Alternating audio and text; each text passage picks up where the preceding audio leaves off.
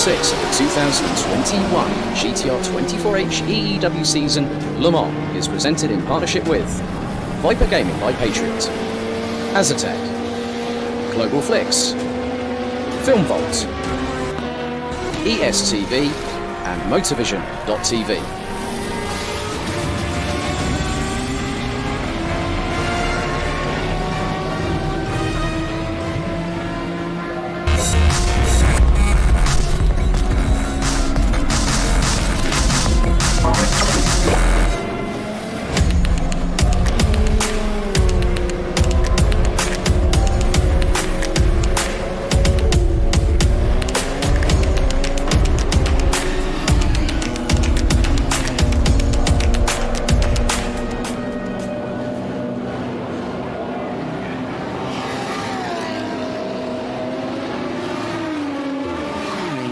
Racing for Green is here to help you carbon neutralize your racing. By planting new trees, Racing for Green offers to make your racing carbon neutral. We already have the calculations, contacts, infrastructure, deals, and solutions ready for you to easily buy carbon neutral laps on any racetrack. It doesn't matter if you are a racing fan, team owner, driver, sponsor, or partner. Anyone can buy CO2 neutral laps in the Racing for Green webshop and trade CO2 emissions for New Forest. Racing for Green.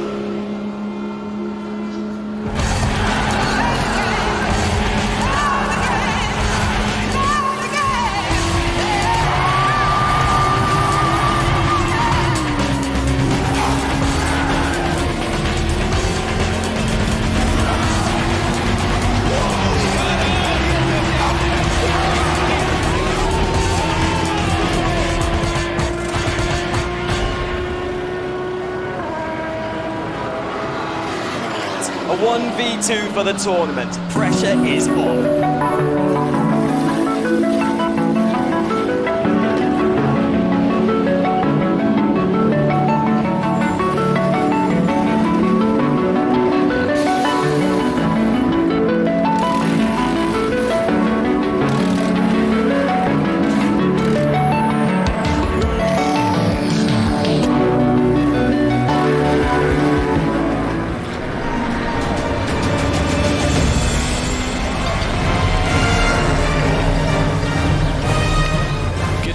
Ladies and gentlemen, welcome to GTR24H for round 6 of the 2021 Endurance E-Racing World Championship. We're broadcasting live from our studio here in Denmark. It's Alex Goldschmidt, Kieran McGinley, David Christie, and Yusuf bin Sohail. Now the talking stops and the action begins, because over the next few hours or so we have 2 3-hour qualifying sessions that will decide our grid for the 24-hour race, twice around the clock, starting at 3 p.m. tomorrow afternoon. But also, we have to factor in that the clocks will go back an hour at 2 o'clock on Sunday morning. Yusuf, 4 classes, ultra competitive. Practice, unofficial and official, has really given us a taster of what's to come, and now it's about putting your fastest drivers in the car and going around this 13.626 kilometre circuit at breakneck speed. Absolutely, and one of the biggest things to really mention coming into this qualifying session is, contrary to what we were saying in the first practice session, it isn't raining at the start. We'll have a look a little bit later on in the broadcast as to what weather will be coming our way in the 2 qualifying sessions, but there might be some rain on the way. For now, though, it's dry. A lot of the drivers have already headed out onto circuit, which is exactly what you need to do. Get a lap in as early as possible. David, really good to watch back the morning breakfast show. Well handled by all 3 of you guys, I must admit. very interesting topics to discuss. Just sort of, for those that didn't manage to catch up this morning, what was the real gist of the conversation? Well, we tried to go for as much as possible. We were talking about things like strategy, setup. We were talking about driver mentality, the fatigue factor of doing a 24-hour race. Lots and lots of topics. And if you did miss it, they can always head back and check it out on YouTube at their leisure. But really, I was trying to give a sort of beginner's guide to all the different factors, Alex, that come into play on a 24-hour race, such as the one that we've got here, because we spoke about it on almost all of the shows. It's not just the drivers behind the wheel, but all of the support staff that go into making this week a success for these teams.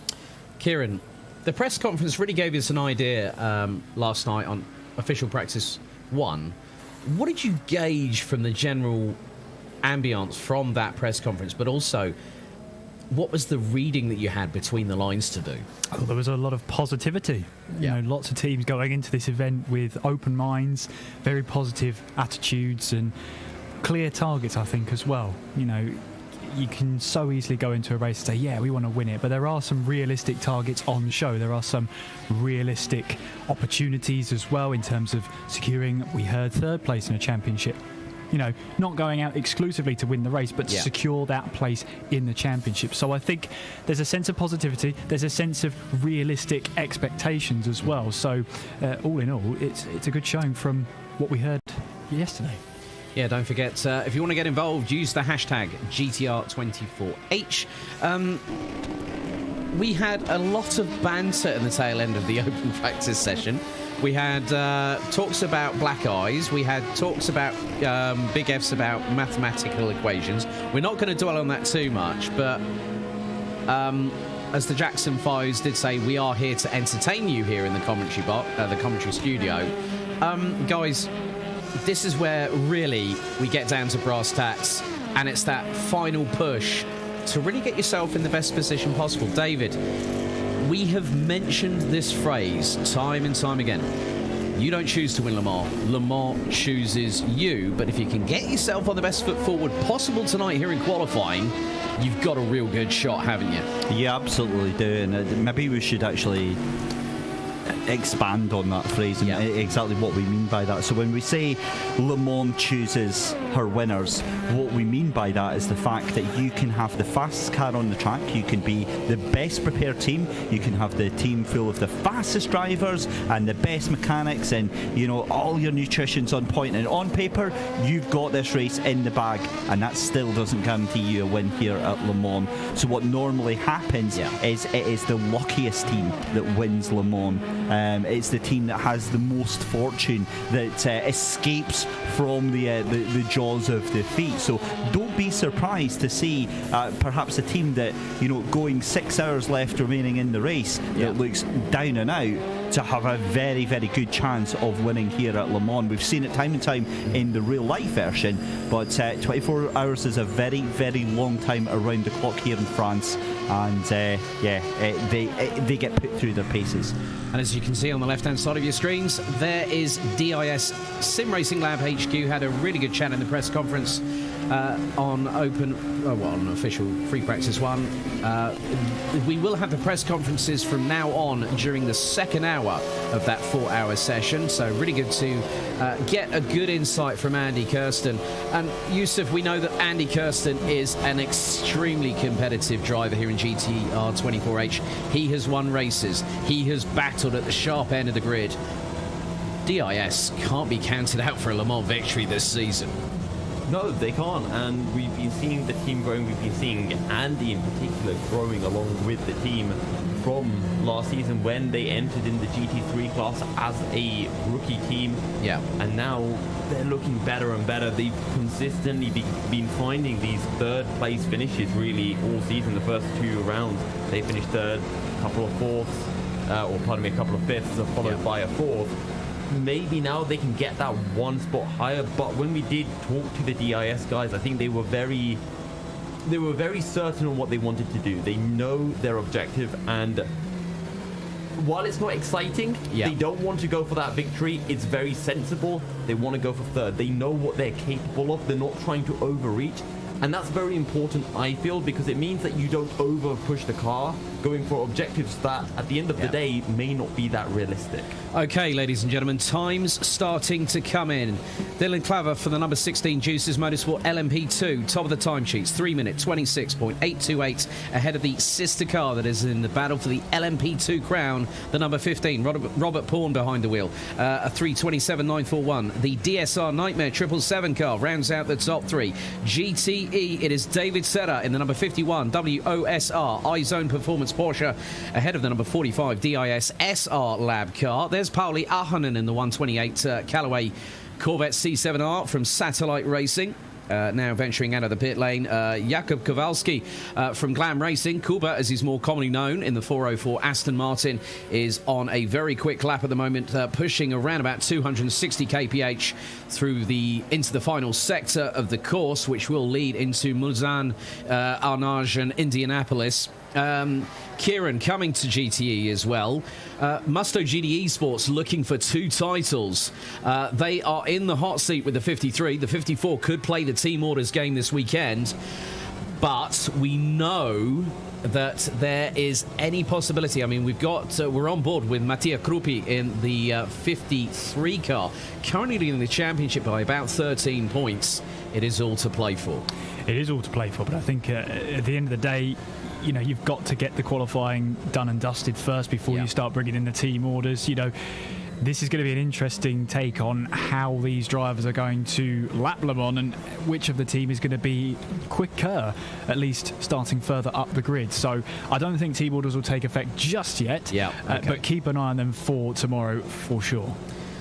And out of the 3 sectors on the course, Yusuf, Sector 3 is the longest in terms of the time duration. And it's also one of the more challenging ones. We saw Christian Klanek from Mugen Sim Racing in the 22 do a 540 going into the braking zone into Indianapolis. You know, it's a bit of a right-hand kink into a sweeping left, 90 left, that has an inverse camber, and that really caught the car out. 540 sideways into the barriers. These drivers, and look at the nighttime sky rolling in rather quickly. These drivers know that visibility is going to be at a premium. The headlights are going to be the biggest help. But also, the lack of light on the track can also be a bit of a hindrance, can't it?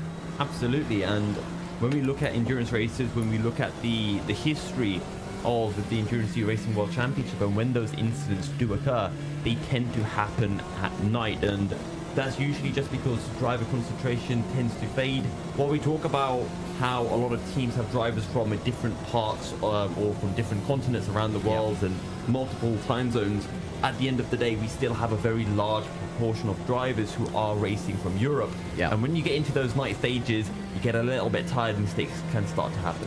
Right, we've had a yellow out in Sector 1 that's been retracted. Yellow out in Sector 3.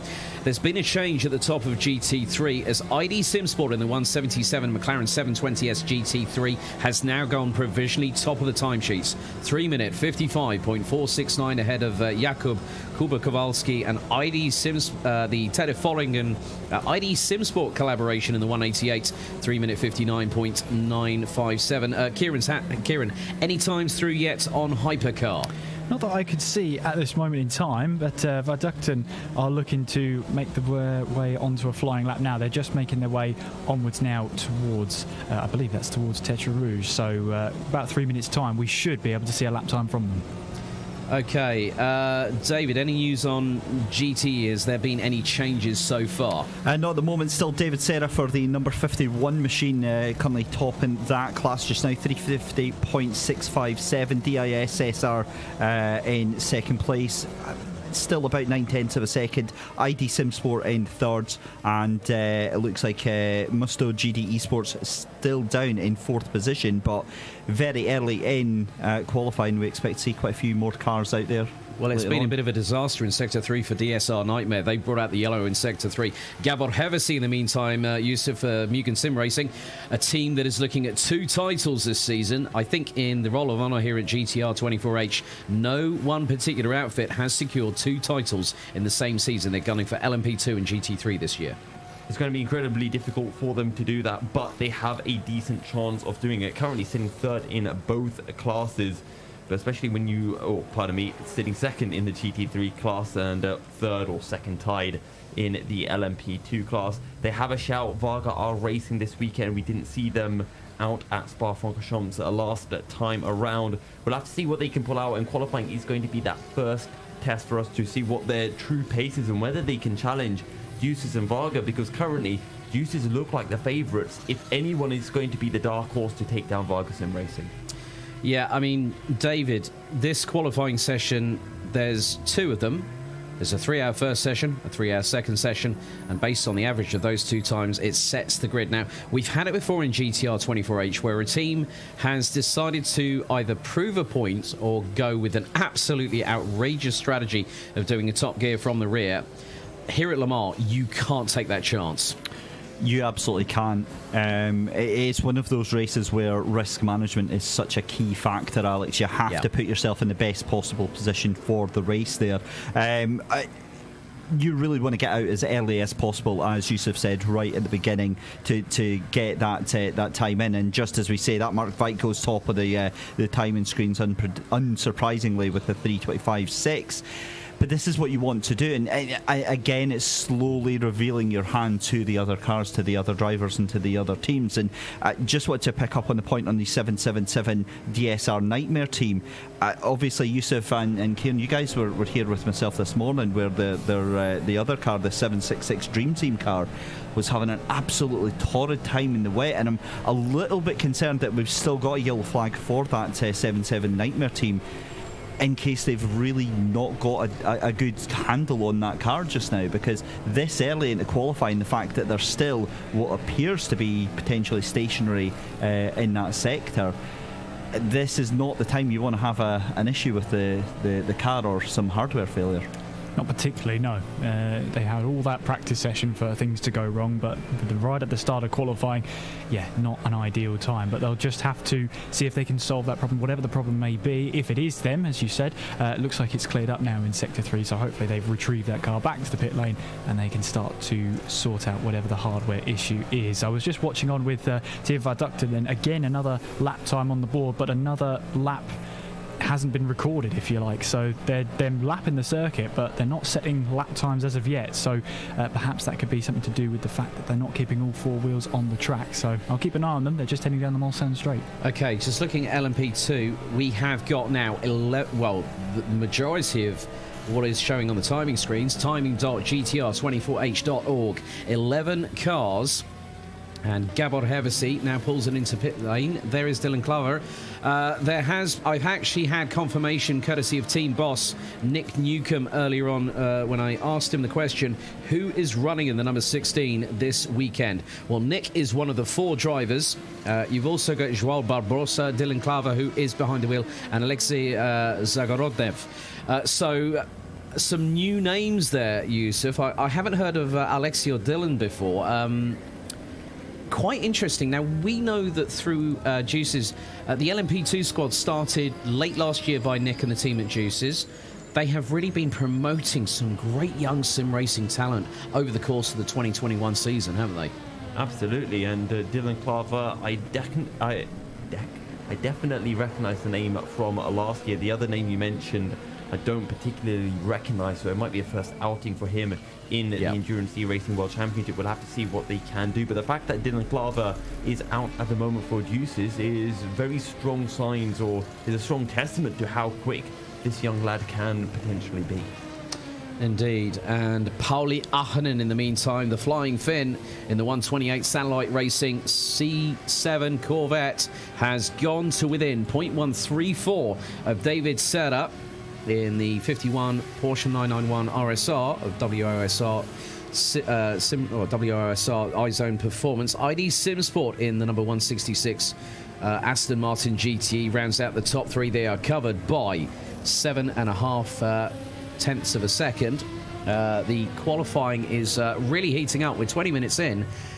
Guys, the rain is coming. Not the rain. The rain, we are expecting some over the course of the twice around the clock race. But it is very clear. It is very humid. It's 27 air, 29 track.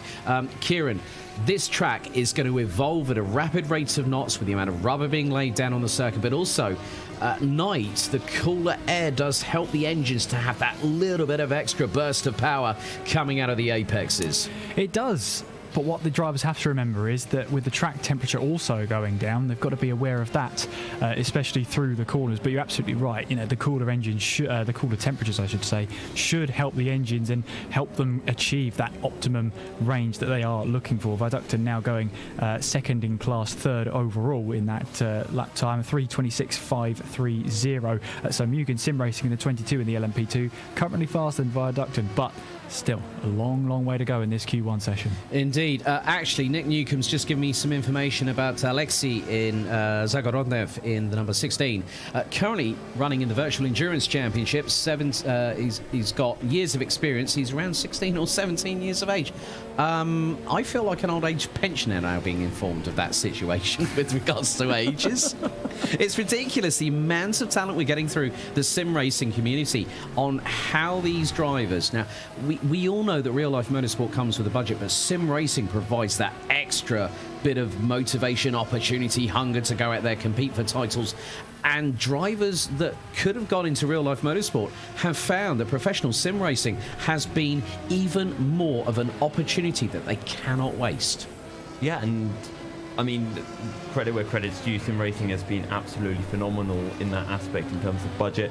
It is still reasonably expensive. It's still more expensive than some of your more traditional sports in a sense, but it does give such better ease of access to so many drivers, and a lot of drivers are just sticking to sim racing.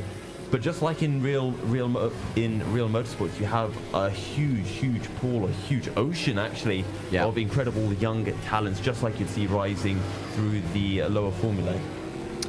Yeah, and Kieran, you've done quite a lot of commentary in other championships, particularly single-seaters. I mean, there's a depth and breadth of talent. I mean, was it F1 Challengers, I think you were commentating on, you know, with the likes of one of the most recognised drivers from Red Bull Racing Esports, Marcel Kiefer from Germany.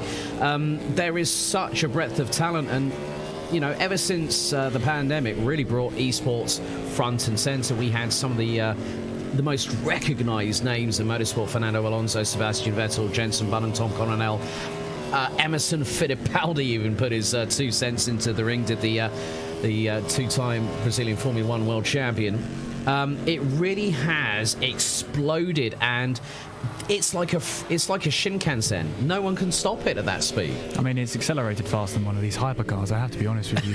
The progression it's made over the last year, even over the last year. I mean, this was probably the trend over the next 5 years, maybe even 10 years if you're looking long term. But the fact that it's all been packed into this last year, and unfortunately, I have never had the opportunity to commentate over Marcel Kiefer. But maybe one day. That is Marcel. Come on. Give him a nudge. How can you say no to this? You see, it's already started. Actually, now I can see it. Yeah, now I can see it. Now you've just seen it. Yellow outs in Sector 3. David, how's things looking in Hypercar? Have we had any changes? We have. We've got a brand new pole sitter, Ryan Nash, for the 65 Satellite Racing Team. Jumps up to the top of the tables, 3:25.063. So that's 3/10 of a second ahead of Robert Powell, actually, who moves into second place overall in the LMP2. So that's a lap and a half there. 3:25.442. So the Juices Motorsport Club in LMP2 fight back, and we've been talking about this all the way through the build-up to this LMP2 versus Hypercar. This just gives it a nice little spicy mix. Alex, if I can, I wanted to just jump in with something that Yusuf was answering earlier on about the real life and the sim racing divide. And the other thing I wanted to throw into the mix and maybe excite some of the folk watching out there is the fact that how often are we actually seeing sim racers earning quite a pretty buck out there through Twitch streams, through YouTube memberships, through all that sort of stuff, through commercial partnerships as well? I would argue that, having done real life racing myself, I think it's actually potentially way more lucrative right now, because you've got a young, fresh audience in terms of brands, in terms of businesses looking to get involved. I think there's a lot more money to be made in sim racing. Thank you very much, Nick Newcomb, for the correction. Alexei Zagorodnev is 23 years old. Robert, who's behind the wheel, is 15. So Alexei is a bit of the senior in the team.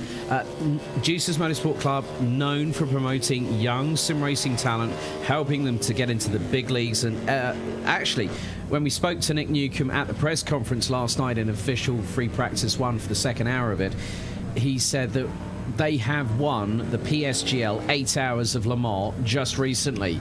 Yusuf, that says to me that Juices Motorsport, they've come prepared, they're ready to fight, and this is just the first part of that battle.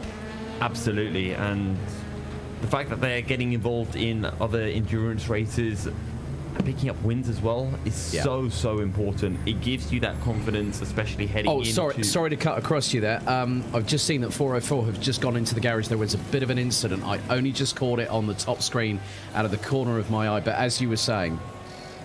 Oh, sorry, I kind of just lost my train of thought for a second, but no... I do that sometimes, unfortunately. I was saying that essentially they have that win. It gives you a whole boost of confidence, and when you're going against a team like Varga and like Mugen, you need that little bit of extra confidence. And we talked about it, I believe, in official practice, about how you need to be able to put a little bit of extra pressure on the guy's head, just because it can sometimes cause them to make a mistake. Okay. Well, we're about to complete the first half hour of this official first qualifying session for round 6, the final round of the 2021 Endurance E-Racing World Championship being held here at Circuit de la Sarthe in Le Mans. We're going to go to a commercial break. We'll be back very shortly to continue Q1.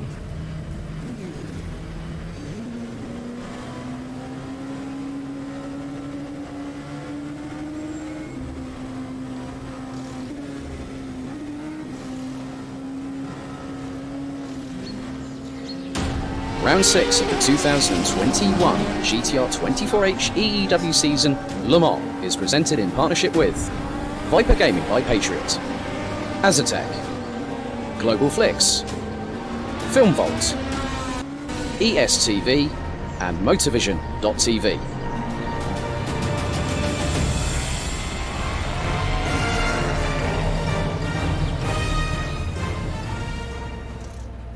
Racing for Green is here to help you carbon neutralize your racing. By planting new trees, Racing for Green offers to make your racing carbon neutral. We already have the calculations, contacts, infrastructure, deals and solutions ready for you to easily buy carbon neutral laps on any racetrack. It doesn't matter if you are a racing fan, team owner, driver, sponsor or partner. Anyone can buy CO2 neutral laps in the Racing for Green webshop and trade CO2 emissions for New Forest. Racing for Green. A 1v2 for the tournament. Pressure is on.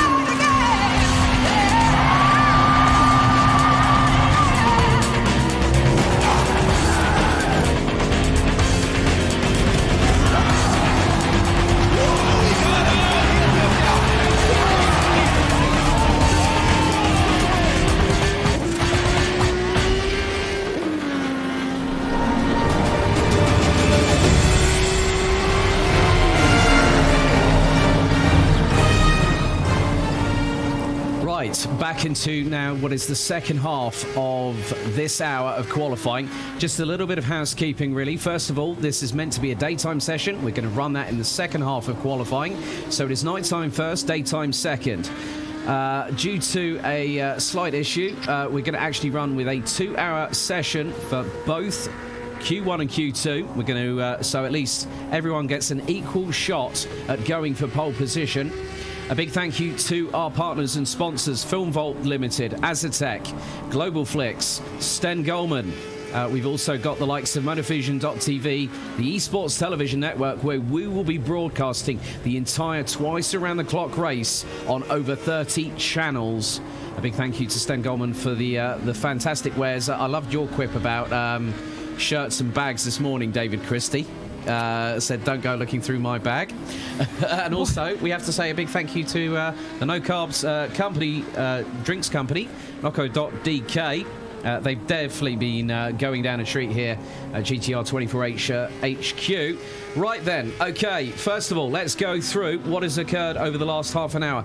David Christie, who is leading the way in Hypercar? Hypercar at the moment is still the number 65 of Ryan Nash for Satellite Racing. That's scorching 325.063, set just about 5-10 minutes ago. Second place, Mark Vi for the 666 Team Rookie Monsters, making the jump back into the championship for the final round. Third place is the Axel Sports number 21. Also, just wanted to give a very quick shout out to King Kodiak on YouTube, who was noticing that 21 car of Axel Esports looking very, very squirrely under braking, so that was an excellent catch there. Team Viaductin surprisingly down in 4th place at the moment, and then the 555 Team Rookie Monsters car currently 5th place in Hypercar with Taylor Lane behind the wheel at the moment. Those are the only cars in DPI to set a time.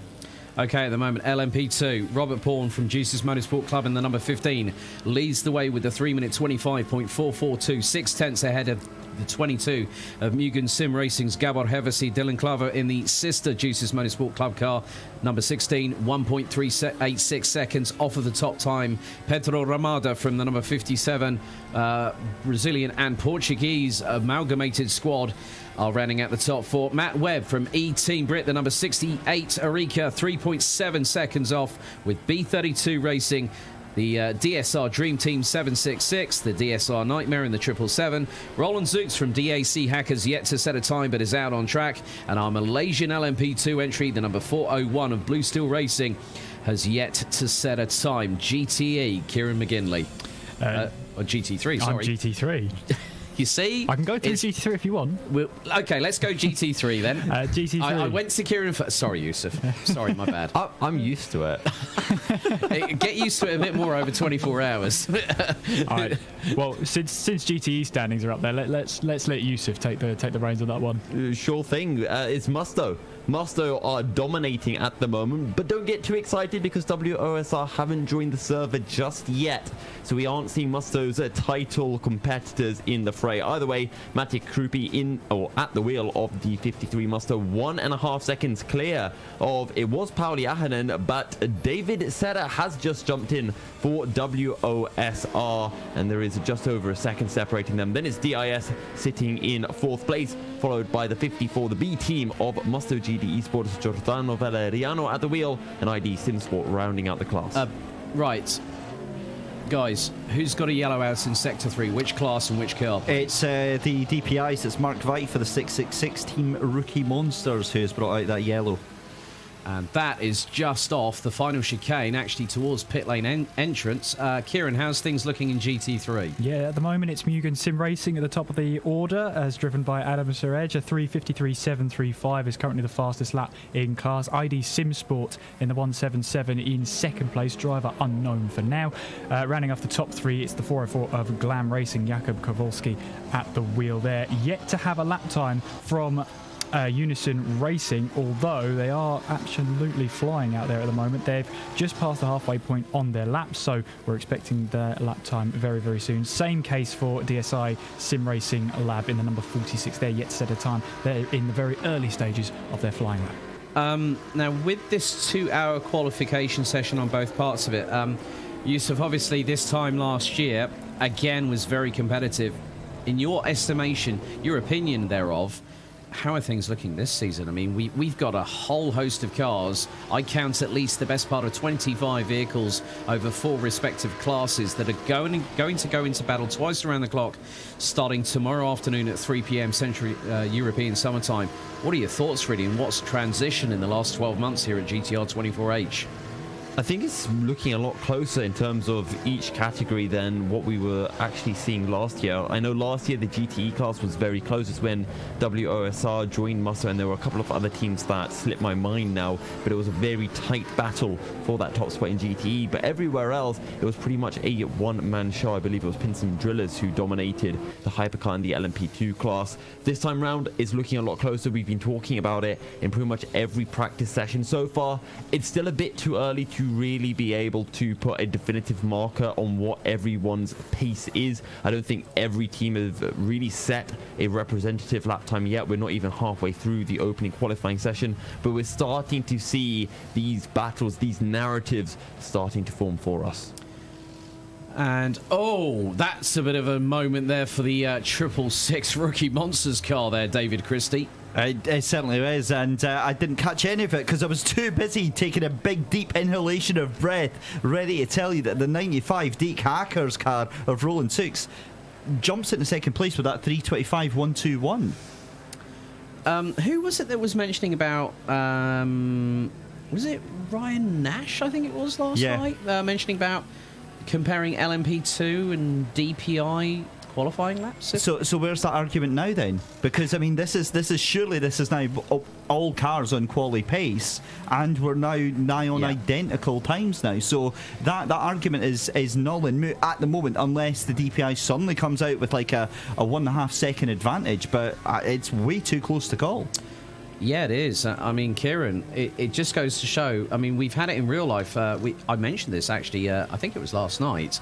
Then in real life, we actually were close to having a Le Mans LMP2 overall winner at one point, weren't we? A couple of years ago. Yeah, I mean, we were. It's phenomenally close between the two for now. We'll have to wait and see how it all transpires, because a lot can happen still before the checker flag will fall. So, but we'll be keeping a close eye on it, because, you know, LMP2 and Hypercar, they might be closer in performance than we even give credit for. So, well, definitely have to bear that in mind. Okay, with that in mind, let's have a quick look at the weather. Let's have a look at the radar here with regards to Le Mans. There is really nothing surrounding the circuit. Of course, the immediate vicinity. David, I think we've all discussed this at one point. The weather has been part and parcel of the factors that really do decide who wins Le Mans. It is absolutely critical, isn't it? You've got to be on your best behaviour. You've got to have the car set up correctly.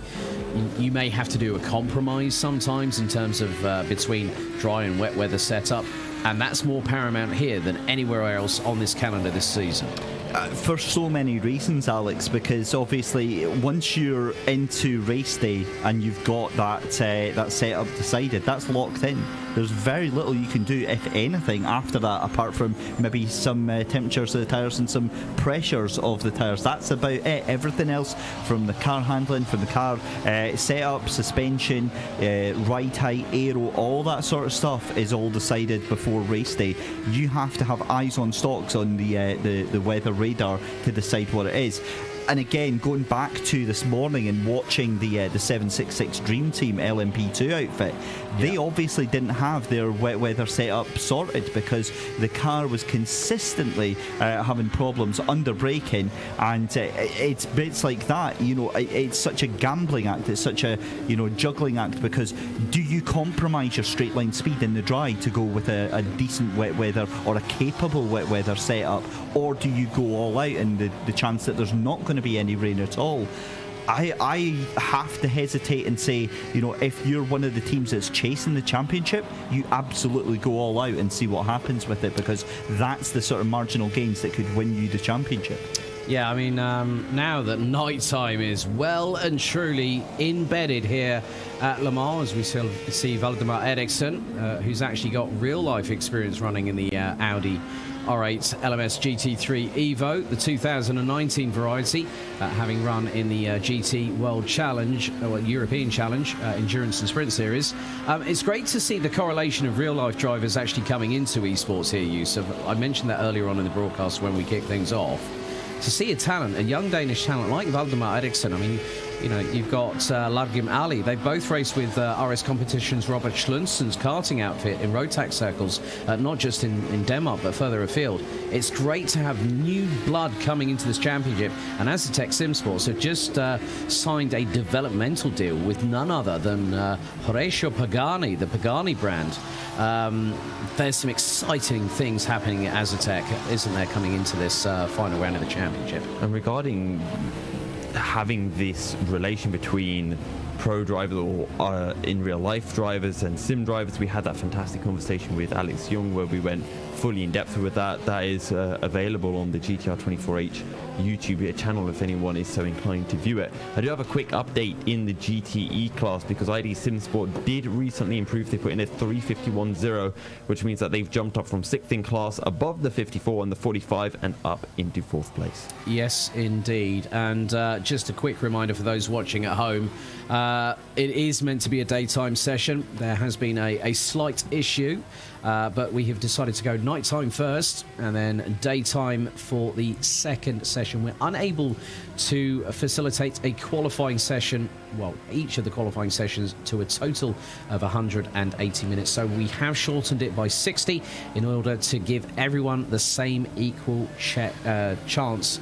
to get their lap times in. Okay, guys, let's have a look at updates. David Christie, Hypercar. Hypercar still no change there. Ryan Nash for the 65 Satellite Racing in pole position in of the entire thing. 325.063. It's still Axel Sports now moving up into second place. Jan Butler with a 325.545 knocking down Team Rookie Monsters down into third place. Mark Veit behind the wheel of that one.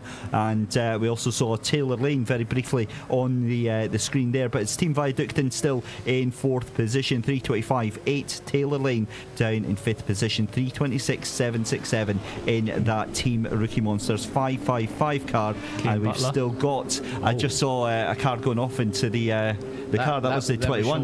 That was Sean Butler there, hard into the barriers there in the number 21 Axel Sports. Resets, goes back into the garage. LMP2, Roland Zooks leading the way by just over 0.3 of a second ahead of the number 15 of Robert Bourne from Juices Motorsport.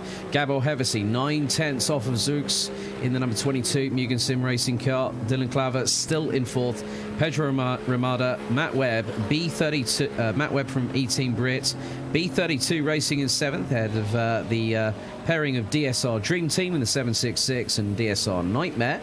Looks like the former's having a better time of it. No lap time yet from Blue Steel Racing, but they are out on circuit with Amir Hazik at the moment. GTE, Yusuf bin Suhail. Pauli Ahanen's just improved. He's pumped in a 350.358. It's still over a second slower than Mattia Krupi, who leads the GTE Class 4 Master, but it is enough to get Satellite Racing ahead of David Serra and the WOSR iZone, or the WOSR car. Okay, Kieran McGinley, GT3 update, please. Yeah, it's Mugen Sim Racing. Adam Serra has actually gone quicker. 353.735, so he further extends his lead at the top. Still awaiting a lap time from the 717, the championship leaders in GT3 Unison Racing at the hands of Max Bunovic at the moment. They are currently on a lap, but they keep seeming to come back to the pit lane and re-emerging, coming back to the pit lane, re-emerging. We see them out on track right now, sort of roughly halfway through the lap, just coming up towards the Sector 2 line. Right. Same thing as well for DIS Sim Racing. Okay, yellow out in Sector 2. Sean Butler is actually just off of the Mulsanne. Just had to take the shortcut through the tyre barriers. You can tell, David Christie, that Axel Sports are pushing. Yeah, there he is. They really are, and I think it's just a simple case of he's missed his braking point into that chicane there, and it ended up going straight on. Or it could be a case of a hardware reset going on at the moment, given that he's still out on on the track there just now. Alex, this might be actually a good point to point out to viewers at home that they can actually get access to all of the same information in real time that we have here in the studio as well, don't they? Exactly, yes. We've got timing.gtr24h.org. You can actually go, that's for the live timing. You can actually click on and select the team that you're following through the 4 respective classes: DPI, LMP2, GTE, GT3. As we've got a yellow out in Sector 2. Can that be identified, please, guys? Have a look for you. That could be Sean Butler still. It's cleared again, yeah, so it's already gone. Well, at least the good thing is they are being rapidly cleared.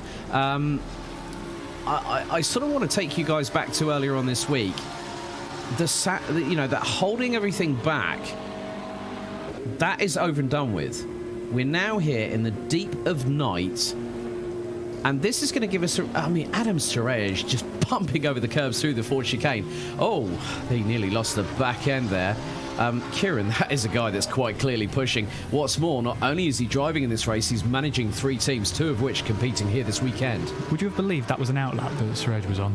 He's now just onto his flying lap now, heading up in towards the first few quarters. But yeah, he's absolutely going for it. Currently 3:53.735 is the fastest lap time in the GT3 class. ID SimSport did set a 3:55.4. They came back to the pit lane, haven't been out since.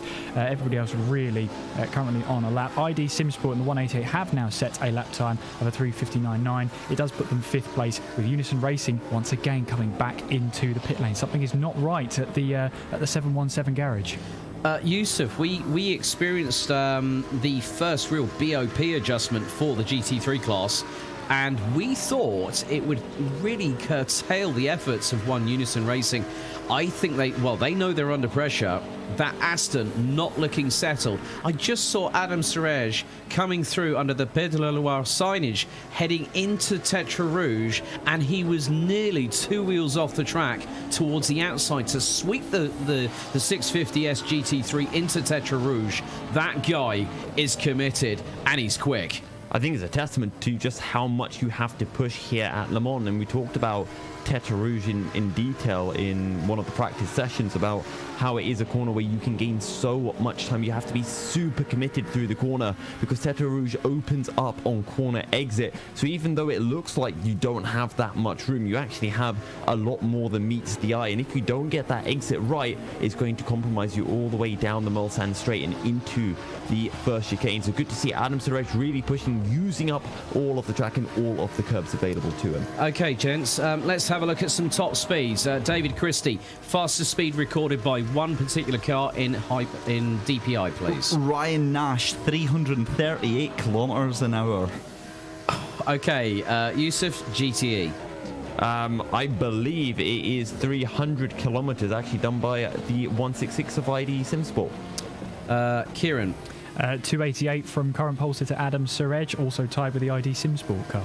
Okay, LMP2, it is the 4th place car, number 16, Dylan Claver in the Juices Motorsport car, 337 kilometres an hour. So, David, we're now going to have a little bit of a conversation here. It just goes to show that the Cadillac is pretty much, in terms of top speed, on very much level with a lot of the LMP2 classes, but it seems like the aerodynamics of the LMP2 car seem to be a little... right. Sorry, we've got an ID SimSport car who's off in Sector 2. It looks like they dropped the back end, though, but just reversing their way. A little bit of a three-point turn. They should be getting themselves underway. That looks to be the 188. That's the ID SimSport Teleforingen collaboration. One of the loveliest liveries that I've actually seen. It looks better in the daytime, but you can see those twin stripes down the middle of the car. David, the aerodynamics really on the LMP2 cars seem to be a little bit more beneficial to those teams. But with the sheer grunt of that wonderful V8 lump in the back end of those TPIs really makes up for it, doesn't it? It really does. I mean, the LMP2 isn't exactly a slow car. No. Compared to the DPI, yes, it's going to lose down on some straight line speed. So essentially, you've got a battle of 2 tracks. You've got the 2 halves of the track. You've got the first half, after you hit Dunlop, after you hit Tetra Rouge, and you go out onto the Mulsanne straight, then you're roaring away, and you're you're going to be in the land of the DPI. That's where the benefit is going to be there. And then when you come into the LMP2, it's afterwards, after all that, where it really comes into to benefit for the LMP2. When you come around Indianapolis, for example, through Ornage, then you come through Porsche corners and then into that final tight chicane where really you want to have as much speed into the car as possible. That's where it all comes through. And I was just watching there to prove that. I was actually watching the Team Viaductin car in that DPI, the number 9 car. As it was coming through that final chicane, took too much of the curb on the right-hand side and had the monster of all saves to try and hold that on, and still managed to get 3rd place in class, 6th place overall with a 3:25.836. So if that car hadn't lost half a second easily, that would have been up in the top 3. Okay, guys. In your respective classes you're keeping an eye on, has any team not registered a lap time? Because I've got one here. So in my one, I have got the final car at the bottom is, in fact, no, it's not, it's Taylor Lane because he's left the server. So all of my teams so far that are connected have set a time, but Team Adrenaline still missing from the line just now, so waiting to get a time from them. Okay, Ahmed Hazik from Blue Steel Racing, the Malaysian team, had a really good chat with Sim Kai Wan, who's also not only the team manager but also competing in the lineup this weekend. That car has yet to set a lap time. Any in GTE, Yusuf? Still waiting for Deuces Motorsport to head out. We've had 6 drivers out so far, a couple more to go. I'm not quite sure if DGTL and One Move Esports, if we'll be seeing them. Yeah, I think there have been some amendments. When I spoke to Nick in the press conference, they have gone full LMP2, so we don't really need to worry about them. Kieran, anyone for GT3? Yeah, Unison. They have not set a lap time yet. They keep setting 2 sector times and then abandoning it in the 3rd sector and then coming back to the pit lane. So something's not right at Unison at the moment, and they haven't set a lap time, although I can say Adam Surej on a charge. New fast lap for GT3, 3:52.458. Further extends his lead at the top.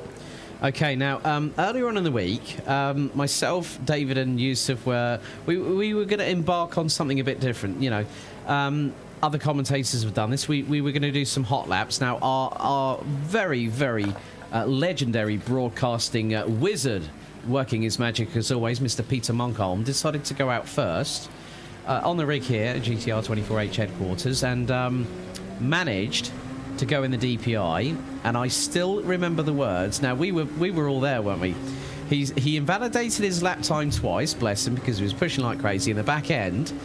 But the words that he said was and this was after the second lap, he said, "That lap was faster, but my lap time will forever remain secret."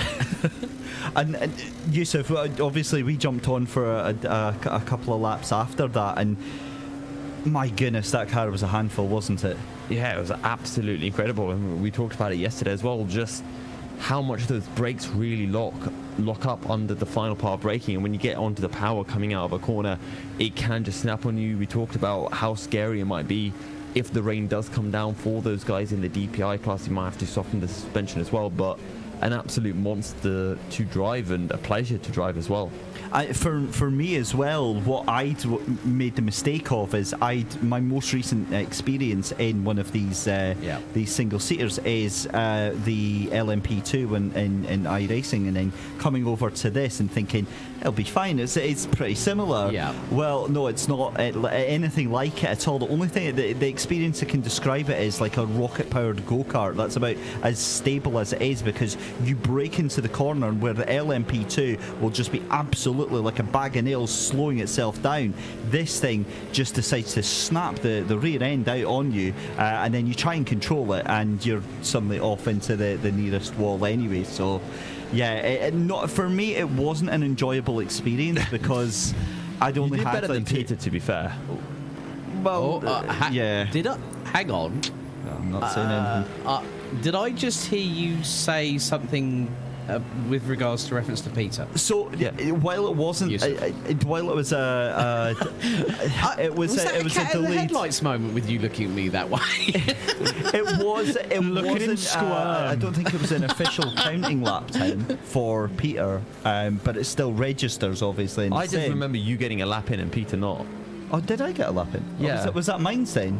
Oh, so wait. No, I think it was Peter's, but it was an invalidated lap time. You actually got a valid lap in. Oh, right, okay. Well, I know it was slow because it was about 10 seconds slower than your one.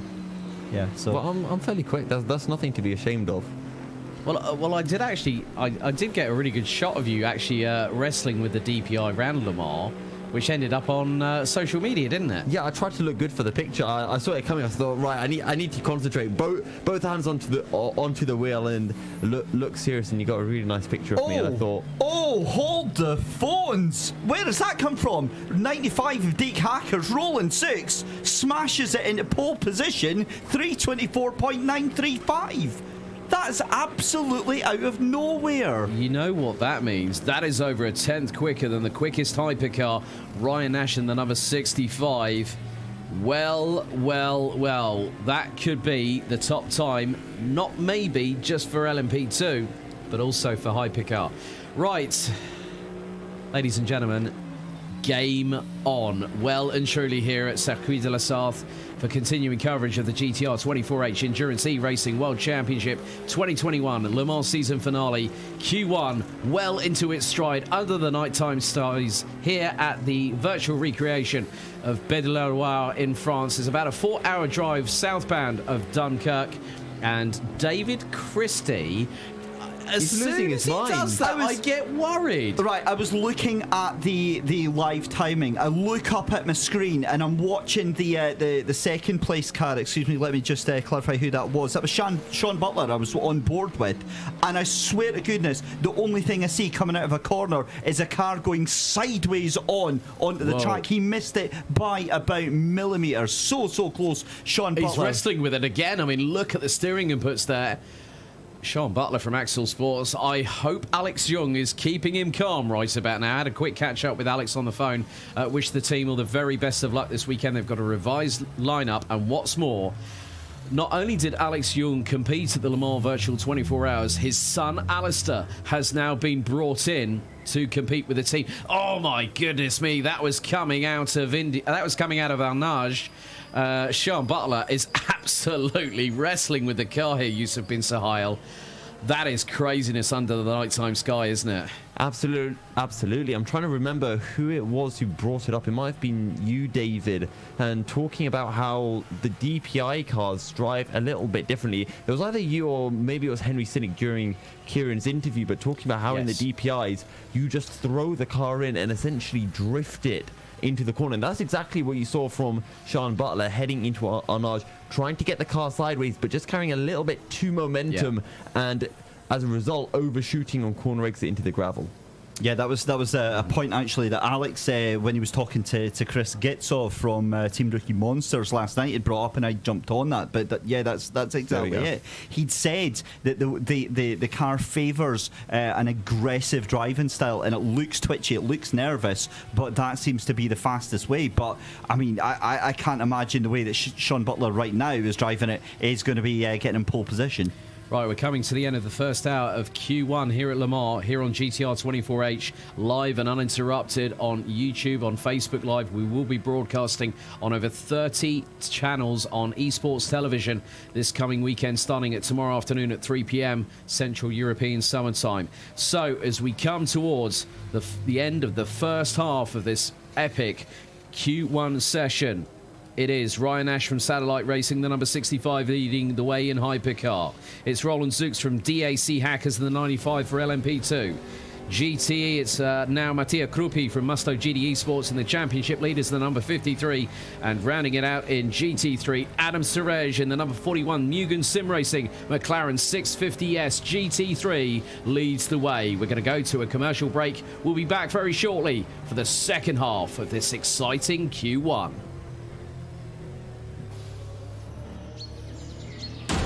Round 6 of the 2021 GTR24H EEWC season Le Mans is presented in partnership with Viper Gaming by Patriot, Azatec, Global Flix, Film Vault, ESTV, and Motorvision.tv.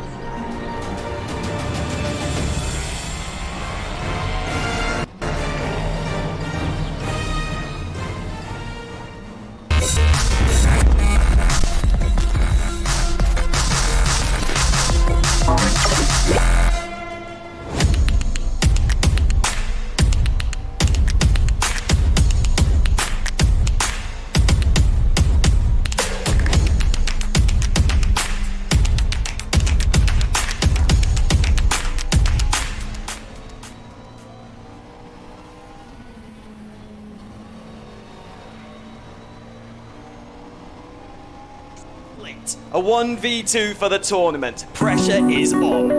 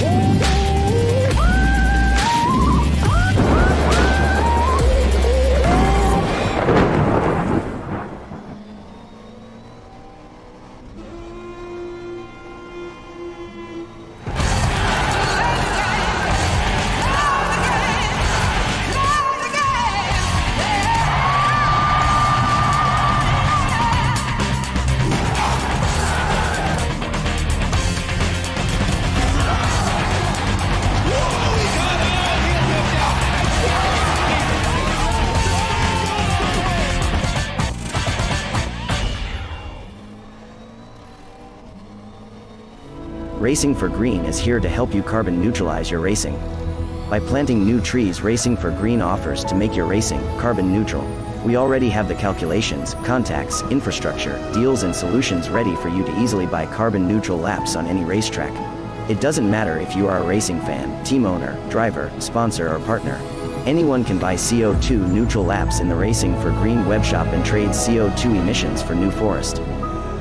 Racing for Green.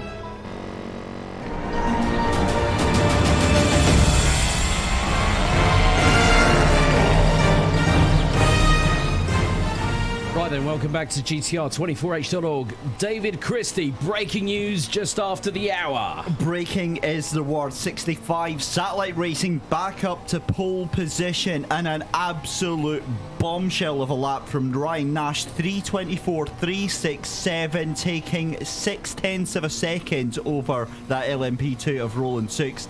That is a shot across the bows for the entire field. Ryan Nash was not kidding. I think we have got a fight on our hands, and what's more, guys, I think it's between 64 and 65. Sean Butler has shown really good pace. He can be in the mix. A big thank you for you all to rejoin us here on GTR24H for the second half of this first part of this qualifying session for the sixth and final round of the Endurance E-Racing World Championship here live and uninterrupted. We've got just under 56.5 minutes to go at the 13.626 kilometre Le Mans circuit here at Pays de la Loire. Guys, it has been it's been faster and more frantic than I think any one of us has anticipated. I'd say so. I mean, just having a look at with Yusuf going on his break now, I'm just having a look at GTE. I mean, the 6 cars are covered by, what's that, just over 2 seconds, the entire field. And having a look at GT3 here, I mean, it's now we have Unison Racing on the board with a time, and their first lap time has put them onto the front row of GT3. So, I mean, we've got the DPI standings on the screen, so I might as well let David take us through it. Go away. There you go. Ryan Nash then for Satellite Racing, pole position, 3:24.367, outrageous lap. Taylor Lane in second place for Team Rookie Monsters with that 3:25.0, and then in third place Sean Butler for Axel Esports puts it in third position. Fourth position for Team Adrenaline, who finally get their name up on the board there. Fifth place for Team Viaductin, and yeah, great stuff as we see Team Rookie Monsters and the 64 Satellite Racing team up there as well. Moving on. Yeah, LMP2 yellows out for Dylan Clover in Sector 2. That's now been retracted. But Roland Zooks, 3:24.9. That is nearly a quarter of a second ahead of the number 15 Juices Motorsport Club car of Robert Pawn and David Kalasai, currently in pit lane. The number 22 rounds out the top three, covered by just a fraction over half a second. Dylan Claver rounds out the top four ahead of Pedro Ramada. Matt Webb doing a sterling job for E-Team Brits in the number 68 Eureka 05. Maybe 3.8 seconds off the pace in this session, but is ahead of four other cars: DSR Nightmare, DSR Dream Team, B32 and Blue Steel Racing. Yeah, for the GTEs, it's Mattia Krupi with Musto GT Esports in the number 349.265. It just puts him just over a second ahead of 128 Satellite Racing at the hands of Jimmy Nisula. David Serra of World of Sim Racing in the 51, rounding off the top three. And just to take you quickly through the GT3 class, no change at the top then. The 41 of Mugen Sim Racing, Adam Suraj, still at the top of the table. We do now have a time from Unison Racing, the 717 car at the hands of Max Brunovic, now into second place, with ID Simsport and the 177 rounding off the top three. Okay, so the first hour has been a bit of a blast. I think Yusuf has had to go and have a little bit of a lie down with all the excitement. I think it's we're going to sleep very, very well tonight, but it's going to be a very, very long day in the office. Morning warm-up starts at 10 o'clock tomorrow morning, and then we go green here. The tricolour will wave, or will it be the Danish flag? Well, we might as well be, hopefully, a little bit patriotic here at GTR24H here in Denmark headquarters. But riding on board now with one of the DSR cars, I think that looks to be the Nightmare car. And funny enough, guys, what's just around the corner? Halloween. Spooky.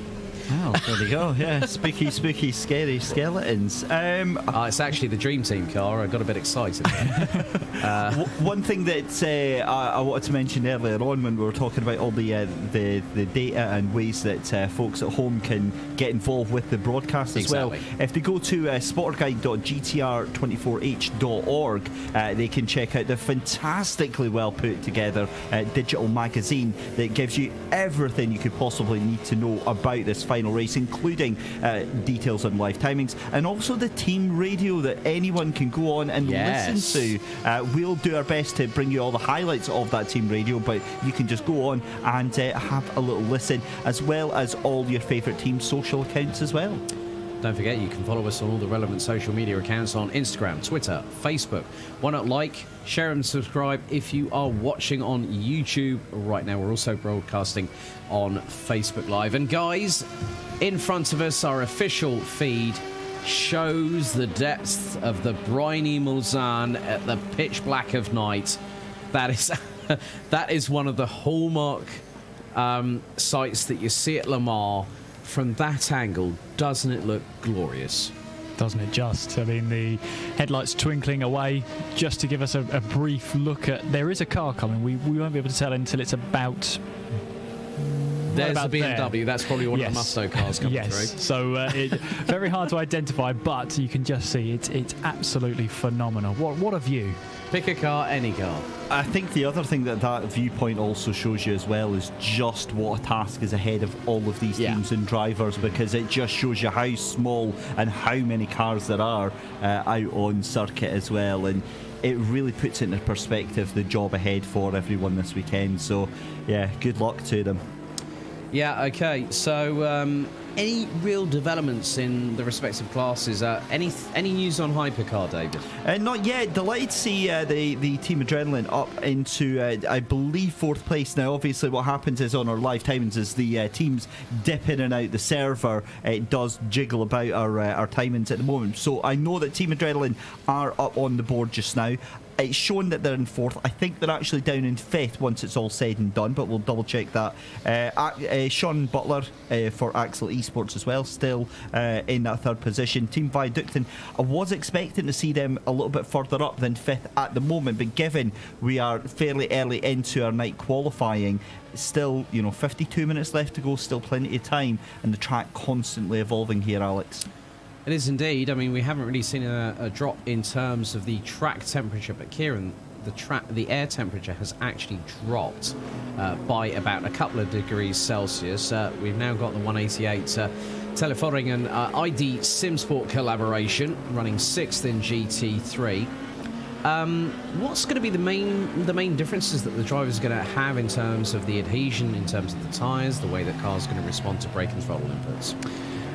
as the track starts to cool down, it hasn't really showed a sign of cooling down just yet, but that normally goes hand in hand whilst the air temperature starts to drop away as well. But I think the drivers will mainly see a difference in how much heat the tyres can handle. Obviously, the higher the temperature of the surface, the easier it is to keep the heat into the tyres. And around a track like the Circuit de la Sarthe here, you really need all the heat in the tyres you can get, especially when you get towards the third sector. So got to be just keeping your wits about you and just make those necessary tyre pressure changes when the temperature starts to fluctuate.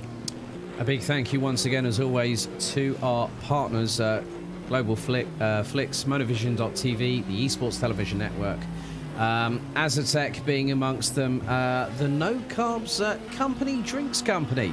Actually, have their brewery on site here in Denmark, not too far from where Jon Fabricius Torell actually lives, about 25 kilometres from where he lives here in Denmark, and also Sten Golson, amongst others, Viper Gaming by Patriot. You know what? I think since you guys have jumped on board, I have really felt an interesting shift in the dynamic, but it's a very positive one.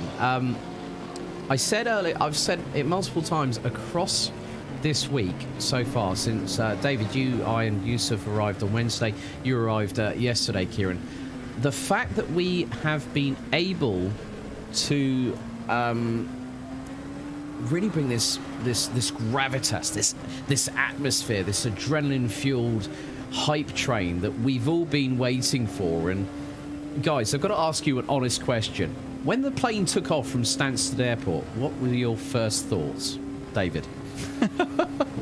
Oh, talk about getting thrown under the bus. You were actually swept under the carpet. Yeah, exactly. In all seriousness, I wasn't sure what to expect because obviously brand new to the team here at GTR24H, had only ever spoken to everyone online and you know, through our online meetings. So it was exciting, but there's always that part of you that wants to try and temper your excitement because you're not sure what to expect, and then you come here and you see everybody is real in terms of like the excitement, the passion, and when you get together with people that share the same enthusiasm and the same passion and the same excitement, then suddenly it amplifies your own excitement and your own passion and your own enthusiasm as well. And I think that over the course of the week, where normally we'd start to all get tired and we'd start to get lethargic and fatigued, it's just been this constant train of energy and excitement. And I'm so proud of what we've all been able to achieve this week. I really liked your comment last night at the end of the official practice session, just before I came back for the final half hour, which was Yusuf went, we're going to move the tables back, have a bit of a boxing ring, and your response was, if any of us have a black eye, that's why. That just really sums up the joviality. I mean, I remember. I've just seen 766 hit the barriers. Not only that, but Ryan Nash has upped the tempo as well. Again, 3:23.0 this time. Another 0.4 of a second. 3:23.0. That is now 1.9 seconds quicker. Ryan Nash is proving his argument is well and truly in his favour, Dave. I think he is, actually, and we have to accept that. That is an absurd you have to accept that. We have to accept that as the commentary team. We're a team, guys. It's not just one individual person here.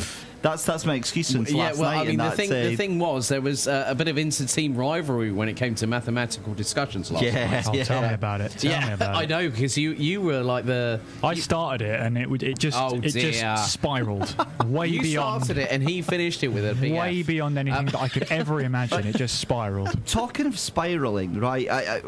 Where does anybody have to go with this? Because Roland Zooks in the LMP2, I don't think they're going to get that much closer to it, but Sebastian Seville for Team Adrenaline, now in second place there. Taylor Lane for Team Rookie Monsters. Guys, they've got to take nearly 2 seconds off their time to get up to pole. To be honest with you, well, you say pole position. It'll be pole position in this session, but we've still got the second 2 hour qualifying session. That is the biggest point with GTR24H. It's very much like, say, Super Bowl in different championships. You've got to really be on your A game. You can push as much as you can. But one of the biggest things here, Kieran, is that you can't... If you go 110%, you can fall foul of anything. We've seen incidents into the barriers. We've seen Michael Tyler blowing the engine on the E-Team Brit car earlier on this week in free practice. We've seen Taylor Lane, who is actually on our screens, well, on your screens at home there, on the left-hand side of it. He spectacularly lost the left front wheel. I mean, those are the times to be making those mistakes and having those tyres fall off. At least it's not during the qualifying session or still the race. So, just get those ironed out. Make sure they're swept under the carpet. Make sure no one else knows about them apart from us in the... Oh, dear, here we go again. Oh, my God! Are you kidding me? The 64 Satellite Racing finally puts a time in. Alex, you're going to love this. Martin Hemmingson, 3:21.751. The Dane train is back, ladies and gentlemen. Partnering with Henry Cynic at PinSim Drillers Esports in Hypercar earlier on this year, the Dream Team are back, and they mean business. The Dane train. Brilliant.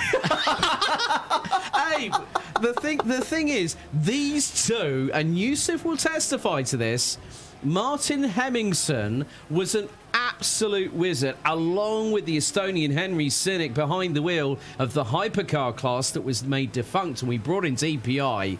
You know what? I cannot... Well, actually, I can completely believe, but I could not believe the exultation, the gesticulation of one David Christie. It was like I was waiting for you to jump up and down between the roof and the floor. My God, man. I mean, seriously, though, that is just absurd. And obviously, now we're starting to get an idea of the real pace of these cars.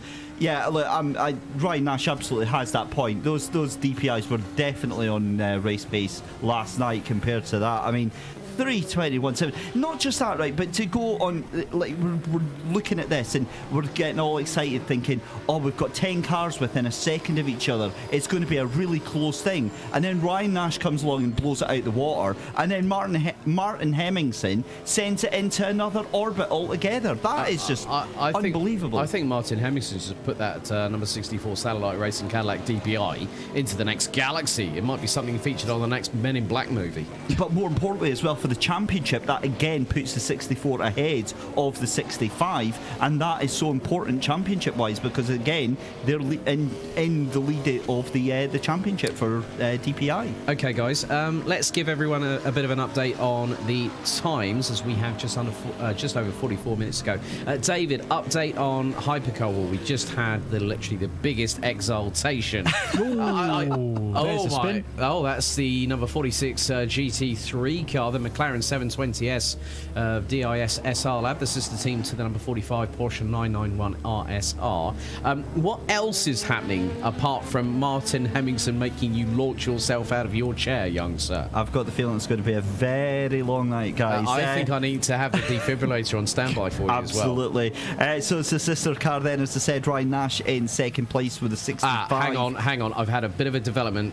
The engine is dead at Axel Sports. Q1, they're sitting out the rest of it. Engine has been terminated, I'm afraid.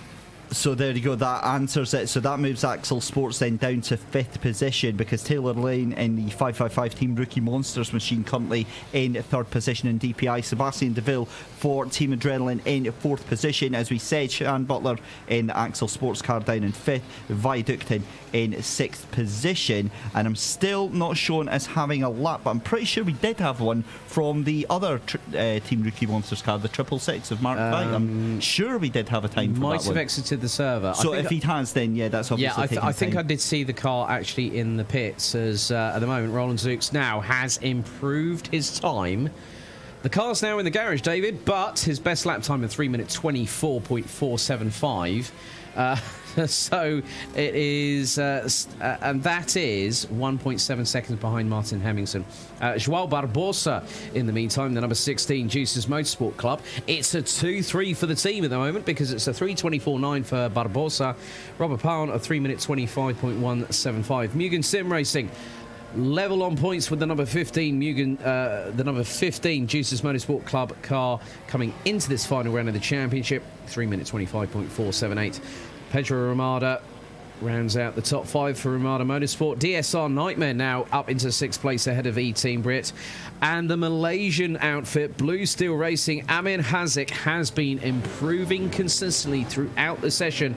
Now puts it P8 as B32 Racing bring out a yellow flag on the circuit. DSR Dream Team in the pit lanes. Kieran, an update on GTE and GT3, please. Yeah, GTE, Matteo Krupi has gone even quicker in the number 53 Musto GTE Sports. 3:48.925 is the new fastest lap in GTE. ID SimSport currently in the pit lane with a 3:50.445. DIS Sim Racing Lab in the number 45, our third, 3:50.565. We have had a couple of drivers and teams leave the session so far. Once they return, their rear lap times will be reinstated so long as they return before the end of that checkered flag. But at the moment, David Serra in the World of Sim Racing car in the number 51, 4th place, and the sister 54 Musto GTE Sports rounding off the 5 drivers classified in GTE. In GT3, well, it's still Adam Surej at the top in the 41 Mugen Sim Racing, 3:52.458, still the fastest time of the session. Max Budovic in the 717 Unison Racing, no improvements just yet on the 3:53.141. 177 of ID SimSport, driver unknown, but they are currently 3rd place with a 3:55.469. And Glam Racing in the 404, Henrik Hoyer rounding off the top 4, has just set his personal best through the final sector. 3:56.276 rounds off the top 4. Okay, Adam Surej out on track at the moment in the 41 650S GT3. This car has been through the wars all the way through this season. And looking back at the results, starting with the first round at Indianapolis, they were leading the way by a considerable margin before drama struck Zolt Pribek.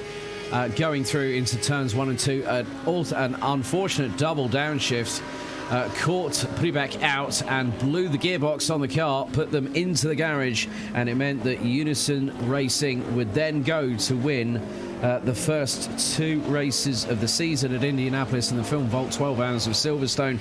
Unison Racing were up against the wall at Sebring when the BOP was introduced. The 717 car would end up in 3rd place. One Move eSport in the number 26.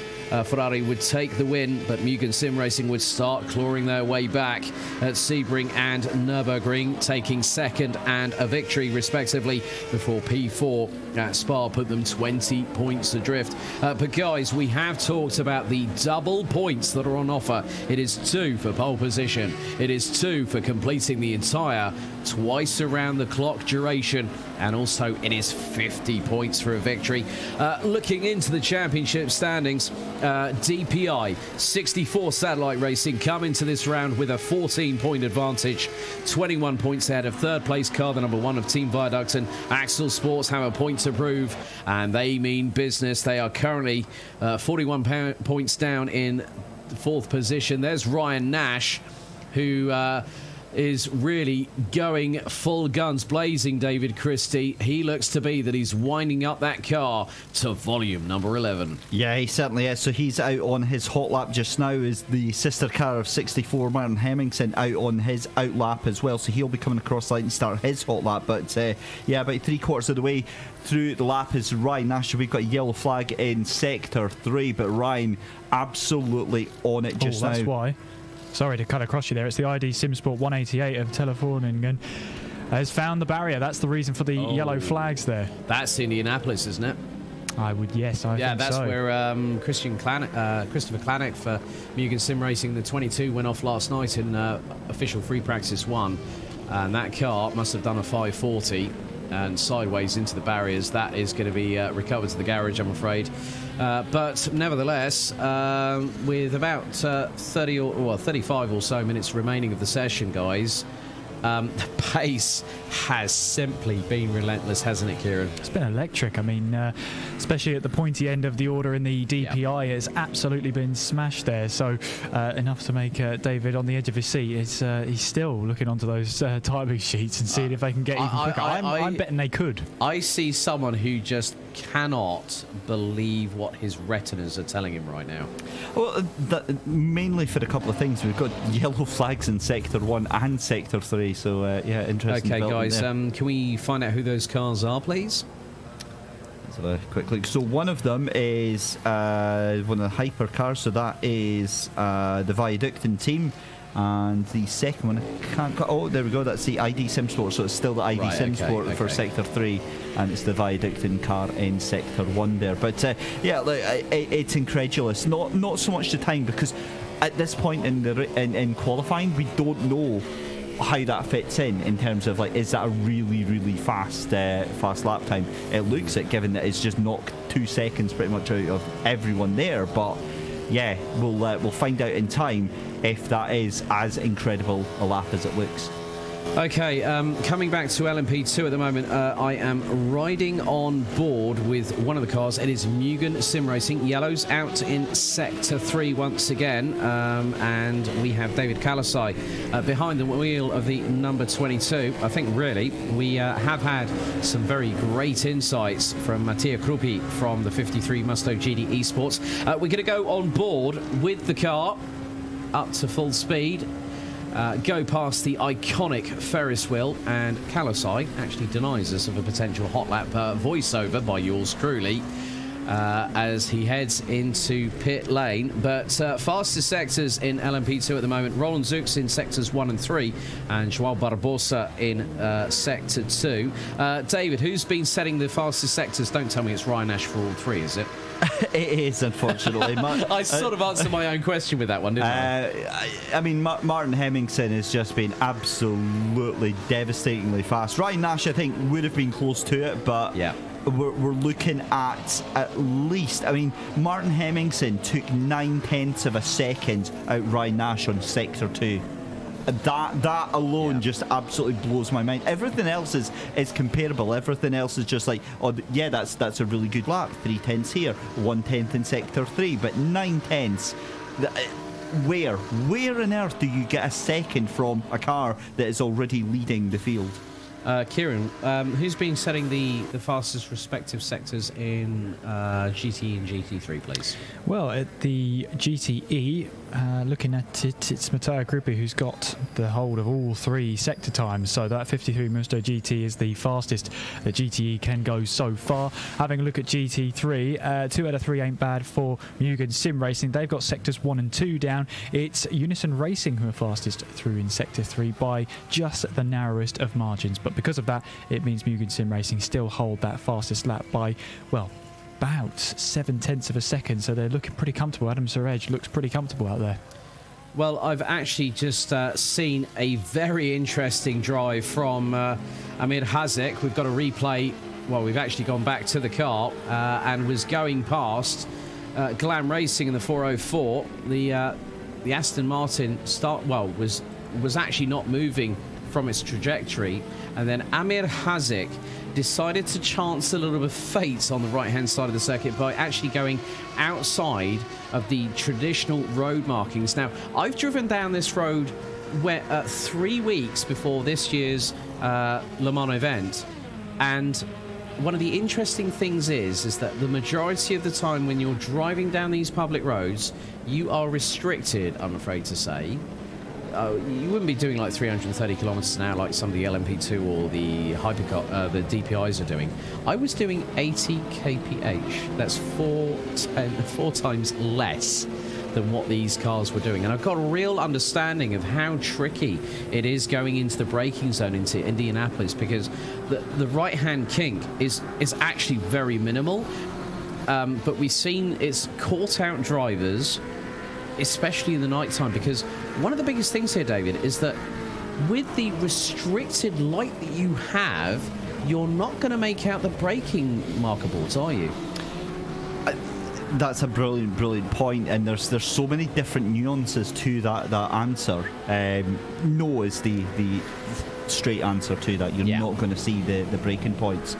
However, for drivers that are just in the nighttime stint, they have it slightly easier than, say, the dawn or the dusk drivers who have got to get used to that adjusting light as it gradually gets darker or it gradually gets more bright, because your eyes are trying desperately, and then suddenly, before you know it, your braking markers are gone, or you've got new braking markers that you have to go on. Sorry, I just had a bit of a heart in the mouth moment, because I thought that the DIS SR Lab car, which was being followed by Blue Steel Racing, was heading into the pits, and the DIS SR Lab car looked to have a little bit of a slight spike in the internet connection, and the car actually did a bit of a Tokyo drift going into the pit lane.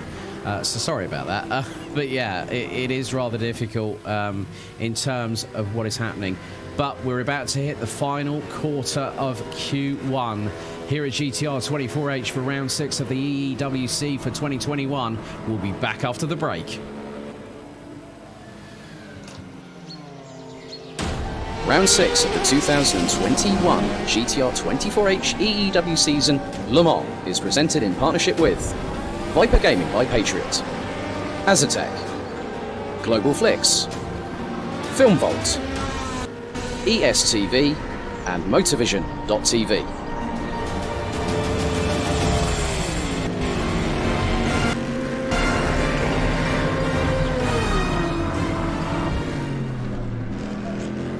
A 1v2 for the tournament. Pressure is on.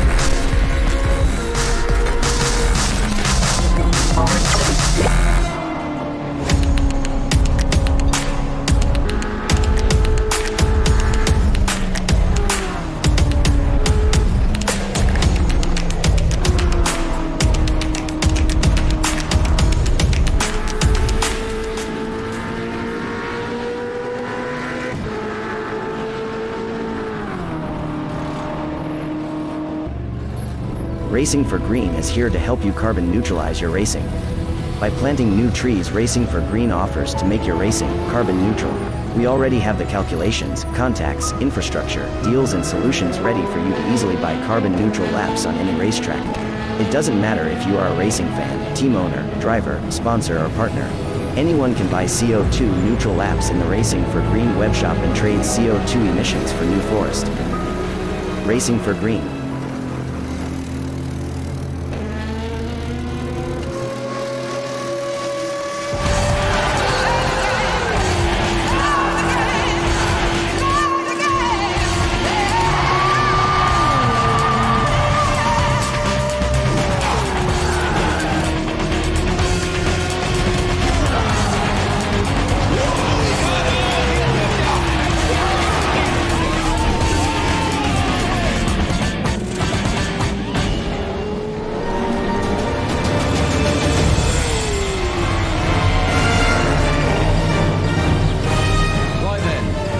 To get the final 30 minutes of Q1 here at GTR24H for the 2021 EEWC Le Mans season finale here at Circuit de la Sarthe. Alex Goldschmidt and Kieran McGinley taking you to the end of the session. Yellow flags out in Sector 1, and that looks to be either GTE or GT3, Kieran.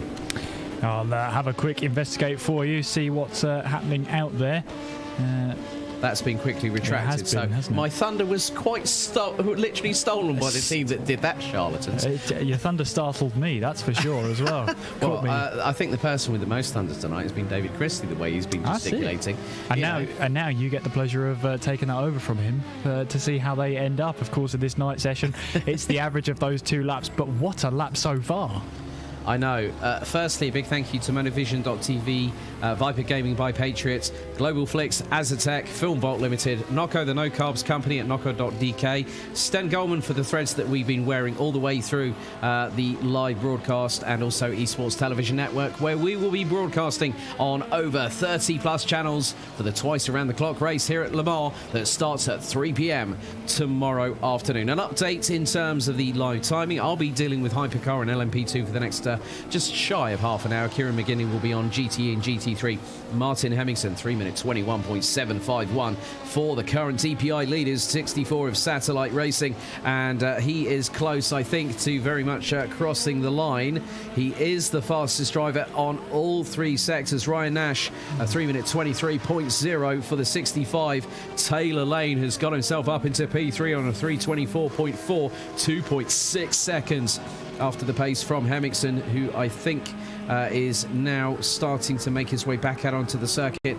Good to see Sebastien Deville, one of the Swiss drivers at the Swiss team Adrenaline, running in the number 33. They are currently P4. Session, unfortunately, over and done with Axel Sports. Sean Butler in the number 21 DPI, engine blown. That concludes their first part of qualifying. They have been very quick in quali. Spa-Francorchamps is a race they want to put behind them rather significantly. Team Viaducton in the number 1 car, 6th place, and looks like Team Rookie Monsters, according to our official timing. You can follow that at timing.gtr24h.org. LMP2, Roland Zooks in the pit lane, still leading the way, but Joao Barbosa, the driver from Juice's Motorsport Club, is currently out on track, and he's starting to accelerate into the stratosphere, and by that I mean in the best part of close to nearly 300 kilometers an hour, hard on the brakes, and is turning in about halfway through the lap. David Kalasai out on circuit at the moment, probably just about to complete the first sector, as we see Amir Hazik in the number 401 Blue Steel Racing, a Malaysian outfit, 7th behind E-Team Brits Matt Webb. DSR Nightmare in the 777 rounds out the top 5, followed by Dream Team and B32 Racing. Kieran, GTE and GT3, please. Well, GTE still 53, Musto GT Esports, the hands of Mattia Krupi at the top of the standings. Satellite Racing in the 128 have now thrown Jibby Nisula into the car, and he's got it up to a 350.358, still 2nd place, but by the skin of their teeth at the moment, ahead of the 166 ID Simsport. They are flying out there at the moment, 3rd place at the moment, towards the end of their lap. See what they can do. I'm watching the DS Sim Racing Lab at number 45 Porsche make its way now on towards the start-finish line and across the line to complete a 4-minute plus lap, so not really a representative lap time there. In the GT3s at the moment, well, Adam Surej has gone even quicker now, 3:52.1, and he needed to do that because Unison Racing are now in a 3:52.774, and they've just set a really good sector time in Sector 3, so the game is on between the two of them. Just under 0.7 of a second separates them with just a few minutes to go. Then it's the 177 ID Simsport in 3rd place, then just shy of 2.4 seconds off of the lead pace in GT3. Glam Racing 404 at the hands of Henrik Hoyer, currently rounding off 4th place, and then it's the 46 of DIS Sim Racing Lab, 188 of ID Simsport Telephonigan, and the 585 Aztec Simsport. Oh, sorry to cut across you there, Amir Hazik.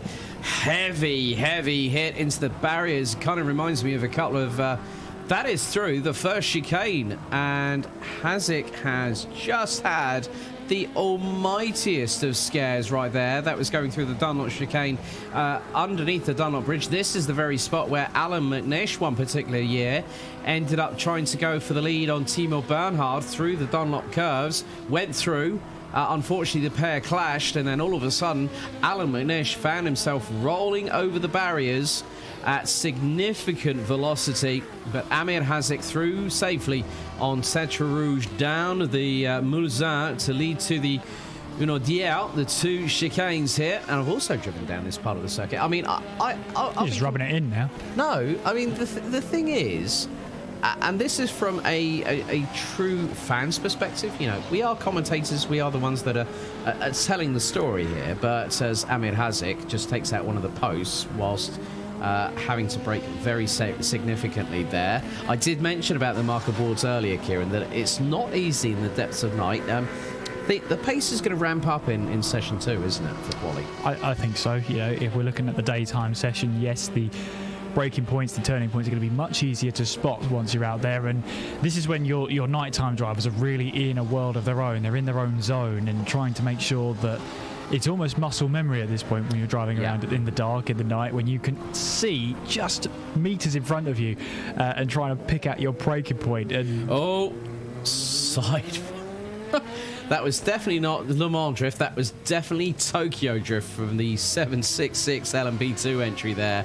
That was coming through, I think that was Arnage, if memory serves me correctly, now heading towards Indianapolis. That's definitely somewhere where you don't want to get it wrong at all. But as you were saying, Kieran. Yeah, I sort of lost my train of thought. I've done that to 2 people tonight. What's wrong with me? Oh, it's okay. I wouldn't worry about it. Oh, there's a big moment there for the number 54. I think that's GT3 there. It's a huge hit and a rear wing gone as well. It's the 50. No, that's the Musto GDE Sports sister car. It is. BMW. Yes. So it's gone heavy into the wall. That looked to me like it was Indianapolis there, and it's gone backwards in, and it's a heavy contact. No rear wing on that car. Now they have to try and limp that car back to the pit lane, get the car fixed. I mean, how long have we got left in the session? In just over 20 minutes. It's doable, but it's a long lap back, and it'll be a long lap to get themselves onto a flying lap again. 766 absolutely flying through the Porsche curves here at this fantastic 13.626 kilometre circuit, and has just gone through into the part where Benoit Trullier in real life, when him, Marcel Fessler and Andre Lotterer, that was in 2013, that won the 24 Hours of Le Mans, where it was 3 Audis against Peugeot, and 1 Audi ended up bettering all the rest. What's occurring, my good friend? Well, I'm just seeing one side of the Musto garage, the 54's now got no rear wing and making its way back to the pits. The other side of the garage, the 53, has just gone even quicker in the GTE class. 3:48.397 is our new fastest lap time in the GTE class. It's good enough now to pull them even further ahead. But 128 Satellite Racing, just under 0.7 of a second separating them. Jimmy Nasula at the wheel of the car now, and he's just started. He's just in the pit lane now, but getting ready to start his outlap once again. Okay, with just under 20 minutes to go, we're going to give you a roundup of what's been occurring. So, leading the way, we'll go with the top times in all 4 respective classes. So, Martin Hemmingson has been in a 3-minute 21.751 in that first session. Giordano Valeriano is the driver that was affected with the impact. So, Valeriano that has been with Musto for a little bit of time, and that was definitely better to get it out of the way in qualifying. Mark Vates from Team Rookie Monsters in the 666 Cadillac DPI has just gone second quickest, 2.2 seconds adrift, with Satellite Racing's Nello Pastorino, who actually found out what not to do when you come into the final chicane in the 65 car, went pirouetting, having hit the gravel, as we saw on our social media streams here at GTR24H on Twitter, Facebook and Instagram. They found out how close you need to be. Well, you need to be a little bit further away from the gravel on that particular occasion. LMP2 Roland Zooks feels that it has been enough for the number 95 of DEAC Hackers to keep ahead of Joao Barbosa and David Kalasai. And it is not much between them at all. I think at the minute, top 3 in hypercar covered by 2.2 seconds. LMP2, Kieran, just under half a second. LMP2 looking rather racing tonight. What's the skinny on GTE and GT3, my friend? Both of them under 0.7 of a second separating first and second place at the moment, so pretty close all around at the moment. So very, very good to see, very encouraging to see that mistakes in the race are going to be punished and punished badly as well. So it's going to be important. Get your fastest lap times in there, but you've got to have the consistency tomorrow in order to take full advantage of where you can place the car. And of course, the drivers will get to do this all over again, because of course they'll be thrown back in there in a daytime session later on, and we'll see what they can do. We've got one of the LMP2 cars off into the gravel there. I'm trying to figure out who that one hang on is. a second. Somewhere That out there in yellow, is sector 2. Dream Team again, 766. Not what they wanted, really. No. That is sector number 2. There's Henrik Hoyer in the Glam Racing 404 GT3 car.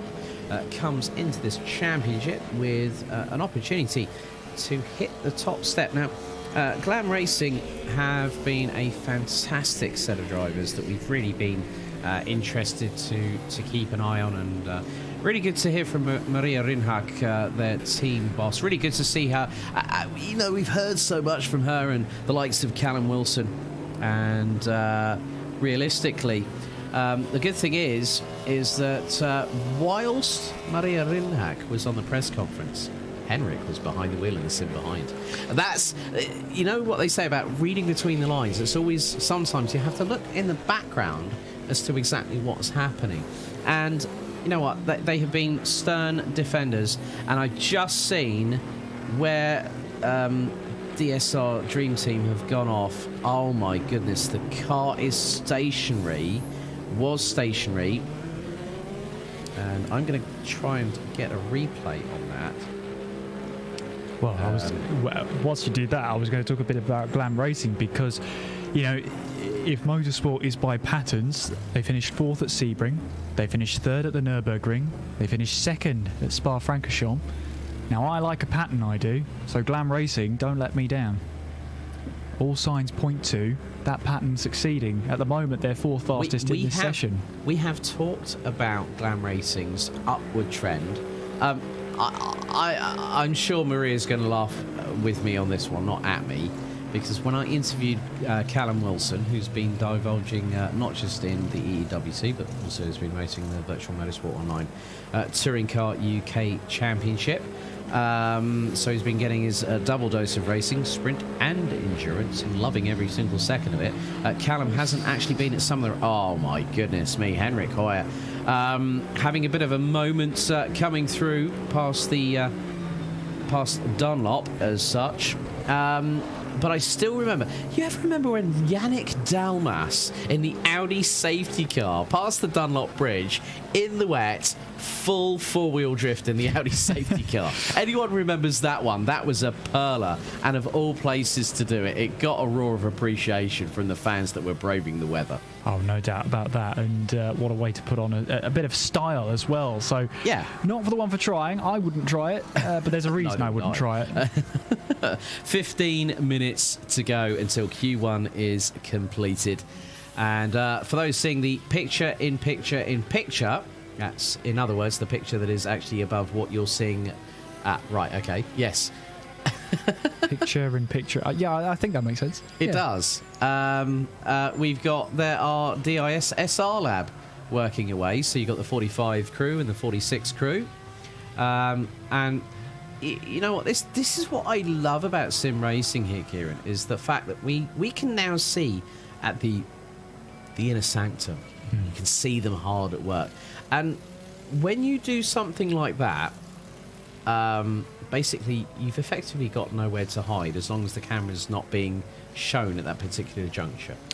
Yes, unfortunately now, though, we've got a camera right where they are, and we're also watching one of their teams now out on track, so the pressure is on now whilst we're talking about them. No, it's great to see. It just shows you what sort of format, how their setup is, what the team is doing. It's very clear that they're going to be working together. I mean, it would be quite interesting to see if there's any rivalry developing, considering they are constantly, less than 2 meters apart. So we'll see how that develops throughout the weekend. But what it's also great to see is that, after a year, we're seeing teams actually being able to come together and race under the same roof. So that is fantastic to see in its own right. I think the other caveat that we've got here as well, I mean, COVID-19 has been a very difficult enemy to the globe. And there is, I can't really stress that enough, because 2019 was the last time before the COVID-19 pandemic came in that GTR24H was able to host a LAN event. And we are so excited that we are going to have the full kit and caboodle. The LAN event will be back for next season, for the 2022 season. We'll have an update on calendars and tracks as we'll bring that to you probably towards the end of the broadcast on Sunday afternoon. Don't forget, we do go back an hour at 2 in the morning, so effectively we were having a little bit of a joke about this earlier on today, weren't we? So like when we were looking at the rota pattern for us lot in commentary, and you said 2 o'clock. And welcome back, ladies and gentlemen, and it's 2 o'clock again. Welcome along to hour 12. It's currently 2 o'clock. Welcome along to hour 13. It's 2 o'clock. Is that right? It's sort of like someone's brought Doc Brown, Marty McFly, and the DeLorean time machine along. Yeah. All they need is 1.1 gigawatts. Yeah. They say prepare for anything in the Yes, they box. do. They do. It's going to come thick and fast with me. Yeah. Well, the funny thing was, you can now see, as we are 12 minutes away from the session, completing for Q1, Martin Hemmingson has, oh my goodness, don't tell me he has gone even quicker. 3 minutes 20.750. David Christie, I hope you're not bouncing off the ceiling right now. Roland Zooks leads in DAC Hackers for LMP2. Kieran, GTE and GT3. I just got the biggest fist bump being shown through the door by David Christie. He's absolutely jubilant about that one. So Martin Hemmingson, the Dangerous Dane, the Dane Train, whatever you want to call him, has done an absolutely brilliant job. Ryan Nash said it was going to happen, and it wasn't Ryan that delivered. He knew that Martin or Henry, that's Martin Hemmingson, or Henry Cynic, the Dane or the Estonian, would be the ones to put it there when it mattered the most. And that really has shown the title in DPI. It's not over until the final checkered flag at 2 p.m. Central European time on Sunday afternoon. But Kieran, what's the update on GTE and GT3? I see Adam Surej is still leading for Mugen Sim Racing. He is in GT3. Yep, it's that 3:52.116 that's still that fastest lap time, and Adam Surej has been pretty much close that time all evening. He hasn't beaten that lap time since about 15 minutes ago, so he's been very steady throughout there. 717 of Unison Racing in second place, still with that lap time of a 3:52.774. ID Simsport were just across the line there, still no improvement from them. 3:54.508 is rounding off their top three, with Henrik Hoyer in the 404 Glam Racing car rounding off the top four. Two drivers in the pit lane as we speak. And just reviewing GTE, well, Matteo Krupi 3:49.397. He's found a little bit more time out of that 53 Musto, so he's absolutely flying out there. Jimmy Nasula in the 128 Satellite Racing 3:49.0 keeps him in second place. Still, the gap is less than 7/10 of a second. And DIS Sim Racing Lab currently third place. Their last lap was their best laps of the session so far. They're now up into third place with a 3:49.877, 1.5 seconds within that pole position, or at least the pole position time. The top of the timesheets, because that's so pole position time for this session. Yeah. However, I always look at it with GTR24H. We have two qualifying sessions. We'll have a 2-hour daytime qualifying session on the next server. But there's B32 Racing, 10th in LMP2, best lap of a 3:30.233. Kieran, I'm just having a look at DPI, and Nello Pastorino is only 83 thousandths off of Mark Vates from Team Rookie Monsters. So Satellite Racing, could they lock out the top two in the first session of qualification here at Le Mans? I mean, Pastorino, we saw him in the practice session yesterday. He was not having a great time. There was lots of times the car snapped on him, and lots of times he was struggling in those tricky conditions. But today, he's been absolutely relentless. He's putting in lap after lap after lap, and you know, he could try and take away that second place, but he's got to make sure that everything is linked up and make sure that he keeps that car out of the barriers, and he's been doing a good job so far. He has indeed, and realistically, anything is possible. There's the 166 ID SimSport. ID SimSport have brought 3 cars to the Le Mans event, and that looks to be one of the LMP2 cars. Oh, getting a bit close. That is Blue Steel Racing. It was about a car width apart. We did see yesterday that Azatec SimSport got a bit of a fright when E-Team Brit went up the inside of them through, of all places, the iconic Porsche curves.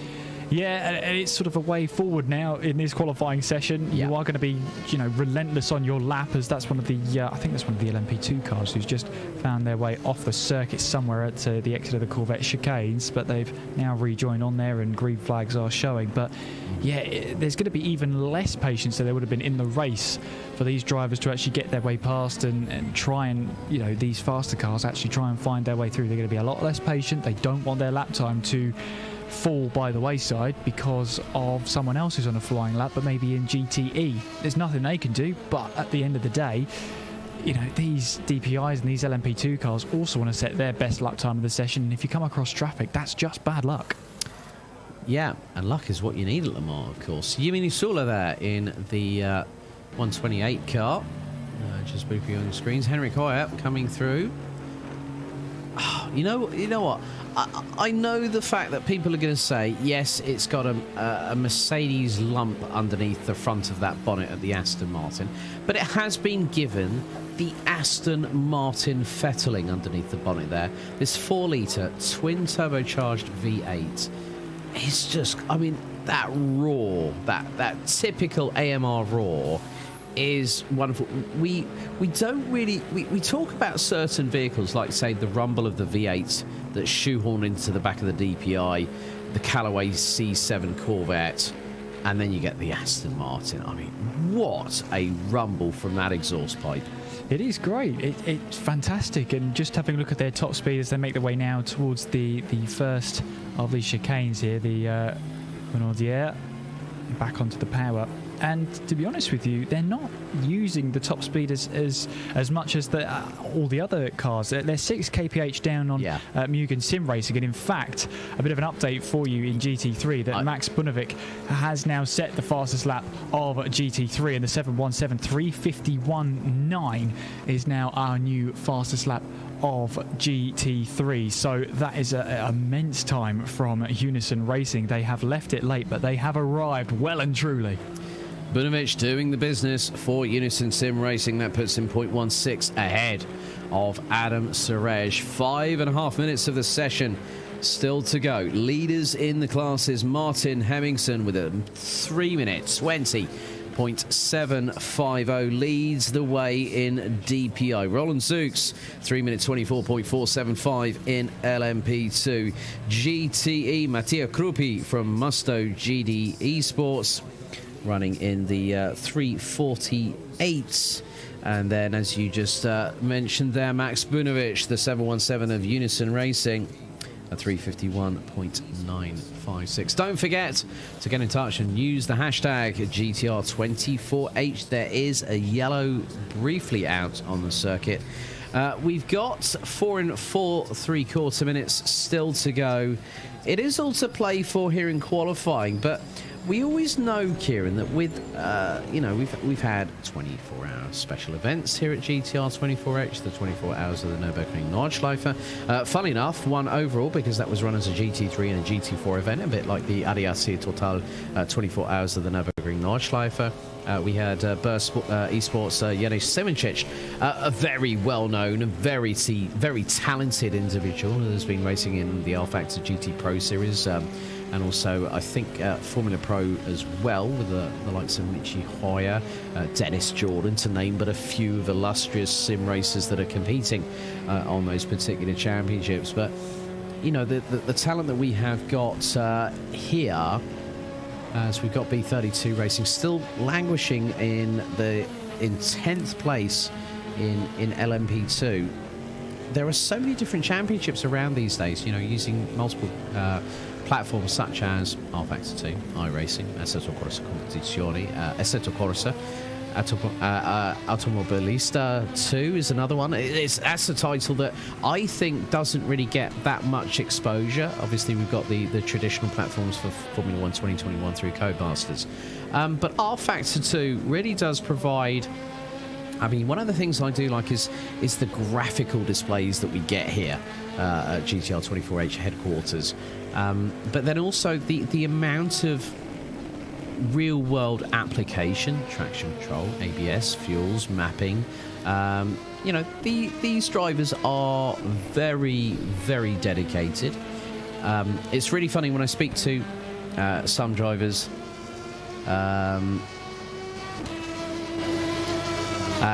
For those wondering, when does Q2 start? It is going to start in just over half an hour's time. 20:30 CEST, that's 7:30 p.m. in the United Kingdom. So if you do want to check with regards to that, make sure... Well, actually, funnily enough, one of the things I like about smartphones, Kieran, you can have a world clock on it, can't you? You can. So for those wondering, and fun enough, considering the fact I always having to also do a bit of work behind the scenes here at GTR24H, especially when you're dealing with people not just from Europe, from the United Kingdom, but as far away as our teams over in Asia with the likes of Malaysia, where they're effectively a few hours ahead. And I mean, effectively, from that perspective, I'm just going to now go to where I was. So it's at the moment it's 7 p.m. UK time. Currently in Central Europe, 8 p.m. Funny enough, Abu Dhabi, it's 10 p.m. in the evening. New York, 2 p.m. in the afternoon, and in Malaysia, it's 2 in the morning. 90 seconds to go here, Kieran. I think this is like your starter before the main course in qualifying, and at the end of the qualifying too, we're going to definitely have the dessert served to us plentiful. I have to say, I'm really keeping one eye, in fact, on this Mugen sim racing battle, because at the moment Adam Seraj obviously out there right now. Unison Racing in the pit lane, so that is their first qualifying session done. They've set the marker down at 3:51.956, and this is going to be the lap from Adam Seraj then to see if he can put the Mugen sim racing back ahead in that number 41. They've been leading the majority of the session, but now they find themselves just under 2 tenths away from the top time as Adam Seraj now makes his way back onto the power and making his way just towards the halfway point in this lap so far. Difficult to say, but he's currently 2 tenths down on his own personal best through the first sector, which puts him roughly it's roughly 2 tenths down, so they're pretty close between them, but that first sector's not been too good to Adam Seraj there. Well, not too bad either, because he hasn't really dropped off the pace. I mean, getting a bit tail happy going into the pit lane was the 766. Okay, 3, 2, 1. Q1 completed. 0 is on the clock. This is the last set of laps that the drivers will be doing. Yellow is out in sector 1. Just going to locate which car that is. And, well, not too sure. That could be for Adam Seraj, maybe. He's driving a little bit slowly, but he's not going to be able to get another lap in. But we're just going to keep an eye on the timing for the next couple of moments, just to see if there are any changes. Well, there is a yellow out in sector 3. And that is from the...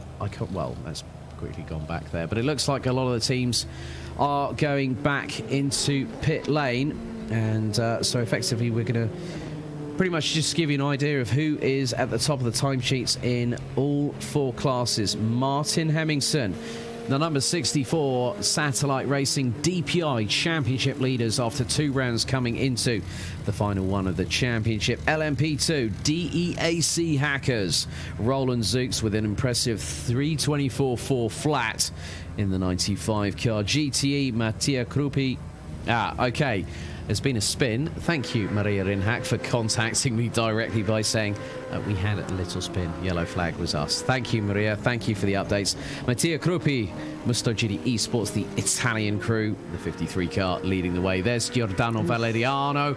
Oh, that's very, very wide on the exit of the Porsche curves. And GT3, it is the 717. Unison Racing's Max Bunovic is doing the business in the Aston Martin. 26 minutes remain until qualifying 2. Join us then as Q1 completed. We go from nighttime to daytime here at Circuit de la Sarthe. We'll see you at 8:30.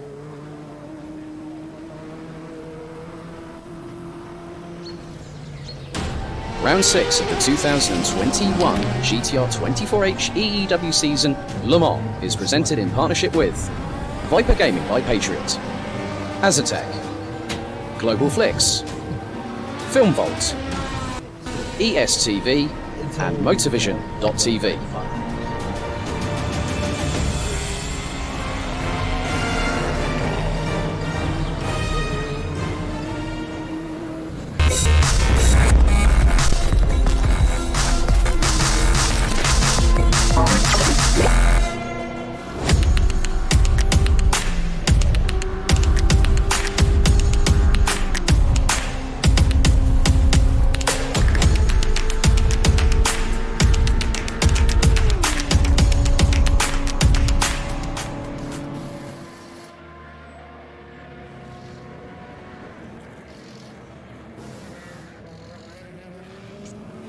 A 1v2 for the tournament. Pressure is on.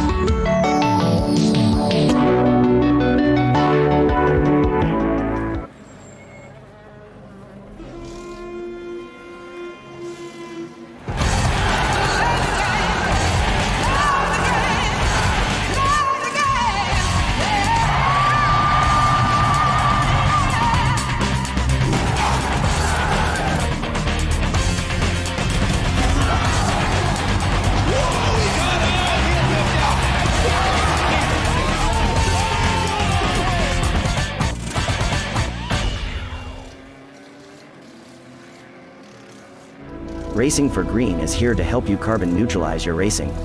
By planting new trees, Racing for Green offers to make your racing carbon neutral.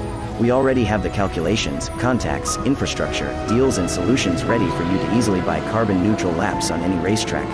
It doesn't matter if you are a racing fan, team owner, driver, sponsor or partner.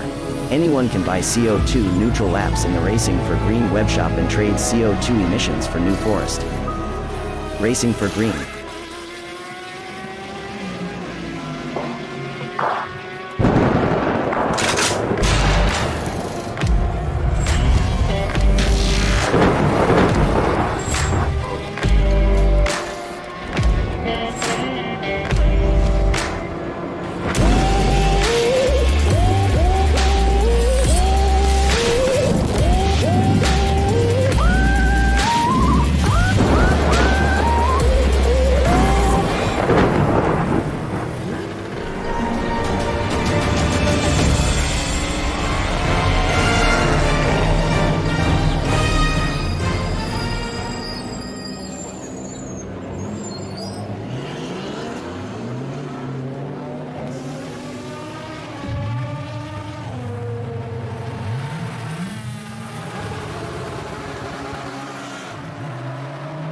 Stolen away Alex Goldschmidt's seat, and I must admit he's very comfortable. He's got a very nice headset here as well, and like David Christie was saying the other day about the shirts going missing, you might find his lovely headset going missing.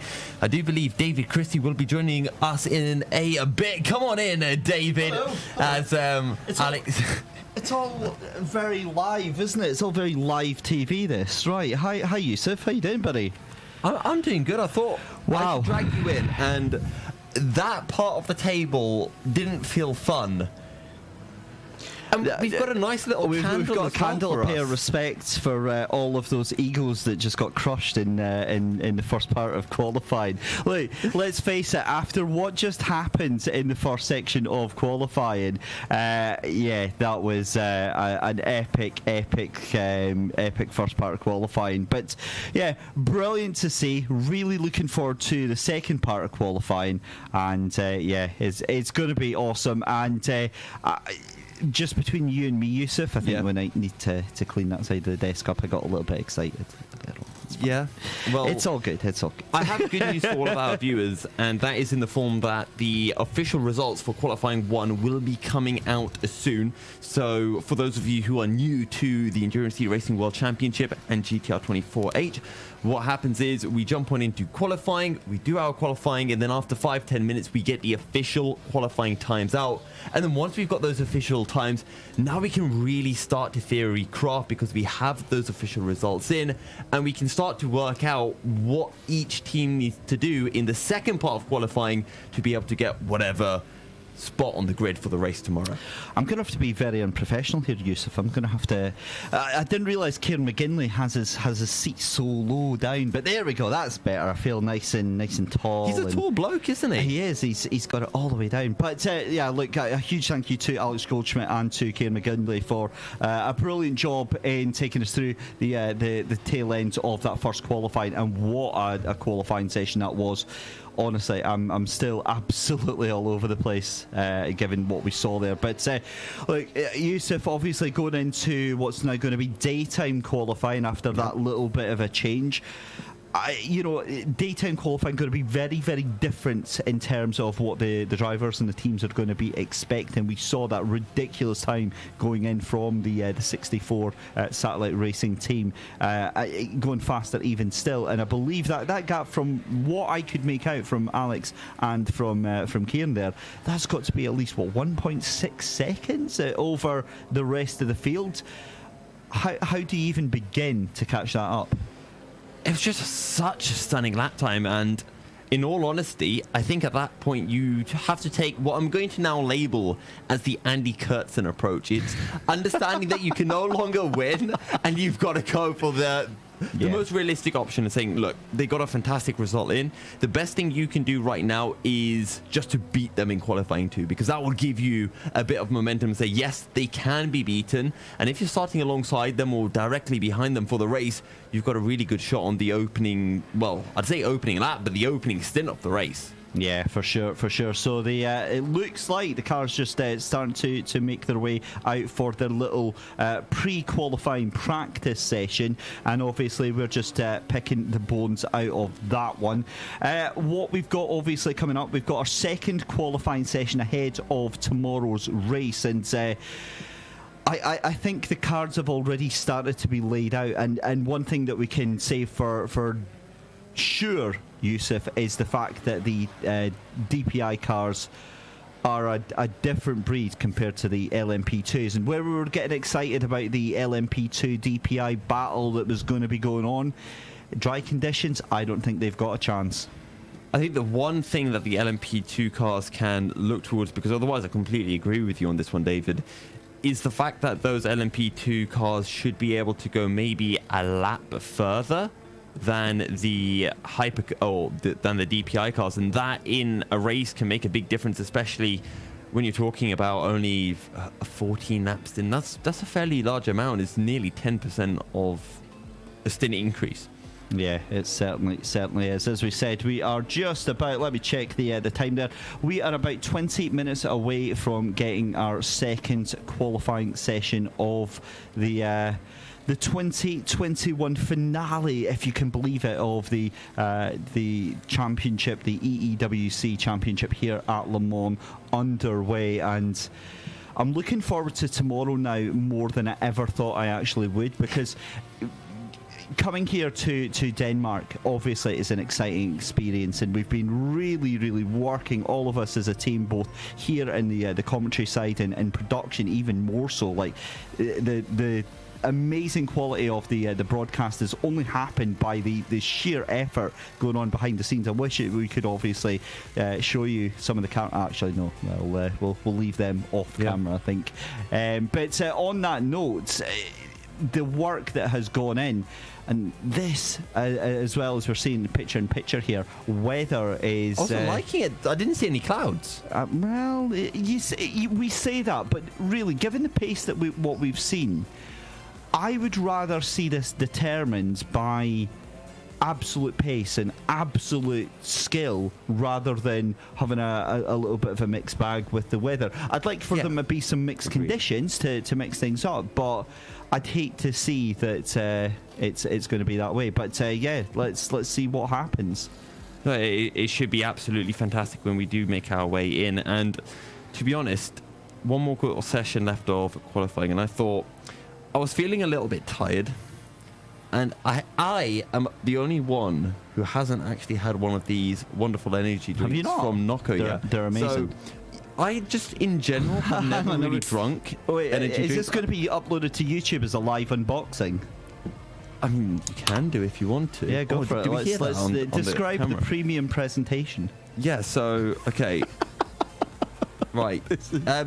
So, David, would you like to let me know what this tastes like to you when you had it anyway? Give me some preparation for what I'm about to experience. Well, when I opened my one, there was bouquets of cola nuts. There was a little hint of coffee.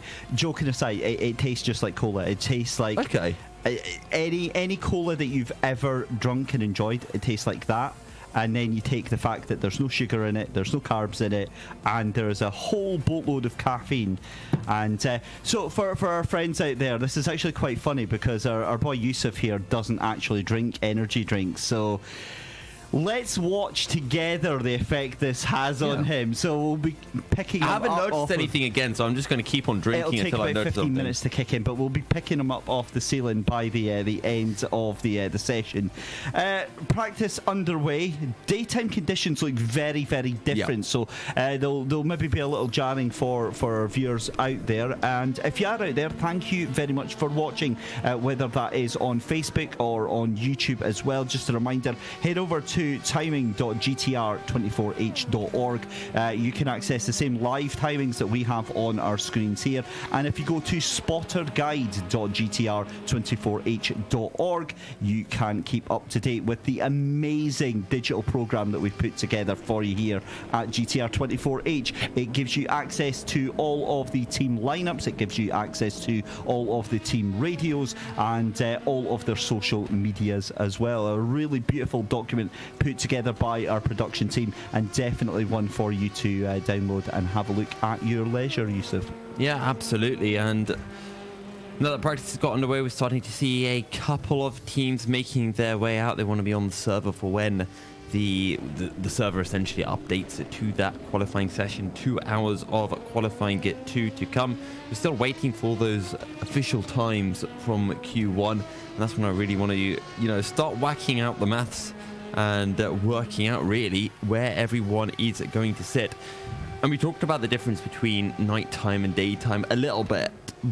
But again, what do you personally think, David, is going to be the main difference having jumped from that night session straight into a day session? Well, the difference that I'm picking up is that the track temperature is exactly the same. It's still that ridiculously warm 29 degrees Celsius. So grip-wise, I don't think there's going to be too much difference. It's a little bit warmer. It was 23 degrees air temperature, 24 degrees it is now during this daytime session. Now, obviously, it's a little bit back to front with what the teams had maybe been prepared for, but realistically, it's not that different because it's a daytime session. They were prepared for one daytime session and they were prepared for one nighttime session. These things happen, and they had to get their nighttime driver in to do the qualifying for the first session there. That's all they've had to do.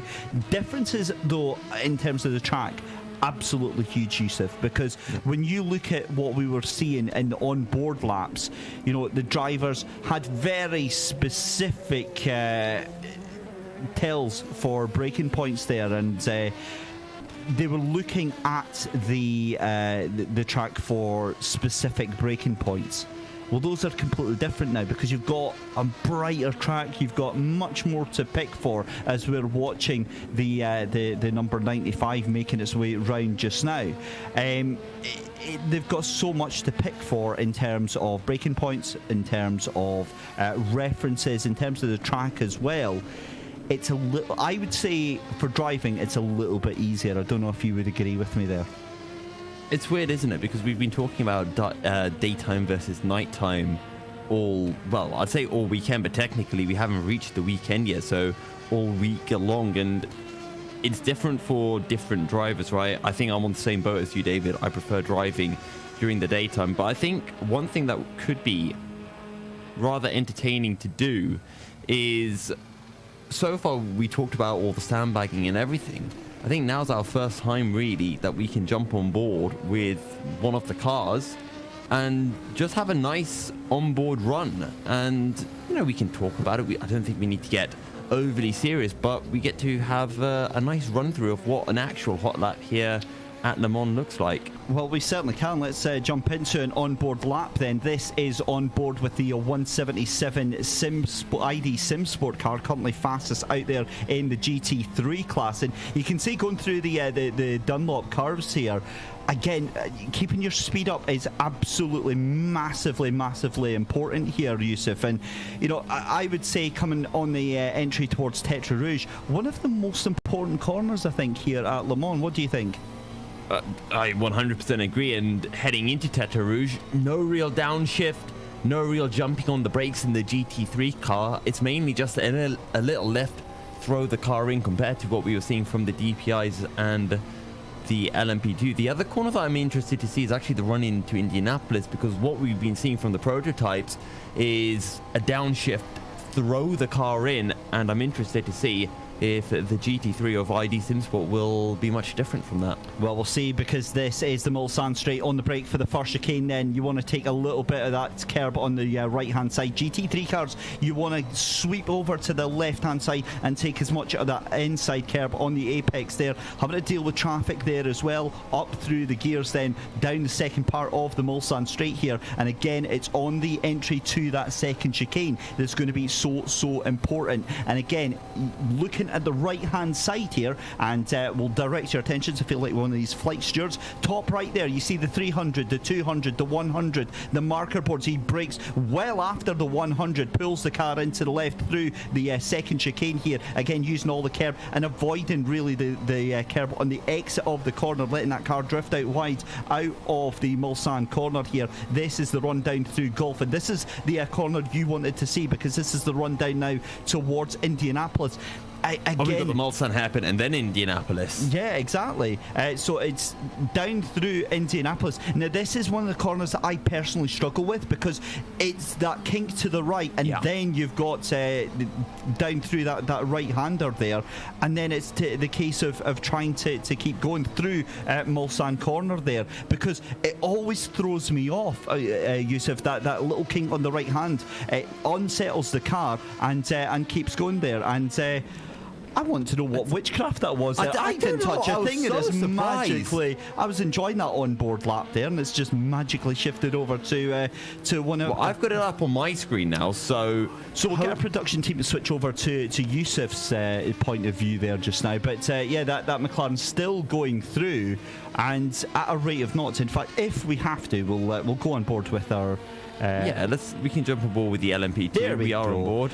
Slightly faster lap this is going to be, I think, yes. But you can see that Cosworth powered engine making its way through the Mulsanne straight. Again, you get an absolute idea of the difference in straight line speed on these cars here, as well as it comes down the Mulsanne straight. This is going to be into the first chicane, and you're going to notice now, the first thing is they don't take anywhere near as much of the outside curb, and in fact the inside curb, I wasn't expecting them to do that, and what you saw there is that actually cost them a lot of time from what we saw there. But actually, it doesn't cost them all that time. Driving like they're drifting the car, it's unintuitive for us to watch, but actually they don't lose all that much time because of the way that these cars are set up. Again, coming down to the second chicane here, the 300, the 200, the 100 board marker, taking a lot of the curb here. And personally, I mean, again, it goes against all my intuition, having done real life racing, to see them taking as much curb as they do there, but keeps on going there out of that second chicane. This is the run down through towards Mulsanne, and yeah, there we go, back on with the Corvette. Oh, there we go. That is a Corvette spinning. I know what it is. Into the wall. Your PC, I think, is on the autocam. Ah, there we go. Thank you very much. See, I'm not used to being in this position here, so I was waiting to call it witchcraft and just burn the PC. Does that mean all this time Kieran's been on autocam? We'll just not tell him, surely. That's not. Right, okay, so that's obviously a replay then, and then if we can move about. Right, so apologies, ladies and gentlemen, for that. Well, so what it was the PC thought that we were doing some boring stuff. Looking at highlights. They're like, what are these guys doing? Sitting on one camera all the time. Okay. I mean, have you seen what's happened to my camera? So yours has done the same then, right? Okay, well, this is. I don't know what my camera's done in this Yusuf, one. I've got to be honest. I think this is why we don't get left on our own too often. Yeah, this is probably why. This is why we need babysitting. Yeah, it's Alex Goldschmidt come back. All this forgiven. Right, we've got a car that is into the second chicane. So let's pick up back where we left off then. So out of the second chicane, this is a run down through towards the Mulsanne hairpin, and again through. I can never pronounce this corner here. So, I think Yusuf, you have to help me. Let's have a go together of trying to pronounce French words. Unaldier. Unaldier. I think the H is silent. It doesn't matter, because by the time we've learned to pronounce it, we're down into the Mulsanne hairpin anyway, and he's out of that, making that look very, very easy indeed. And again, thankfully, this is just free practice, because we can get saved by the time we head back into. I think it's a perfect way to spend time down the Mulsanne straight, trying to learn how to. Do you think that's maybe what the drivers do? Try to pronounce all the. Maybe. It might explain some of the driving we've seen so far in practice, anyway. I think that's what drivers do. It is a bit harsh, given how bad we were in the simulator, trying to give it a go as well. But we hope you find it entertaining, at least at home, ladies and gentlemen. Down then through Indianapolis into Arnage, and doing a very, very good job. Out through Buisson, and then it'll be into the Porsche curves. Now, again, a very high-speed part of the track here, Yusuf, as we go through a rapid section through the Porsche curves, through Virage du Pont, and then into the karting S's, all the way through Corvette, through Fords, and to finish the end of the lap. So that's what we've got in front of us. Now, this corner here is not too bad, but it's the second left-hander that catches me out. I always drifted over onto the right-hand side during my time in the brief couple laps in the DPI here. But you see, again, just how aggressively this car over the curbs here, over the inside of the corners here. And again, now we're down into the final couple of corners here. So important not to jump over the curb on this one here on that right hand side. You want to avoid that blue curb on the inside there. Great line out and across the line. So that is, we got there eventually, Yusuf, but we finally, I guess, conglomerated a lap together of Le Mans. Yeah, we did in the end, and as you mentioned, through those Porsche and Corvette curves, you can just carry so much speed. It's really bizarre just how tight you can hold the steering. It feels wrong, but for the drivers, they're fully used to it. They know exactly how much speed that they can take and set themselves up perfectly fine. Whereas I was in the similar boat to you, going through that double left-hander, the car just ends up drifting out wide, but these guys know exactly what they're doing and have things down to a T. It really is. And with 2 minutes left to go in the practice session for qualifying 2, a huge thank you and an opportunity to thank our wonderful, gracious partners, Viper Gaming by Patriot, Noco, the no carbs company. Talking of which, how is that settling in? Are you feeling happy yet? So, I haven't felt anything yet, but that being said, I was very tired at the start, and I don't feel tired now, so maybe it's just a return to normality for me through Noco. Well, that is, in fact, actually, I was just realising there, I was looking at the time remaining. The clock, I think, needs to get another 50p put in it, because from what I'm seeing there, I think there's actually 10 minutes left to go in the session. Certainly from what my clock says there, so we'll keep an eye on that. Also to Ace Tech, to Global Flicks, to Filmvolt Limited, ESTV, Motorvision.tv, and to Eaton Shirt as well. There's the bills paid for another another 15-20 minutes. Practice then, how important is this going into qualifying? This is the driver's first chance to get a look at the track in these actual qualifying day conditions here, but how much can we take away from these times going in? I don't think we can take away too much. It is practice between the two qualifying sessions. We got that qualifying one. That gives us the full indication. This is just a chance for the drivers to almost reset. This is, I'm trying to think of a good example to explain it, but it's like the mid-season party or mid-season. It's like the mock exams, really. This is the test, is it? Yeah. Okay. I always remember mocks because I was doing biology. That's an incident. My goodness me, we just caught that live on stream there, and that was... that's Indianapolis, isn't it? Yeah, that was. I think that was deliberate, to be fair, because the amount of oversteering input, I think they were trying to Tokyo drift it around the corner there, and yeah, it didn't quite happen. So we will go and have a look and switch to a different car if we possibly can. Let's see who we've got out on track. There we go. That is the car that is out in the lead at the moment, certainly timing wise. That is the McLaren, the ID SimSport GT3, the number 177. That's a good looking livery on that car. It looks really, really nice out there. I really like the green, and it's very... I remember when I was doing the Rate My Livery with Mr. Alex Goldschmidt. Sadly, the video never saw the light of day, but we were talking about essentially bad teams and good teams, and all the bad teams, their A team livery is very similar to the B team livery, but that's not the case with ID SimSport because they're able to have pretty much the same kind of design, but by incorporating a different essential main color, in this case green, with the GT3 car, they're able to make it look completely different. Yeah, they really are coming under pressure from the 95 of Deke Hackers right behind them. They're currently leading the timing screens just now. Zoltan Verkonye in that car just now, 3:29.520. I'm trying to cast my mind back. Now, am I right in saying that is faster than what we had during the night, the 3:29, or am I about 10 seconds out?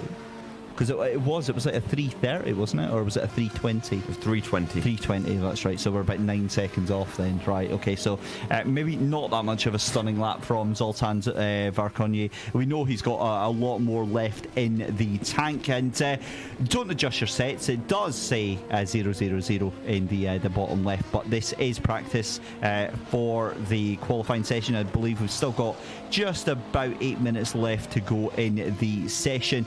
It's a decent effort so far. I'm just casting my mind back to that nighttime qualifying session, and we've got, I would imagine we're going to have qualifying starting probably shortly after that. I would imagine maybe 5 minutes after practice, or it might be straight after this practice session. But do you think the drivers are ready for this daytime session, Yusuf? Hell yeah. I'm ready for the session. They have to be, though, thinking about that, do they? I mean, we've done all the free practice sessions, we've done all the build-up, we've done the difficult nighttime qualifying. This is now guns blazing, isn't it? I think usually it's always the first. It's the start that a driver would be feeling a little bit pressured in or a little bit uncomfortable in it. So the first 20 minutes of qualifying is where you might be getting your jitters for a rookie or an inexperienced driver. Get them out, let them settle their nerves on, what is an important session being qualifying. But once you got through that, I think you start getting into the rhythm. Maybe in the race, it's a whole new set of nerves. Because, again, in qualifying, you make a mistake, it's fine. You can bring it back to the pits. You can get everything repaired as long as you don't blow your engine, like we saw one team doing, and that's their qualifying over. So in the race, I think maybe first 10 minutes of a stint for a driver will be a little bit uncomfortable. Once they're through that, I think they're plain sailing, and there's a reason why they've been signed by teams and they're racing for teams, because they have the skills available. So if they do have a bit of nerves, they'll be dealt with fairly quickly, I think. Let's turn our attention then to the nighttime practice earlier on. The 64 and 65 satellite racing teams that incredibly strong display during the nighttime qualifying. That's one thing. That's obviously they were very, very fast, but when you're in that class, when you're in that DPI class, how much of a punch in the stomach is that to see the pace that 94 car has? It hurts, I think. I mean, essentially, what I'm trying to ask is, you're looking forward to the race and to qualifying in the day now. Does that risk the other drivers, the other teams like Viaductin, Axel Sports, and the rest? Are they going to put themselves in danger, trying to push too hard, trying to catch on to them, or do they realise, hang on, guys, we're just going to race our own race here? What is what I was saying before? You've got to take the Andy Curtison approach. No, okay. These guys are ahead of us. If we're going to beat them, we need something to fall our way in terms of luck. And I really hate the fact that I'm bringing this up again, but Le Mans picks its winners, right? Yeah. So it doesn't matter what. All you can do is the most that you are physically able to do. So you put in your laps. You don't worry about the others. Take it almost as a really long time trial. Come the final hour, then you can start worrying about really battling for positions and all of that. So for now, just let the 64 car do their own thing. You've got some exceptionally quick drivers in that team, Henry Senick, James Hu, but there's no point beating yourself up if you're a little bit off their pace. Gun for that second place is how I'd look at it, but then again, there's a reason why I haven't won any titles in sim racing or real racing. I've always got that one race that I won once a couple of weeks ago. That's it. That's going to be it. I pretty much retired from iRacing after I won that race. That's it. We're done. We'll go out on a high, never to return. But David, I mean, you showed me your reaction at the end of that race, and you were very happy. I was honestly, I've never felt it, because there's actually a long story behind that. So myself and my Australian friend Jake, we've taken part in endurance races on a different platform, iRacing, for a number of years. Usually in GT3. We switched last year to LMP2, and quite honestly, Jake's done brilliantly, and I've been the weakest link every single year. I've made mistakes, and I've binned the car, and it's usually been at Daytona and it ends up lodged in a tyre wall. Hey. And this year was different. We ended up winning by 6 laps, and I was in the car for the final lap, and I have absolutely no shame in saying that I was on the verge of tears. I was absolutely overcome with emotion, because the relief to finally settle that duck, to get that monkey off your back, is absolutely overwhelming. So I can't imagine if that is even a fraction of what this means to these drivers and these teams, because that was one race, that was a one-off special event. This has been a season that these drivers have been spilling blood, sweat and tears into, and this is the culmination, and we're right on this edge of this final race, and we're still settling scores by 20 points. I mean, that is insane. That is an insane margin of difference. We'll come back more to that in just a second. Very good evening to everyone that is shouting out on YouTube chat. To Toyn Lower, who is giving a big love to, unsurprisingly, to Juice's Motorsport. Yeah. So great to see that. Yuri Glukov asks, what car classes are here? DPI and GTE? No. Just to reassure you, it's not just GTE and DPI. It is DPI, LMP2, GTE and GT3. You've got a limited selection because we're in a pre-qualifying practice session. We'll be going into practice in very shortly. In fact, just under 2 minutes time. And in fact, just as I go to answer that, King Kodiak jumps into my rescue and says that for me. So thank you very much to King Kodiak on YouTube for helping out on there.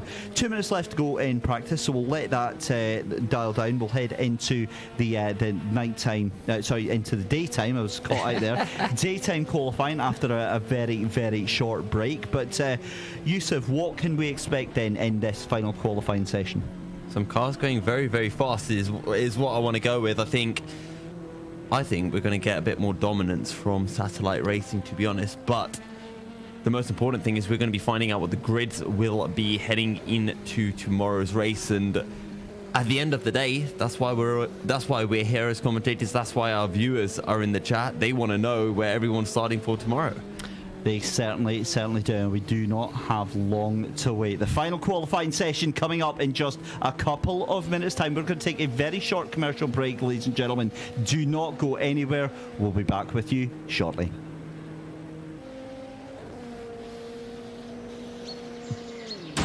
Round 6 of the 2021 GTR24H EEW season, Le Mans, is presented in partnership with Viper Gaming by Patriot, Azatec, Global Flix, Film Vault, ESTV, and Motorvision.tv.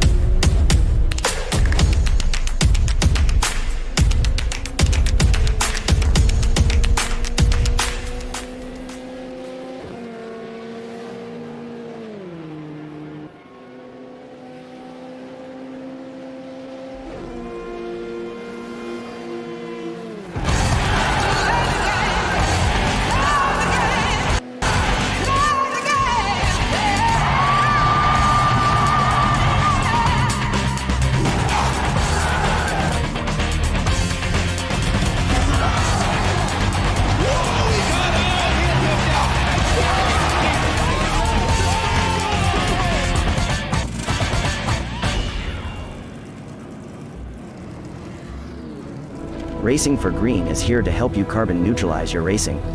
By planting new trees, Racing for Green offers to make your racing carbon neutral. We already have the calculations, contacts, infrastructure, deals and solutions ready for you to easily buy carbon neutral laps on any racetrack.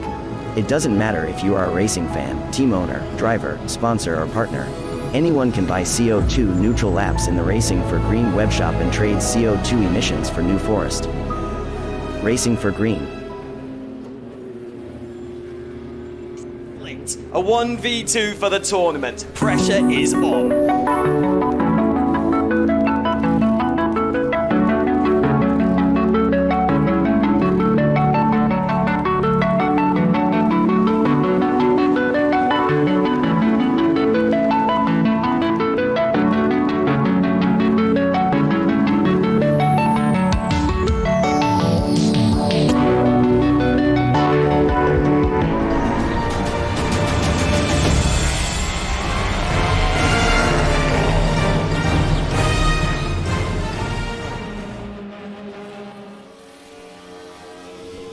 The final qualifying session ahead of tomorrow's 24 hours here in France. It's the final rounds of the EEWC. It's David Christie and Yusuf bin Sahel here with you, taking you through all of the action for the final section of qualifying.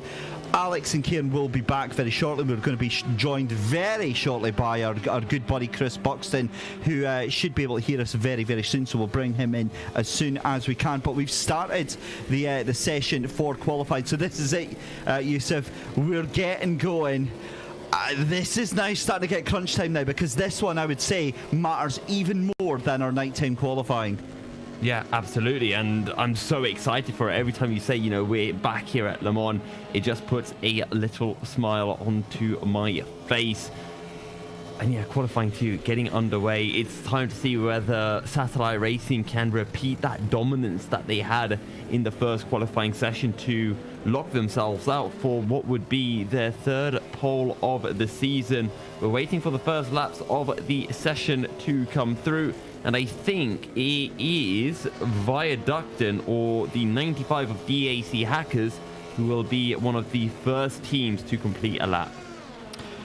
Well, brilliant stuff. And the thing is as well is that obviously it's very early days, so we will keep watching those times coming in as they come down. And really, I mean, realistically, you've got to give the cars about 5 or 10 minutes even just to get warmed up, don't you? To get some fast laps in.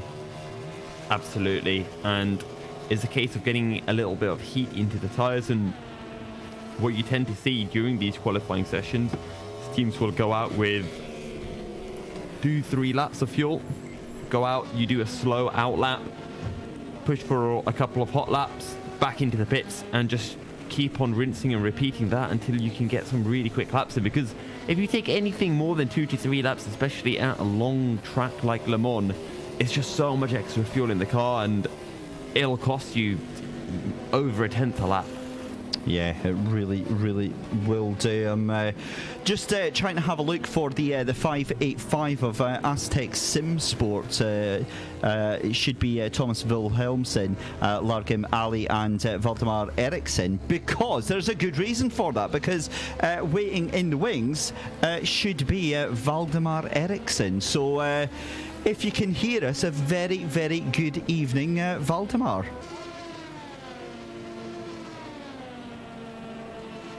I think Valdemar has joined us, but do you think he's done that Zoom thing where he forgets to unmute his mic? It might be on our side, because sometimes we've got to grant permission. So, Valdemar... there he is. Valdemar's there. We can see him. Unfortunately, we can't hear him just now. We'll get that sorted out just a second. We could have like a sign language interview with Valdemar. We'll do like semaphore and start waving flags every couple of minutes. So we'll give it a second, Valdemar. We'll get to you in just a second as soon as we resolve our audio issues just now. Yeah, well, while we have a look at that, Yusuf, obviously Aztec Simsport in that 585 really been making inroads in qualifying so far. Yeah, they have. I'm trying to remember where they qualified in that first qualifying session, as I've spotted Valdemar looking towards us a few times, I think, to check if his microphone's been working. But so far, we haven't had anything just yet. Oh, there we go. We can hear you now, Valdemar. Good evening, Valdemar Eriksson from Aztec Simsport. I believe we can finally hear you, my friends. Sorry, 1 second, guys. Oh, that's okay. You take your time. So, obviously, on that note, then, Yusuf, I mean, Aztec, they're in that 585 car in the GT3 class, heavily populated. And I've been really excited for so many of the classes because of this. You've got so many fantastic teams, and in the case of GT3, it's Aztec joining in, who could throw a real spanner into the works of Mugen Sim Racing and Unison Racing in that battle for the championship this weekend. Yeah, certainly stuff. Right, let us see if Valdemar is ready to have a chat with us. He's obviously over at the Aztec building, because he's having a look about, obviously chatting about setups, getting the cars all ready. Valdemar, good evening. Are you free to talk, my friend?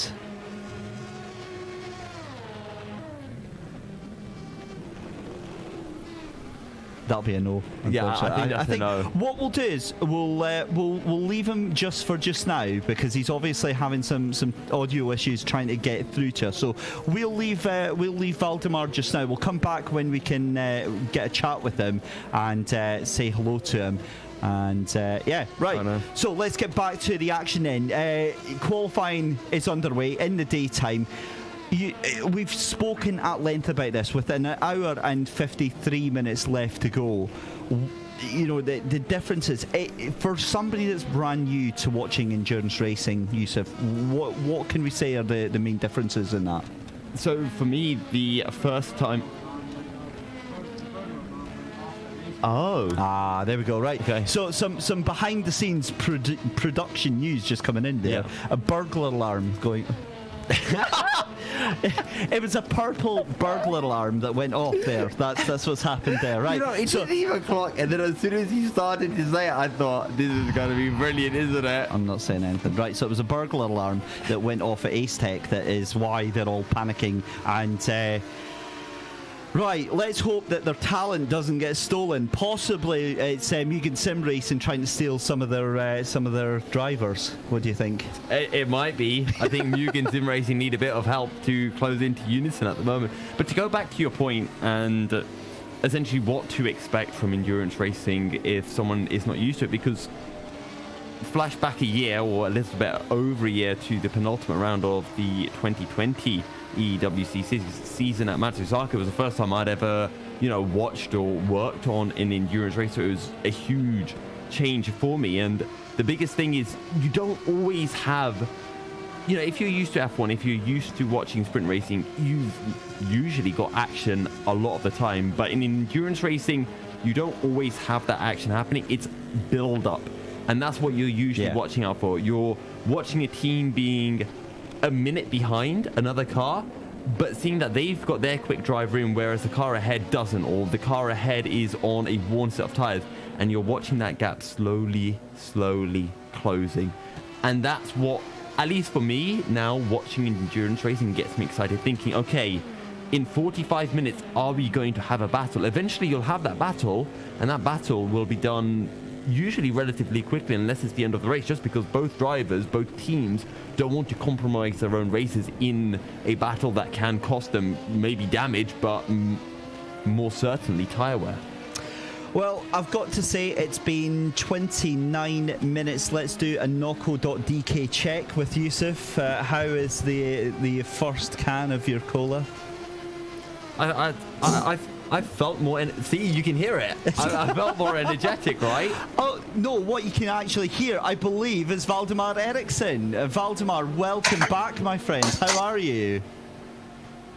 Unfortunately, we still can't hear him. No, that is absolutely devastating. We can see him. We can see him waiting patiently. But you can tell that he's quick, right? He had a burglar alarm go off. He's dealt with a burglar alarm. He's dived out. He's got back in the blink of an eye.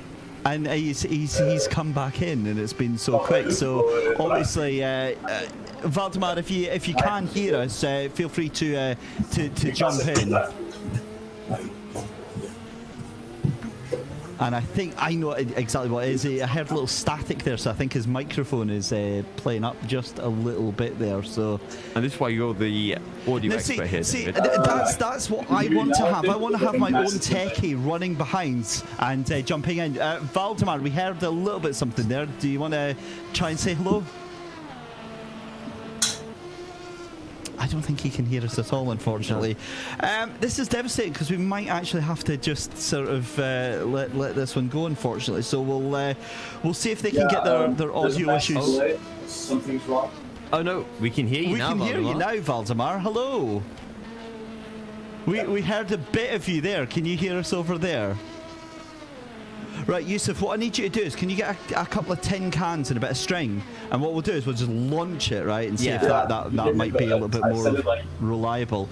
We can hear him, but unfortunately I don't think he can hear us. So I think what we'll do is we'll leave that one for the time being with Valdemar Eriksson at Ace Tech Simsport, and we'll try and come back to that some point in the future. So heartfelt apologies to Valdemar and to all of the fans of Ace Tech Simsport. We will do our best to get that one sorted out. Who have we got an eye on just now? Oh, there we go. There's a great little chat, a point to chat about now. The LMP2s then, the number 68 of E-Team Brit making its way under the Dunlop curves just now. That is the fantastic team of Matt Webb, James Lambert, Bradley Brockes, Sandro Ballesteros and Mike Tyler. A very, very fast, very young outfit to the championship. Of course, I know Bradley Brockes from my experience with Alex at the E-Team Brit Championship as well, and the likes of Sandro Ballesteros. Very, very young driver. I believe Sandro is actually only about 14 or 15 years old.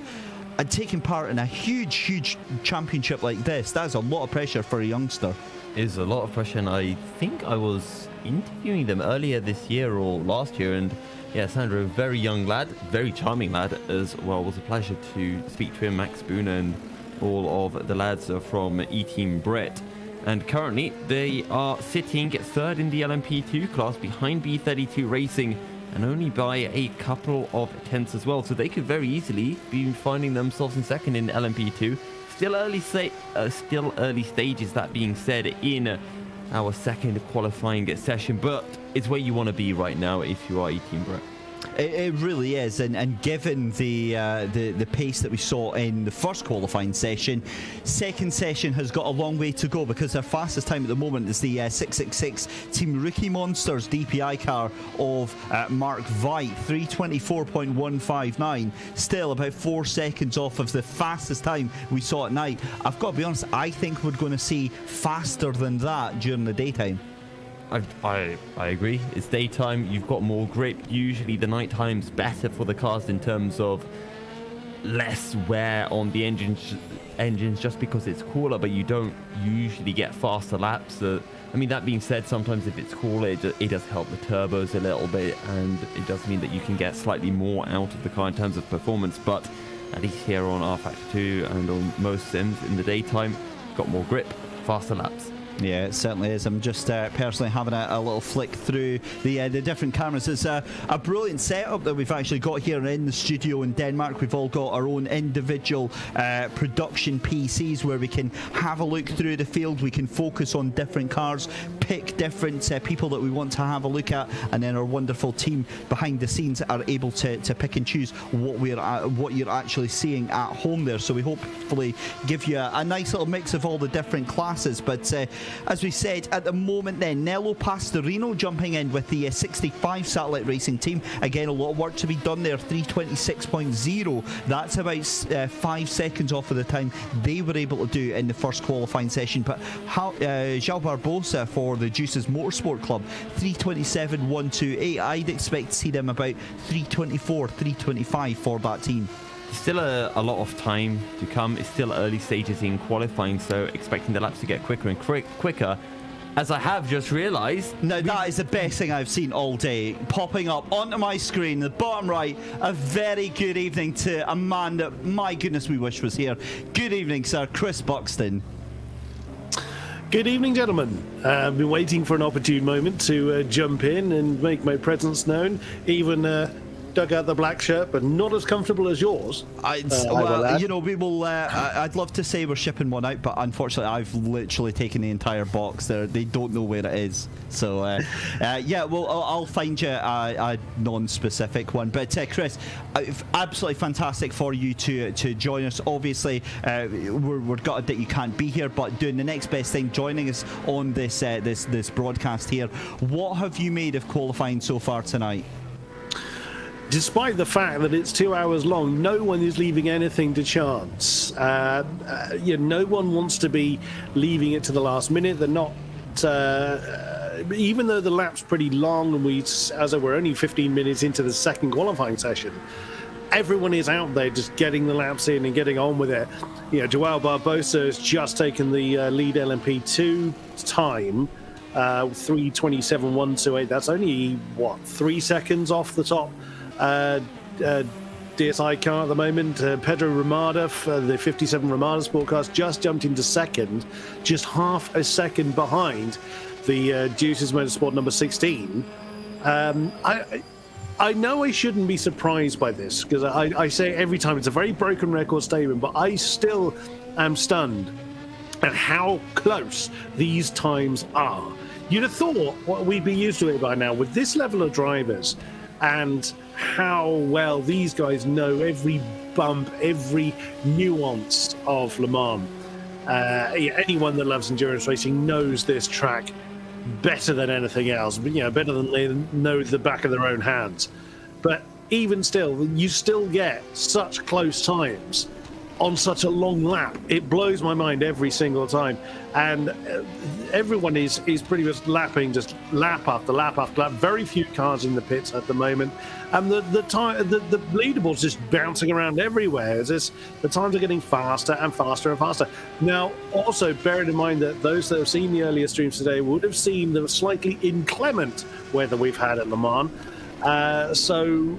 That'll be interesting to see if anybody's done any wet weather practice, but equally those that aren't confident in the wet are going to be using now to really hone their skills in the time that they feel they would have lost during the earlier wet sessions.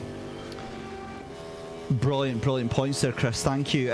Just to further that, actually, weather is a fantastic point. No weather forecast so far for the session. Again, it's a dynamic thing that can change as the situation develops. But I want to get your take on the current pole lap for that first session from Satellite Racing's Martin Hemmingson.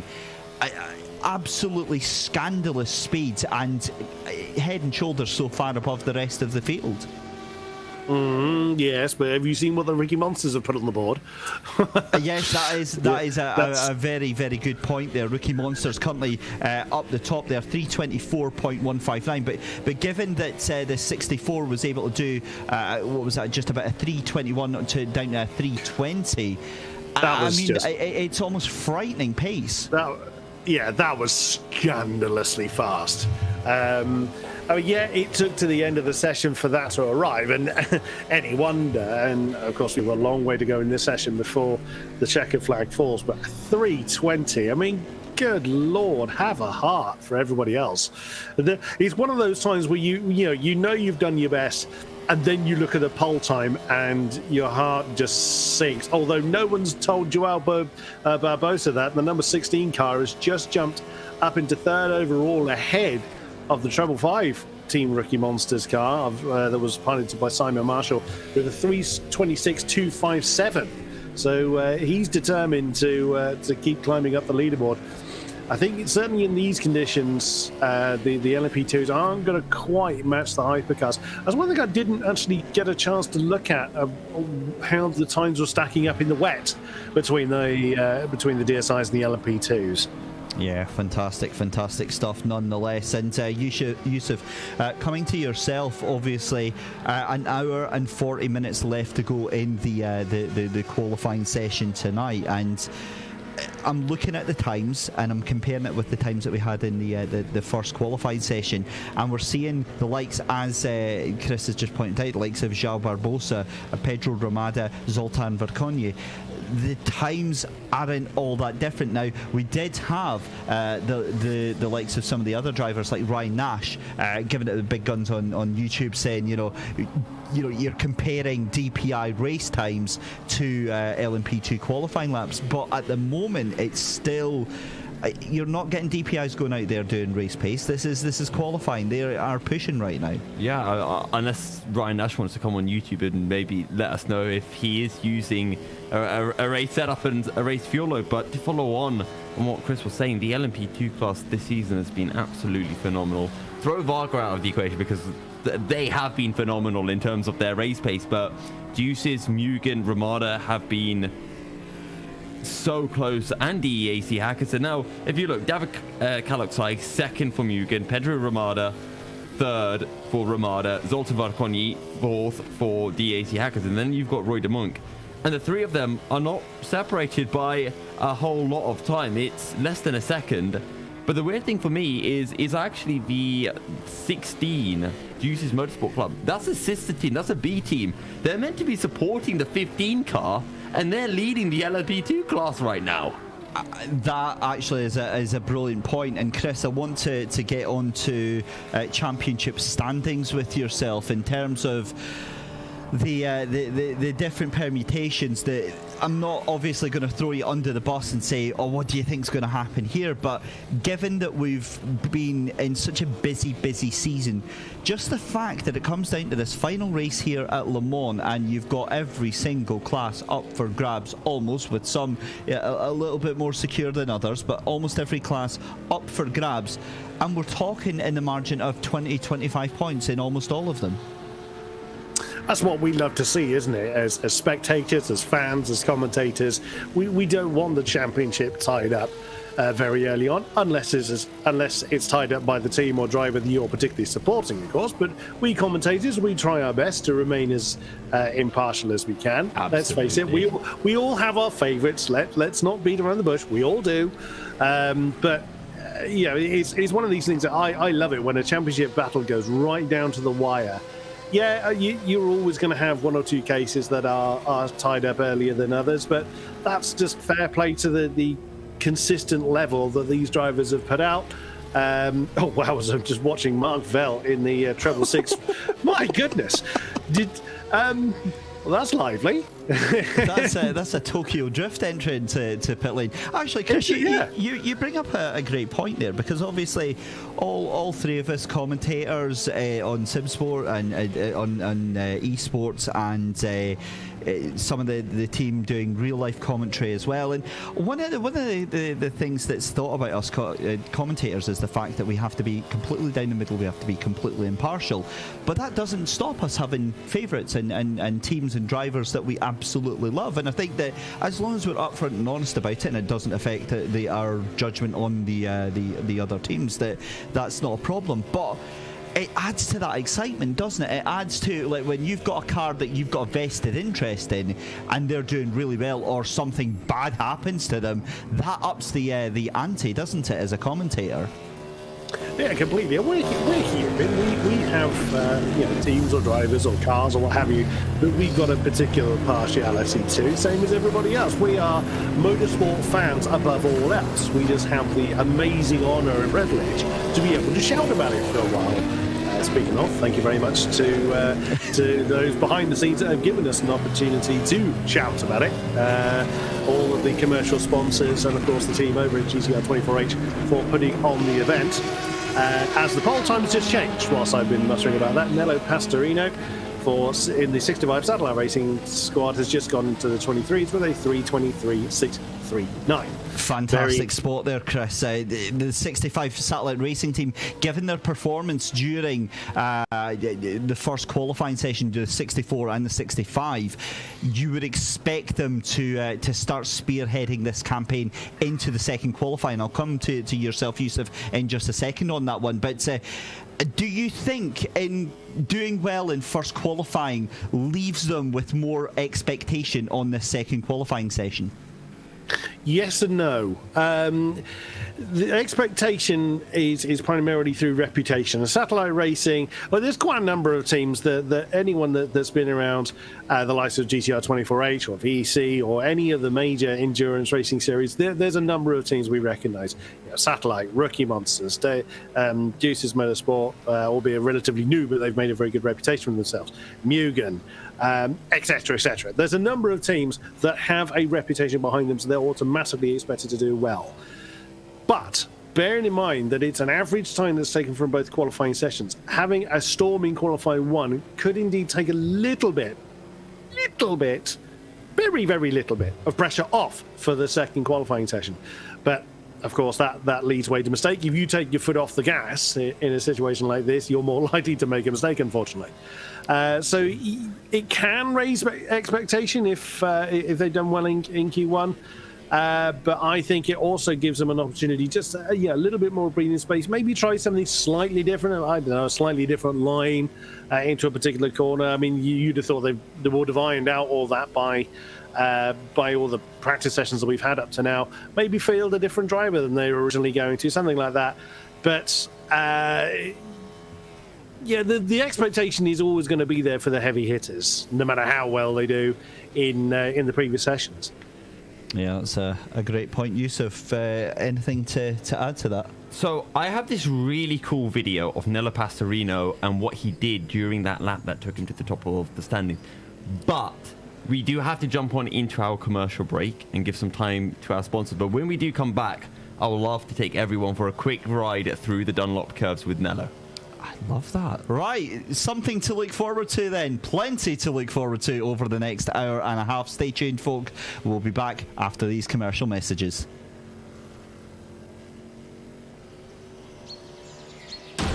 Round 6 of the 2021 GTR24H EEW season, Le Mans, is presented in partnership with Viper Gaming by Patriot, Azatec, Global Flix, Film Vault, ESTV, and Motorvision.tv.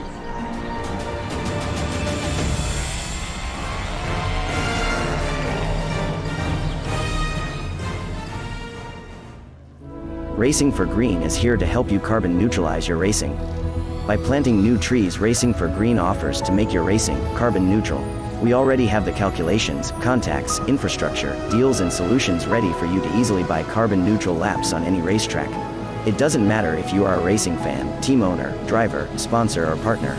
Anyone can buy CO2 neutral laps in the Racing for Green webshop and trade CO2 emissions for New Forest. Racing for Green.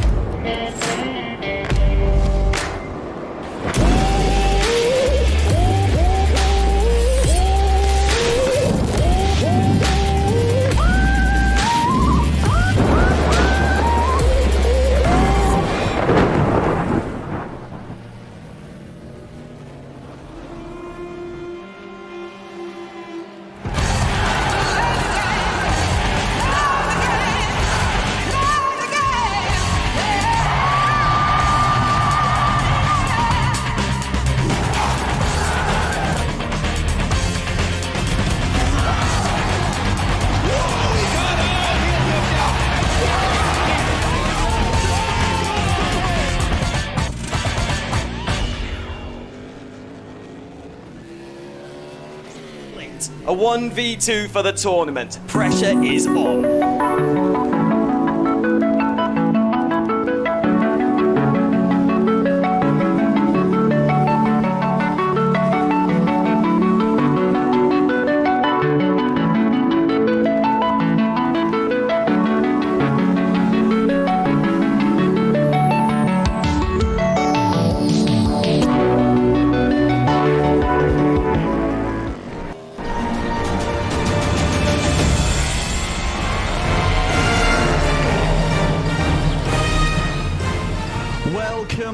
Welcome back everyone to qualifying session number 2. We are in the daytime here at Le Mans for round 6, the final, the grand finale of the 2021 season of the GTR24H EEWC. It's Dave Christie, Yusuf Bin Sulai, and Chris Buxton, the man, the myth, the legend, joins us in the flesh, virtually, so to speak, for some continued coverage. Now, we left you with bated breath because, Yusuf, you have a replay for us, don't you? So we'll see if we can cut to you.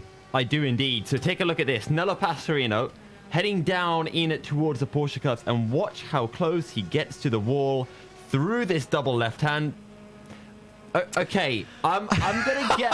that didn't quite work out, did it? It did. It works out in your head. Here you go. Oh. Yeah. Now, see, that's how you know so he's pushing. To explain what he's done, he's demonstrating the fact that Jean Barbosa, while coming through the corner, the rear end just very lightly brushing the edge of the wall. Very lightly might be an understatement. It was quite hard. But I've seen quite a few cars onto that. And on that note, gents, contact around here is plentiful. There's never a dull moment around here at Le Mans. But how much do you think that affects the cars on their qualifying lap? Yusuf, we'll come to you, and Chris, I'll throw it back to you next. Oh, sorry. For some reason, I had it in my head. In my head, I understood we're going to throw it to Chris, and then we'll go to Yusuf next. But I think when you do have those little scrapes on a qualifying lap, I don't think it really affects you. I think your head's just in the game, and you think, okay, I've hit that. Just keep going, especially when it's happening as late in a lap as the Porsche curves, and you know, okay, it hasn't really cost me any time. Chris? Yeah, same opinion. If it's just a little graze that's coming through that, and lots of cars seem to be decorating those barriers with their own paintworks, then yeah, it's not really here nor there. I mean, if they did it very early in the lap, then sure. it would be a bit more of a problem, but again, not very likely, unless, of course, they've caused major damage.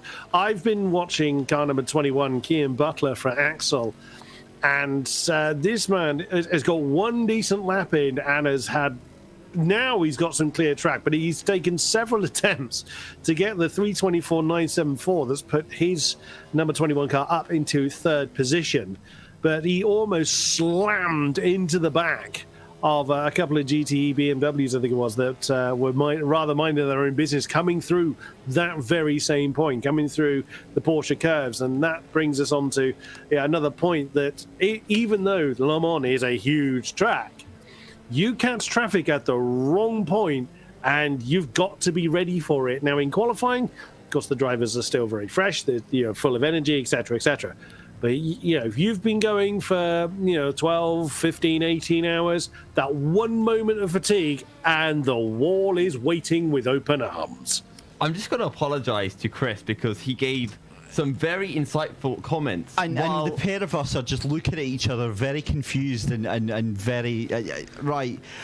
Can we bring this up on the screen, production? Yeah, if we can bring Yusuf's screen up on full screen, that would be absolutely fantastic, because I'm really not sure what I'm seeing here, because it appears, Chris, it's gone now.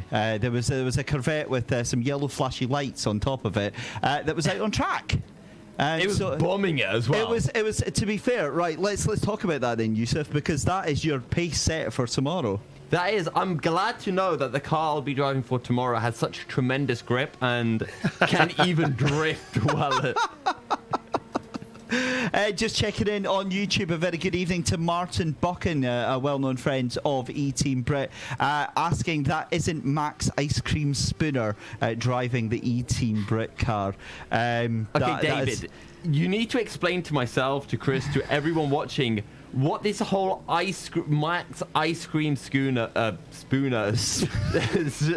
don't know. What's the ice cream about? Do you want to try saying burglar alarm again? Right. Max Spooner, he affectionately gets the nickname about ice cream. Unfortunately for his frequent trips to his favourite ice cream vendor, Walls, he makes regular appearances, unfortunately, through the different championships that we've seen him in. And... the fact that he's been entrusted with it, it would be fun times. We had a chat to him. We were really lucky to have a chat to him as the team manager of E-Team Brit in our official press conference last night, and you could not ask to have a chat to a lovelier guy, incredibly dedicated to the team and to helping push them forward as a brand. But it's still good to have a good little poking the ribs from time to time. So Max, if you're listening, we love you, and I'm sure Martin does as well.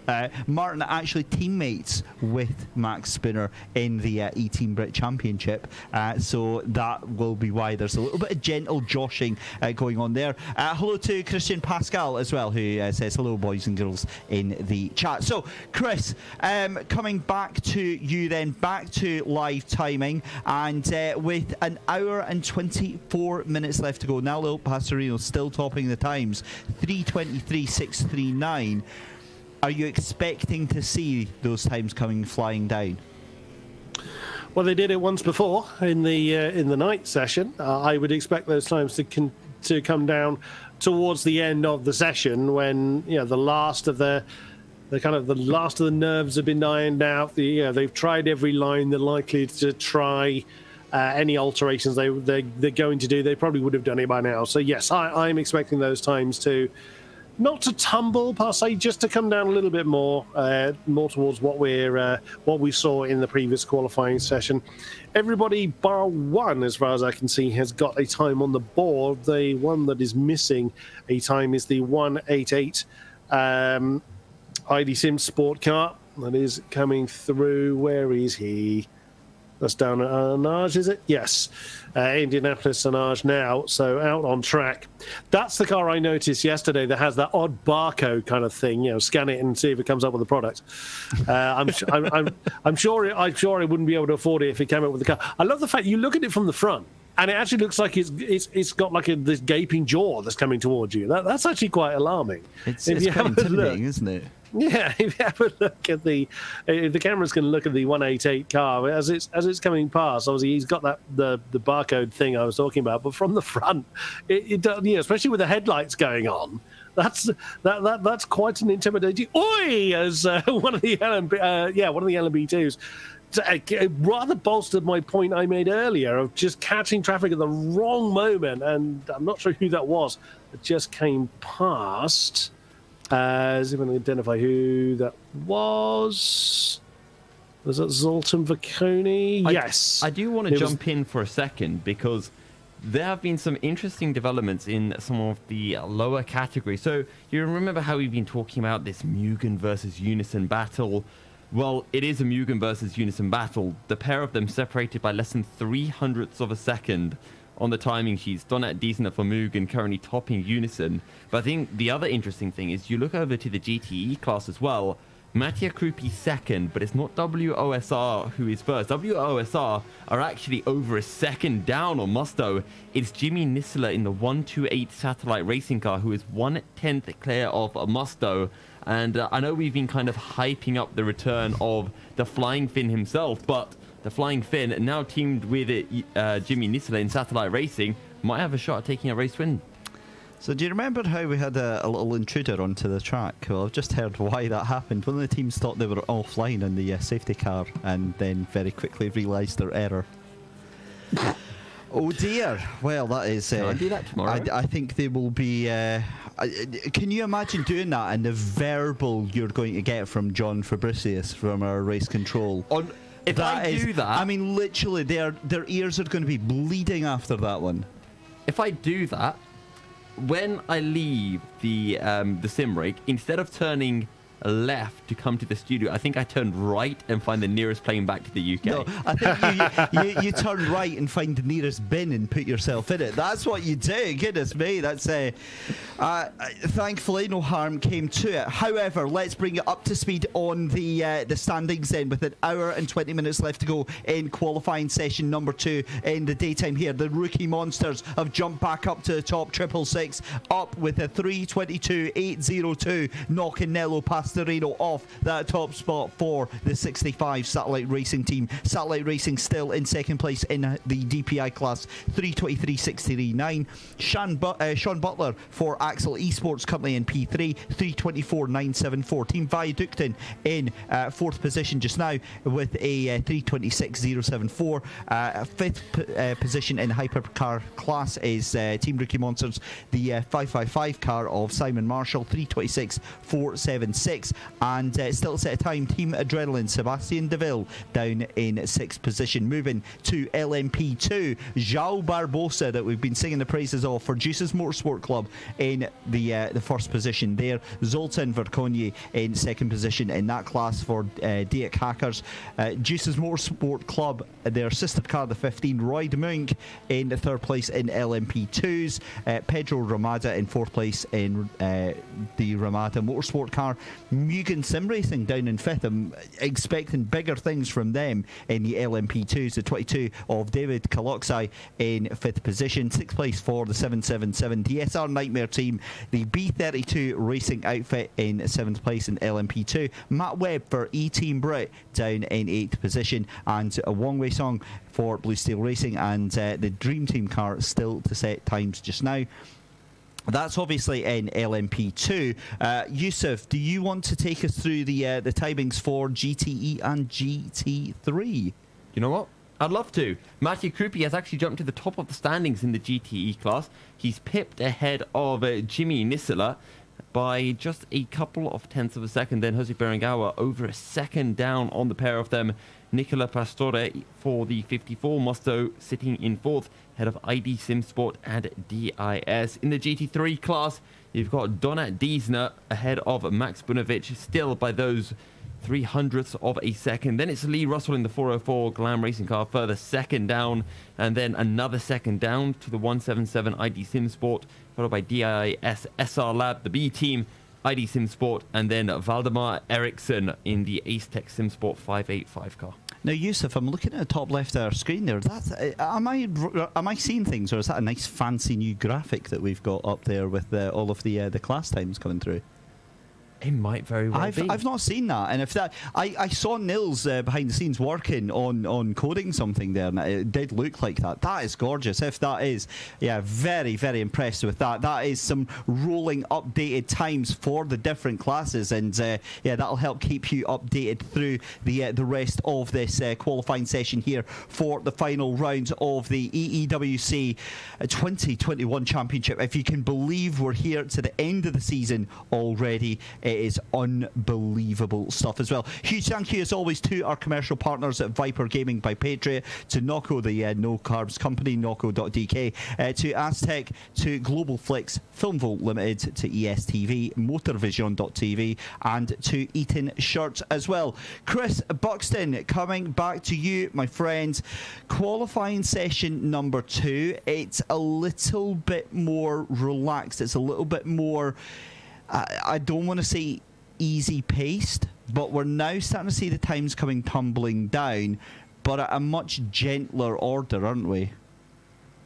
Yeah, that's to be expected at this stage of the qualifying session. We're still an hour and a quarter away from the checker flag falling, as we're looking at the I think it was slightly later joining number 64. The one remaining hypercar that is yet to get a time on the board is the Team Adrenaline car. It is the number 33, currently in the hands of Sebastian Deville, working his way through the Porsche curves at the moment. We'll see what time they get on board.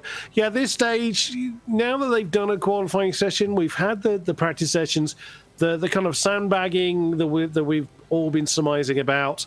That's going to slowly filter away. People now have a bit of an idea on what the pecking order is going to be. And also, through the season, that pecking order has, of course, materialized. But as you were saying earlier, David, the championship has not been sewn up. So it's not a case of, nothing else can be done. As the Adrenaline car has now, I think it's now starting its time lap. Either that or invalidated the last one.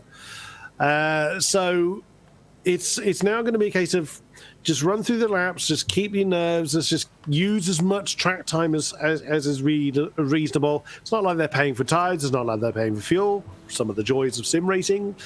So they can just keep turning the laps, and even if they stick it in the ball, they're not paying the repair bill. So there's no reason to not keep turning the laps, just to keep the skills sharp for when it's all important. Go time tomorrow.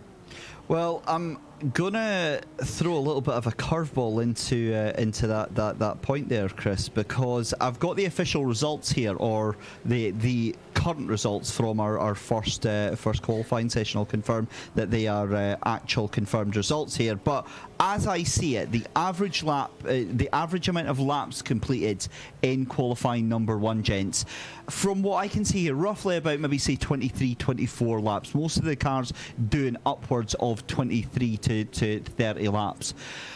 Your pole sitter, as of that first qualifying session, the 64 Satellite Racing Team, get this, 1.9 seconds ahead of the sister Satellite Racing Team, only did 13 laps in that entire first qualifying session. The maximum I think we've got is about 30 laps in qualifying, but for them to go out and do a handful, and that's what it was, a handful of laps, Yusuf, and fire that thing so dominantly on pole, there is no way that is not the subject of a lot of pre-preparation and planning from that team. Yeah, and I think something else to add with that is Henry Sinek is very, very fast. We haven't seen him come through in the second session of qualifying just yet, and presumably he's probably going to blow all of these lap times out of the water with another 320 when he does eventually join the session. But I think there is something very important that we do have to mention just before I go back to you, David, and that is, where is Varga? That is a very, very good question. Now, we were saying that. We actually asked that question because they weren't at Spa. They didn't get the points because they didn't take part. And we jokingly said, what if they don't turn up? And you were like, oh, well, maybe they feel that confident. You joked about maybe they feel that confident, but if they don't turn up for qualifying, that is potentially a bombshell of a story of nuclear proportions. Yeah, it'd be the biggest story of the year. The fact that the team that have been dominating the LMP2 class so far, I mean, one race away from winning the championship. All they need is like a 6th place, 7th place, and they've got the title wrapped up. And I think it makes things really, I mean, it's so interesting now, Chris, because the championship is just blown wide open. Yeah, I mean, it is a very strange tactic to take. Even if you're confident of taking the championship, unless it's absolutely mathematically impossible to be overturned, you don't take that kind of risk. So I'm a little bit dumbfounded by that. However, they are a notable absence, so I've got nothing really I can add to that. I genuinely have no idea what the thinking is there. That's if they come away with it, it's far more luck than judgment, I dare say. I mean, obviously, we are joking about that, about them not turning up to Spa because they're that confident. But surely, like you just said, Chris, you just can't do that. You can't deliberately not turn up and then still expect. So, a very, very bizarre story unfolding behind the scenes of that 117 team, given that the gap. They've not just got Juice's Motorsport, but they've got Mugen Sim Racing hot on their heels, 27 points. And let's not forget, Ramada Motorsport still with an outside chance, just 39 points behind them. If they don't turn up to the race, that is then an open battle for the LMP2 championship. And if anything, that is some more kerosene for that fight between the LMP2s.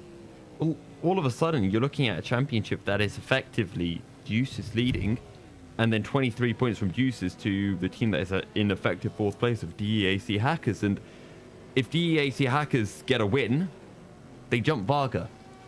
And they only need 22 points over Juice's to take the championship. So I think there is a realistic chance that DEAC Hackers can win this championship. And we've talked about how this season LMP2 has turned out to be the closest category so far, with Juices, Mugen, Ramada, DAC Hackers all super close together. Varga, sure, they were a step above, but without Varga in the picture, this is a 4-way title fight. And for me, this is the most exciting end to a championship, to a class in a championship, if Varga aren't racing tomorrow. On the subject of permutations, I've got to say a huge thank you to Ewan O'Leary. We'll give you a little sneak peek at what's coming up, because Ewan has actually gone and worked out all the different championship permutations, and actually is in the process of doing yet another blog post for us here at EEWC. The lad is an absolute machine. He doesn't even have any Nocco to keep him going either. I think Nocco need to get in touch with him and possibly try and get some DNA off him or something like that. Goodness me. But Chris, coming into this final race, honestly, you have to have an abacus in your head just to work out all the different ways that this could go. And if anything, this now means that everything is still on the cards for a lot of these teams and drivers. Yeah, what that means is that we're not going to be seeing... Well, we'll see people taking it easy at certain points in the race, but we're not going to be seeing people just going for the minimum position, because there's so many different, like you say, so many different connotations. And with Le Mans being twice around the clock, as our fearless leader Alex Goldschmidt likes to say, so much can go wrong for you, for your opponents. So much can change.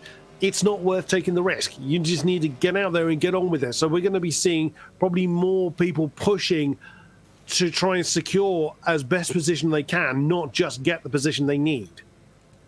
Yeah, that's a fantastic point. I'm just looking at the timing screens here, and I've just realised something. We are just 8 minutes 40 away from our next exciting milestone here in qualifying 2. Do you want to know what that is?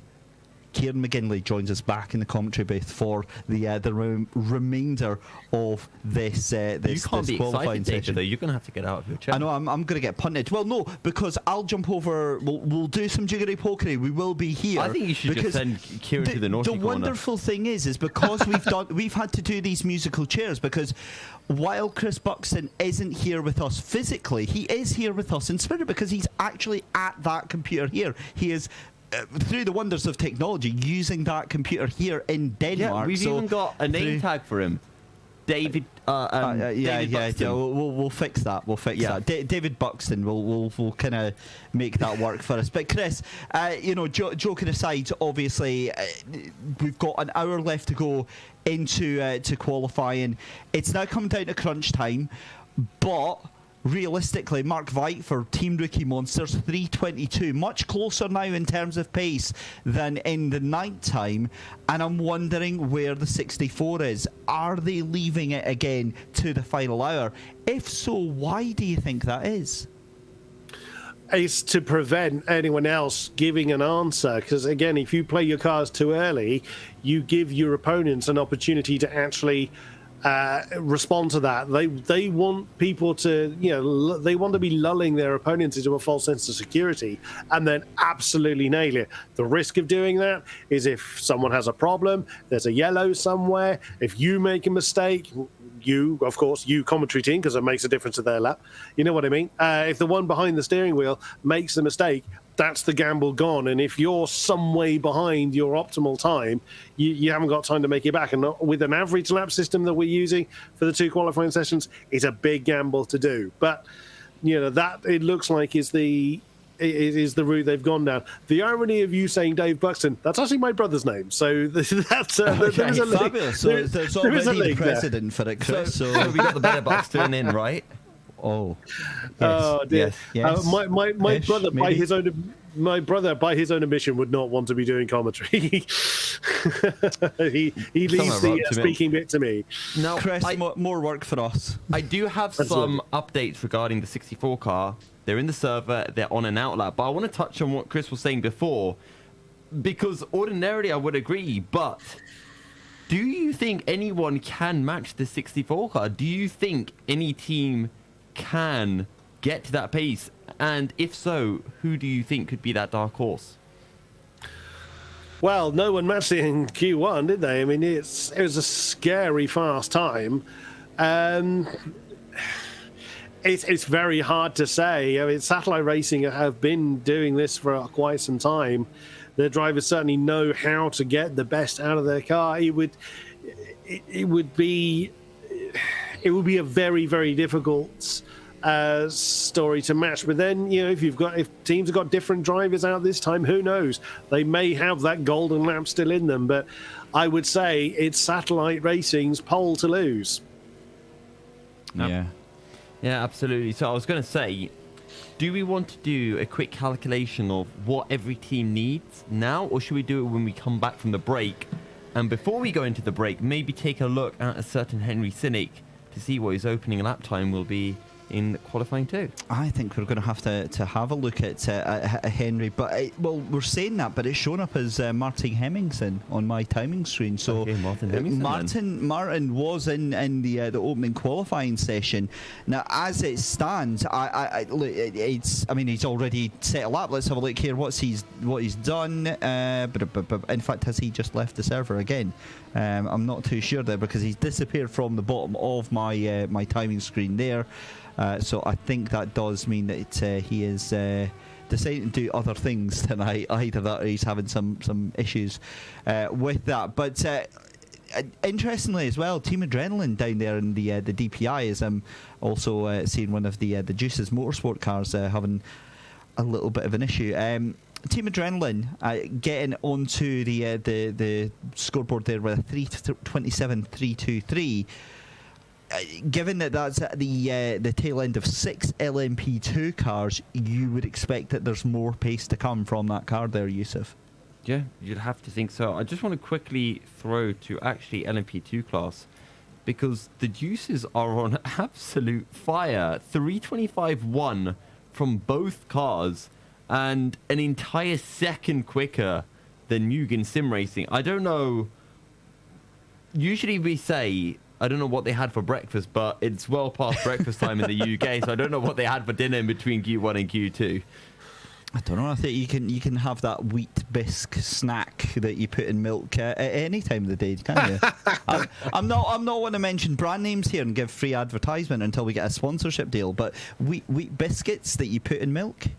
No? Right, okay, never mind, Yusuf, it's fine. It's fine. Chris, I got a big hearty chuckle from Chris, so Chris is on the same page, so 1 out of 2 is not bad. But we are coming up to the top of the hour, just 1 hour and change left to go in this final qualifying session here for the finale here at Le Mans. The EEWC comes to its conclusion this weekend, and the hype level is just getting bigger and bigger. We'll be back after these short commercial messages.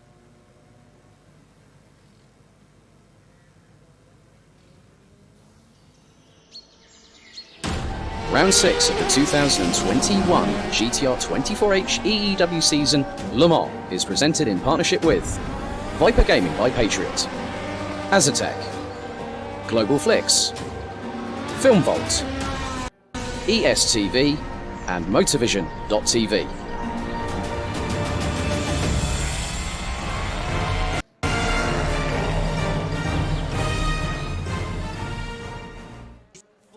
A 1v2 for the tournament. Pressure is on.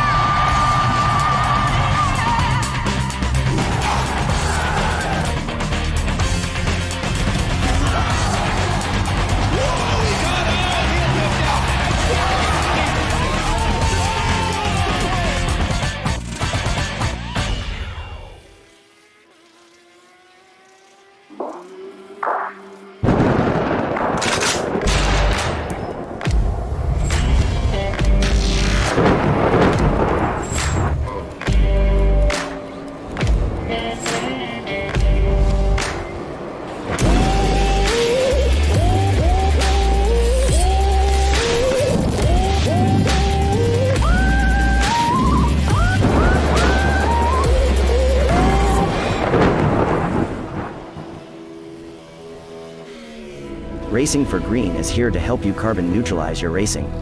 By planting new trees, Racing for Green offers to make your racing carbon neutral. We already have the calculations, contacts, infrastructure, deals and solutions ready for you to easily buy carbon neutral laps on any racetrack. It doesn't matter if you are a racing fan, team owner, driver, sponsor or partner. Anyone can buy CO2 neutral laps in the Racing for Green webshop and trade CO2 emissions for New Forest. Racing for Green.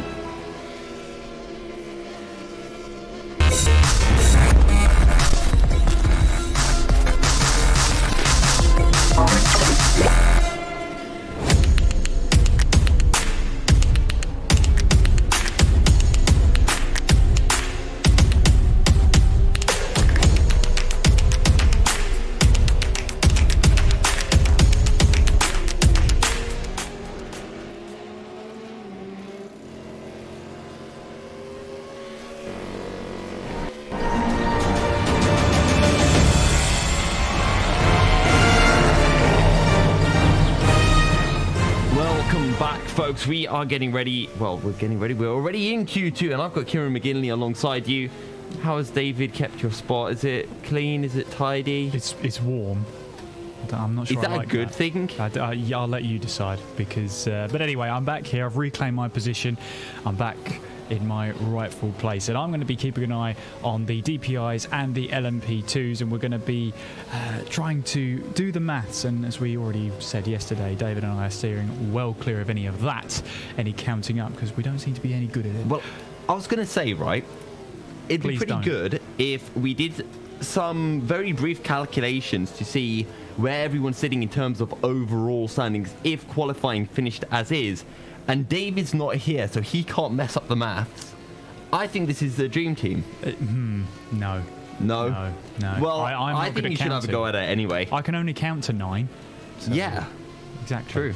So Loic Munier then is at the top of the DPI standings, 3:22.802. In fact, if my timing screen is up to date, which I hope it is, he's just gone quickest through the first sector. In fact, his own quickest, because Nello Pastorino, who's one of the you can see on the right hand side, is currently flying his way through the third sector as we speak, and making his way through now the Corvette curves. And yeah, just absolutely, the car's just sticking to the track at the moment. Keep an eye on this lap time, because it could be getting towards that pointy end of the field. He needs to find 3.5 tenths if he wants to grab the fastest lap of this session. That won't necessarily grab him pole position overall, but he's coming up to one of the GTE cars heading through the final couple of corners, and that's literally one of the worst places, and the rear axle locks up there with the brakes, and he will be absolutely gutted about that one, Will Nello Pastorino. That was shaping up to a really, really good lap, but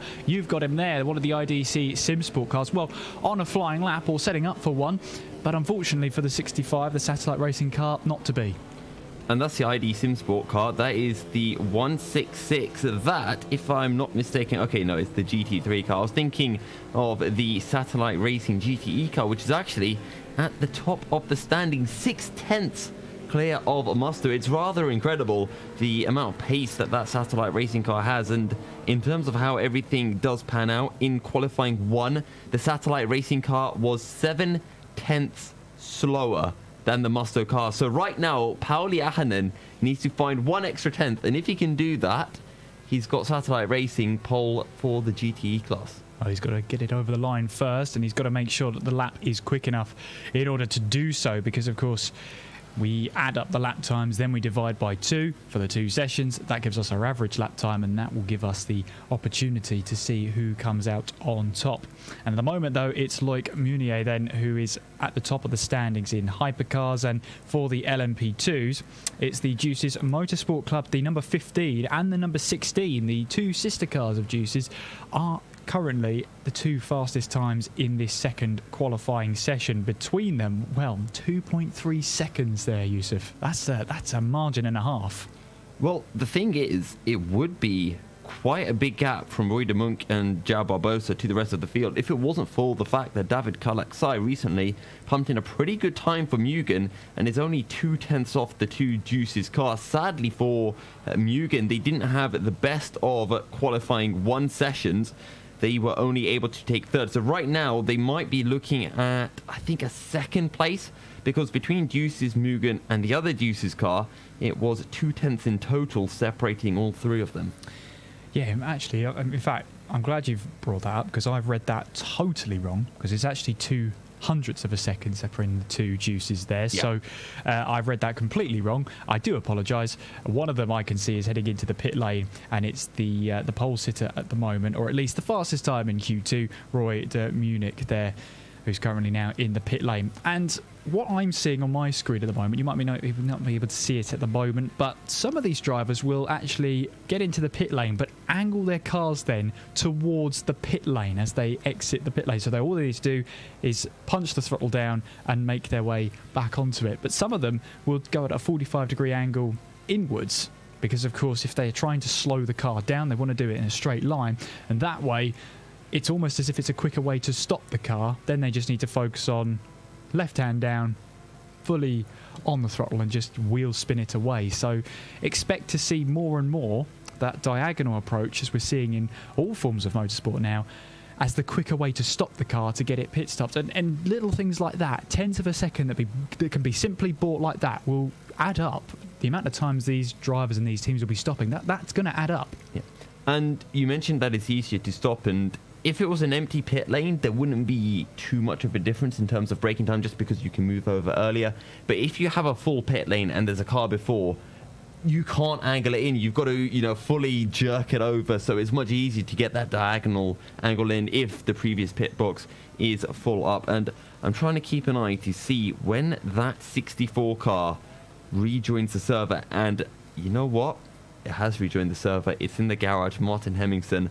I'm going to keep an eye out for when that Satellite Racing 18 car makes its way out of the pit lane, because when it does, I want to be on board for that first hot lap. I think we all do. See how that one gets along, as I believe we've got a car right at the start of the pit lane there, trying to make out which one it is. That is the E-Team Brit car, or Team Ebra, I should say. Yes, that is. Matt Webb, I believe, is at the wheel of that one. Just at the beginning of the pit lane, but it's almost like they've tried to pull the car out of harm's way completely in order to resolve some issue there. So hopefully they'll get the car back up and running. Well, who you're seeing out there is the number 33 car, the Team Adrenaline, as driven at the moment by Sebastian Deville. And currently 4th place in the standings, a 3:25.648, fastest time so far from Team Rookie Monsters, 3:22.8. We have seen a 3-minute 20 lap. That was in the night time, so the cooler temperatures might have helped the engine perform at a more optimum range. Is it possible we could see them dipping into those as we progress into this session? I mean, we've got, 52 minutes left on the clock. It's a lot of time remaining, and Martin Hemmingson is out on circuit.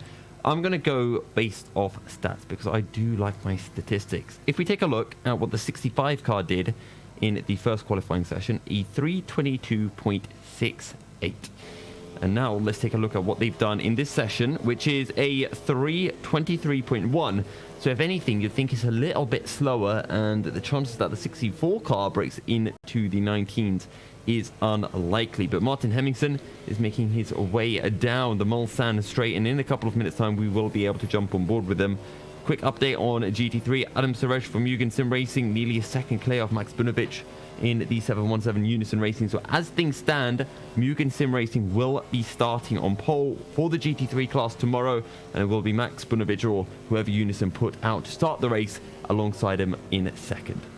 Now, 10 minutes ago, I was having a look at the radar, and 10 minutes ago there was a bit of rain to the southwest of the circuit. Now it's only drizzle at the moment, that's what it appears on our radar, but as you can see, just to the southwest, just over Angers, it is making its way towards the circuit. Now that could really put a spanner amongst the works if that were to hit the circuit. There's no guarantee it will, but I'd be keeping one eye on that radar now, Yusuf. You know what? I think we need to send David to France to blow out the wind and just change lean out direction. the window. Lean out the window. Tell us what it's like. That's what we need to do. He's trying to blow from here. Yeah. And blow it away from the circuit. honestly, That's a good job. If that changes now, I think we've got to give David a raise. I think so. Yeah. We'll say that on stream right now. Yeah, if that happens. Yeah, he's saying, bring it on, bring it on. Bring on the raise, I bet. But we've still got a bit of way to go. We will keep one eye on it, of course. It's a low chance, that's what I will say. But low chance does mean a chance. Now, Martin Hemmingson is making his way through the Porsche curves. He's got those tyres nice and hot. Do we want to be sitting on board with him, or do we want the off-board view? I think both. We could do a sort of interchange between the two as Pastorino. Then this time around, we'll see what happens. We've got Loic Munier then just making his way out of Tetra Rouge and now onto the Mulsanne straight and up towards the Honaudière. And just absolutely full throttle there he is. Got a car ahead. Now, I do wonder how much of an effect the sort of slipstream has from a GT car for one of the DPIs. Is it a case of it does the trick, or is it a negligible one at the closing speed you will have? It's interesting, to be honest. I think anything would give you a bit of slipstream. I mean, it is still going at a reasonable speed as a GT car, so it is punching that hole. Sure, it's not going to be as effective as another DPI car because you won't be in that slipstream range for as long, but I would imagine you'd probably gain up to a tenth if you can catch in the right spot. Yeah, and a tenth is all they need. I mean, Loic Munier then is at the top of the standings, and we saw Nello Pastorino. He's still in the pit lane at the moment, 3 tenths away from taking the fastest lap time in Q2. Yusuf, have you spotted something? So, Loic Munier, first sector, 31.680. The best first sector of qualifying 2 so far. Martin Hemmingson a little bit further down the road. First lap of the session, 31.6. Yeah. I mean, keeping one eye on him then in the 64 Satellite Racing machine.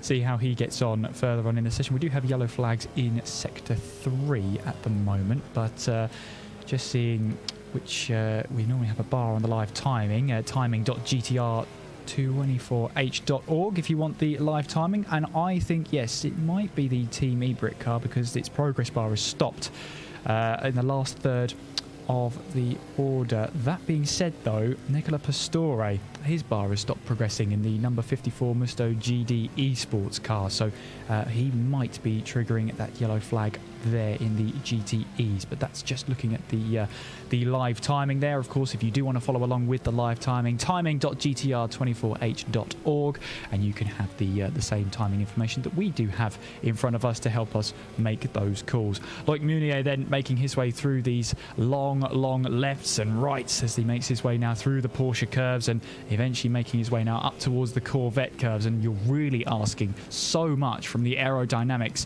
of these DPIs back through on towards the power as we make our way towards the Ford chicanes. And if you've got a stiff setup, as we've already alluded to over the past few days, this is where your lap can be undone as Meunier now makes his way through the final couple of corners. Is there going to be an improvement? He's gone quicker than his own personal best through Sector 2. Let's see as he makes his way across the line then towards the start-finish line.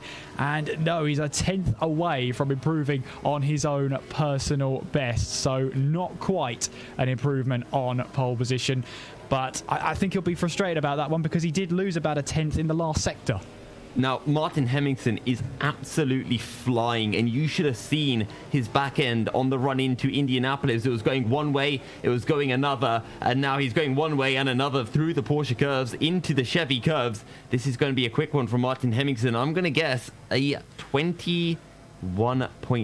Okay, we'll see how it goes then as he now makes his way up towards the Ford curves, then riding on board with Martin Hemmingsen. Then as he goes left, he goes right. The change of direction, slowing the car down again. Left, then right, over the sausage curve, back onto the power and towards the start-finish line. What's this lap going to be then from Martin Hemmingsen? It's a 3:21.3 from Martin Hemmingsen, and he puts that car now on the fastest lap in Q2. He went even quicker than you thought there, Yusuf.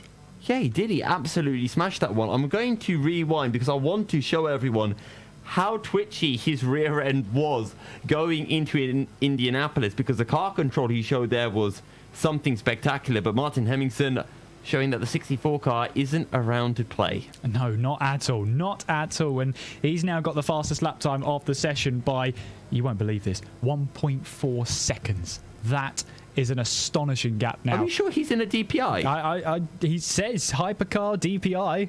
That's what I'm going with. But yeah, he's unlocked an absolute massive, a monster lap then. And well, looking at the timing screens then, it looks like he wants even more. I mean, he's backed off of this lap, probably understandably. He's about 3 seconds off of his last lap time there. But what a lap then from Hemmingsen. Maybe a cool down lap, get the car back under optimum temperatures, maybe just save a little bit of fuel for that final run, or another run in this session. We still have 3/4 of an hour of qualifying to go, and Yusuf, it probably brings it nicely up to going through each and every one. We focus on hypercars. We know Martin Hemmingsen for 64 Satellite Racing is at the top of the order. That's going to push then Team Rookie Monsters, the 666, down to second place at the hands of Loic Meunier, and then the 65 Satellite Racing car of Nello Pastorino rounding off the top three. Kian Butler in the 21 Axel Sports. They had their troubles in Q1. They had the engine blow up on them, unfortunately. They currently sit in 4th place. Sebastian Deville in the number 33 Team Adrenaline car in 5th place. Taylor Lane in the 555 Team Rookie Monsters car in 6th place, and Viducton there in the number 1 car rounding off the 7 DPI cars. In LMP2, I told you to watch out for him. João Barbosa, 3:24.923 is currently the fastest lap time in the LMP2 class. It's a Juices Motorsports Club. They are topping the timesheets in this second qualifying session. It's João Barbosa followed by Roy de Munich, and they're separated by just under 0.2 of a second. Roland Suze then in the DEAC Hackers number 95 machine, rounding off the top 3. Mugen Sim Racing in the 22 in 4th. Ramada Motorsports, the number 57 in 5th, and the treble 6 7 DSR Nightmare rounding off the top 6. Yusuf, how's the GT classes looking? I just want to jump in quickly about the LMP2 class, because the recent lap from Roland Zux means that is overall pole for the DAC Hackers, because he's within the 4/10ths that he had over the Deuces Motorsport Club in qualifying 1. But to go on to GTE class, Pauli Ahonen still 348.291, no improvements from himself or Mattia Krupi, and Jose Berengao, World of Sim Racing, a further second behind. So the GTE field has been fairly static over this last half hour. Yeah, I was just seeing there, Pauli Ahonen then in the 128 Satellite Racing. Rear end was absolutely flying then, going through the last part of the forward curves. And a little bit of oversteer, but he won't be concerned too much as he now heads in through the Dunlop curves and riding on board over the bonnet then as he now makes his way through the S's now.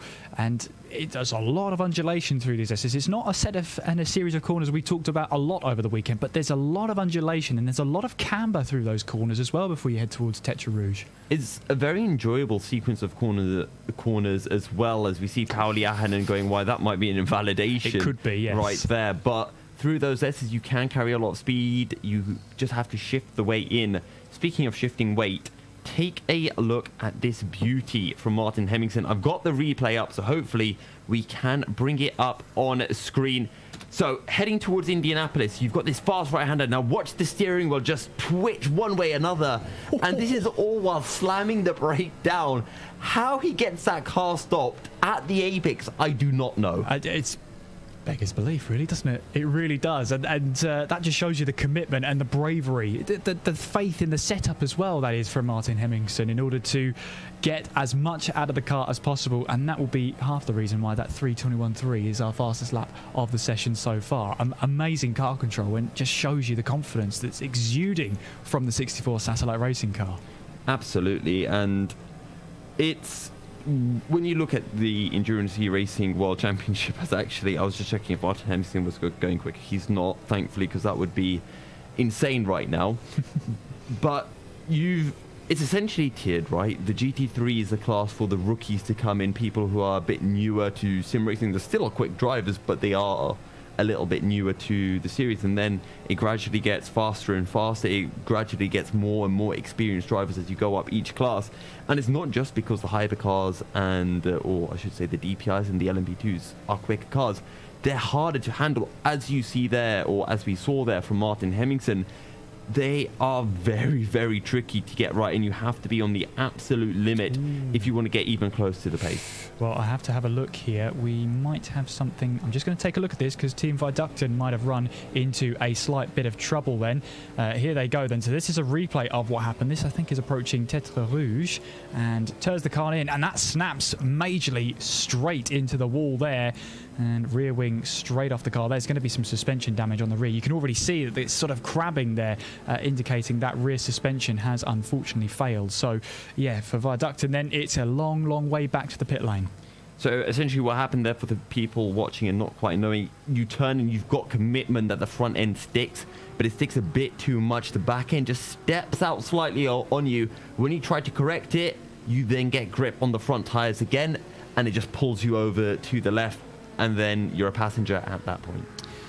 And Pastorino then trying to negotiate his way through the traffic. There he goes through past the wounded Viducton car then, as he now tries to make his way through the order and tries to set a quicker lap time on the board. He is currently on a flying lap now, as he now makes his way up towards this flying chicane here on down part of the Mulsanne straight back onto the power. He will go currently third fastest in class with that 3:23.136, and it's within roughly 1.7 seconds of Martin Hemmingsen's sensational lap. He's got a bit of a toe then from the BMW in front and makes his way now onwards towards the next set of corners. In fact, now making his way on towards the Mulsanne hairpin, trying to make sure that the car slows down.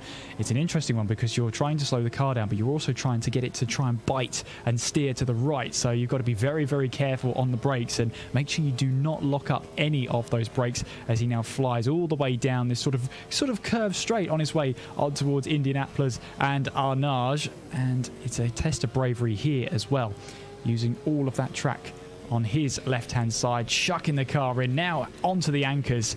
A little bit of a front left-hand side lock-up then as the car lights up on him on the rear end, now in towards the braking zone of Arnage. Back onto the power he will go, flicking the tail out as he exits, and now heading his way towards the Porsche curves. Looking at it, yeah, he has gone quicker then through the middle sector, and he's gone quicker than Martin Hemmingsen by, get this, 300ths of a second. And it's going to be a very, very close one for the top of the order. We'll have to wait and see how he gets on then as he makes his way through in towards the Corvette curves then. And on his way, Martin Hemmingsen obviously leading that battle, leading that charge. Let's see if I can hop back to Pastorino then as he makes his way towards the closing stages of the lap, keeping one eye on his third sector time then. Well, this is going to be important because he needs a good forward curves here, clouding the curb both sides back onto the power, using all that curb on his left-hand side across the line. Is it going to be an improvement? It is going to be an improvement. 3:22.5, which now puts the 65 Satellite Racing second fastest. And I just saw some rather crazy scenes. I'm just going to quickly bring up a replay of this because it was rather bizarre to see what just happened between the, I believe that is the 64 car of Martin Hemmingsen and one of the ID SimSport cars. Well, whilst you find that, we are just having a picture-in-picture, one of them being Mattia Krupri, and let's see, yeah, talk us through this one then, Yusuf. So I've sped it up, and you come through the Mulsanne chicane. He's right on the rear end, and he thinks that the GT car's going to go one way, and the GT car doesn't. He then pulls out, and he has the weirdest wobble that I've ever seen in my life. I think that's a frustration wobble, we would call that. That's for sure. Yeah, definitely a frustration wobble. The car's teleporting as well. Well, it's... Now we know why the car's so quick. Now we know how Martin Hemmingsen is doing this. It's a fantastic drive from him. But yeah, I think that's a frustration weave more than anything else. Of course, with this frustration, you're not allowed to flash the lights in frustration, or if you do, you're not allowed to for more than 2 seconds or 4 flashes of the lights. So you've got to really rein it in. So I guess that's the alternative, is the little frustration wiggle. I'm trademarking that, by the way. Frustration wiggle. Yeah. There we go. Do we call it the Martin wiggle or just frustration wiggle? Martin wiggle sounds better, but frustration wiggle is more to the point. You know what we're talking about. Yeah. So we've now have the frustration wiggle. We have the Andy Kurtzen Strat. Yep. I feel that I could name that one slightly better. One more would make the hat trick. And I think that would really put a sort of a wrap a bow on this weekend. Let's not force it. I think it'll come to us at some point. It'll come. Yeah, things come in threes, Yusuf. It will come. It will come. There's Mattia Kruppi, who's into the pit lane in the 53. Well, how is the 53 getting on in this session? The 53 is doing all right. Mattia Kruppi has closed in onto Pauli Ahanen, so the gap is just 2/10, which means that Musto have gotten a lot closer to securing that pole spot in the GTE class. In qualifying one, Musto picked up a 48.397, whereas Satellite Racing a 49.076. So the gap between the pair of them was roughly 7/10. That means that Satellite Racing need to beat Musto's time in Q2 by those 7/10, which currently they aren't close to doing.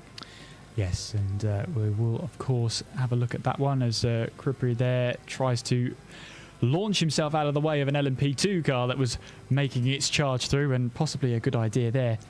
The only problem with that, though, is that your tyres, that you do get a little bit of build-up of rubbish throughout the weekend.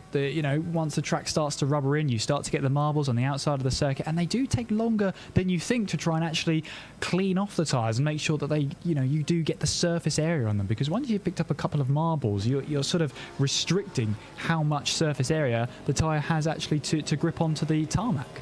Yeah, and you need to do a bit of the frustration wiggle, maybe get some heat back into the tyres. Maybe that's what Martin Hemmingsen was going for. It's catching on, the frustration wiggle. Now Pastorino then is making his way now back into the pit lane in the 65 Satellite Racing car. 34 minutes left in this qualifying session, and all eyes will be on how this really adds up. And well, an average lap time coming in, we shall have to wait and see how it all develops. But there is a Kruppi there again, getting that back end wiggle on as he tries to get as much power down as he possibly can. That little bit of drizzle, I was talking about, what was it, about 10, 15 minutes ago? Yeah. It has missed the circuit, luckily. Okay. To the east. Because if it did hit the circuit, then we'd have the David blow or something. Yes, I think the David blow has worked. Now, the only issue is there's still more rain on the southwest as of, let it tick through. I believe this is at the turn of the hour. Yes, so about 5 minutes ago, there was rain to the southwest of the circuit. A little heavier than it was before. We're looking at roughly light rain there. So still the threat of rain with just over half an hour to go. So, of course, we'll keep one eye on the radar for you and keep you well up to date as we get it, as we roughly get it around every 10-15 minutes. It starts to tick over, and that's when we get to our sort of latest weather report as to where that weather front is. Now, I do want to jump in and bring something up because we've spoken a little bit every now and then about the Andy Kurtzen strat. And speaking of the Andy Kurtzen strat, I want to give some information as to what's happening in the GTE class. So, in qualifying 1, DIS Sim Racing out-qualified the 54 Musto car by 0.4 of a second for what was third place in that GTE class. And now in the second session of qualifying, DIS are, I'm just going to double check this, 0.08 off that 54 car. So currently they have that third place locked in. And unless Marco Mazzetti can find another few tenths, it will be staying that way. A bit of update to bring to you from the LMP2 class. We have a new fastest lap of qualifying 2 in class. It's the DEAC Hackers who've now set the fastest lap time, 3:24.594. It puts them roughly 0.3 clear now of João Barbosa in his number 16 Juices Motorsports Club LMP2 car. So obviously Roland Shoes setting the mark there in this second qualifying session, as that's someone making their way through an LMP2 past the second place car, Matteo Krupi, as the 53 BMW gets on its way once again. And the weird thing for me is with this LMP2 class, and again, we've been hyping it up all weekend, this four-way battle between Deuces, Mugen, Ramada, DAC for what we thought was second. And Alex at one point highlighted this could be the battle for the championship. And at the time I said, no way. But it turned out he's been bang on the money, because with Varga not looking like they're going to be showing up, it is a battle for the championship. And DAC are the ones at the bottom of that class in terms of championship standings. But they're looking like they're the quickest ones here. And it's Ramada who are third in that battle, who just haven't seemed to have been able to find the pace. And DAC Hackers on their day have now picked up second places. But then there have also been the big mistakes. And then they don't pick up a lot of points. And if they have had that consistency, they would be ahead of Juices, Mugen and Ramada. So DAC Hackers need a strong result. And at the moment, they're showing all of the right signs to achieving that. So far, so good. And on a weekend where it is double points, 2 points for pole position will go a very, very long way indeed. We have just over 30 minutes to go. We'll take you through the top cars at the moment. The 64 Satellite Racing car is at the top of the order of the DPIs. At the LMP2s, we've just discussed him, the number 95 of the DEAC Hackers. We're leading the LMP2 class for GTE, Yusuf, and GT3. How's it looking? In GTE, it's Pauli Ahonen leading for Satellite Racing ahead of Mattia Krupi for Musto GD Esports. And in the GT3 class, Adam Sarej having blown Max Bonovic out of the water pretty much.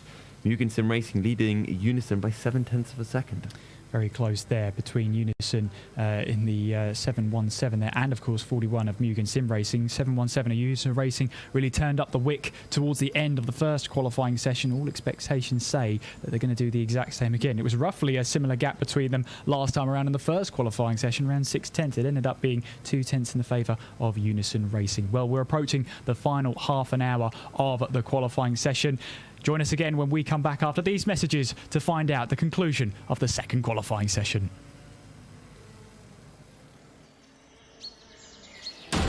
Round 6 of the 2021 GTR24H EEW season Le Mans is presented in partnership with Viper Gaming by Patriot, Azatec, Global Flix.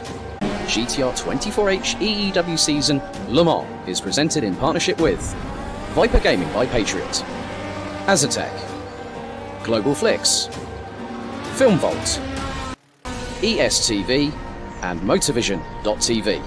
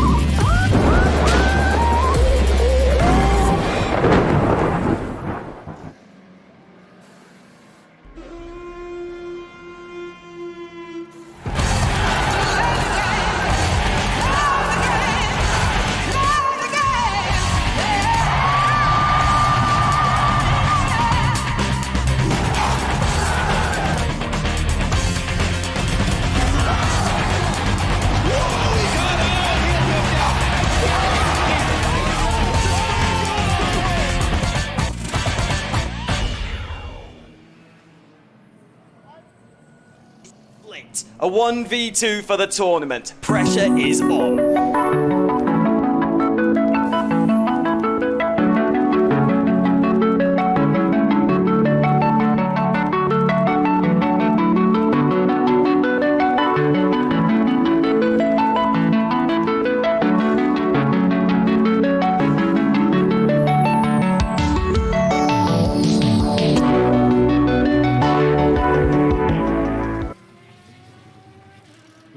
Racing for Green is here to help you carbon neutralize your racing.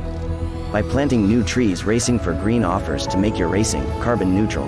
We already have the calculations, contacts, infrastructure, deals and solutions ready for you to easily buy carbon neutral laps on any racetrack.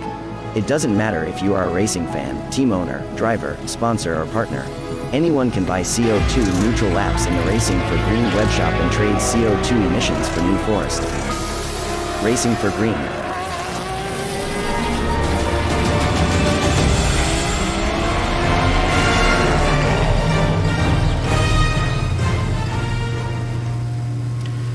Okay, shall I bring us back in then?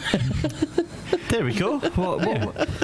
Sorry, I had to take a little power nap there, guys. Just a little beauty sleep. I think we've all been put through the ringer, let alone the drivers out on track at the moment. Welcome back to the final part of the final bit of qualifying for 2021, guys. Here at Le Mans, it's been a frantic one so far. Martin Hemmingson has been the man the most talked about, and I saw the biggest off on the way to his fastest lap in Q2. The dangerous Dane is at it again. Really, firstly, a big thank you to you all for tuning in. We can't wait until 3 o'clock tomorrow afternoon, that's guaranteed. Let's get some updates.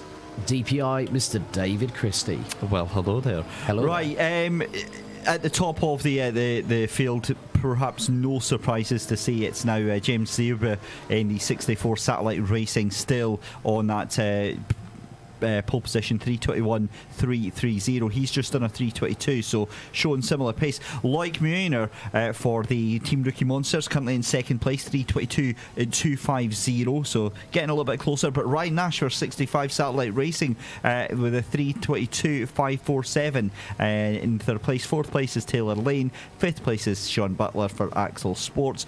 Sebastian Deville in sixth place, and get this, Team Viaductin down at the bottom in seventh place. Okay, LMP2. Currently, I've keeping my eyes on Roland Zooks actually flying over the sausage curbs, coming out of the final chicane, and has just gone quickest again.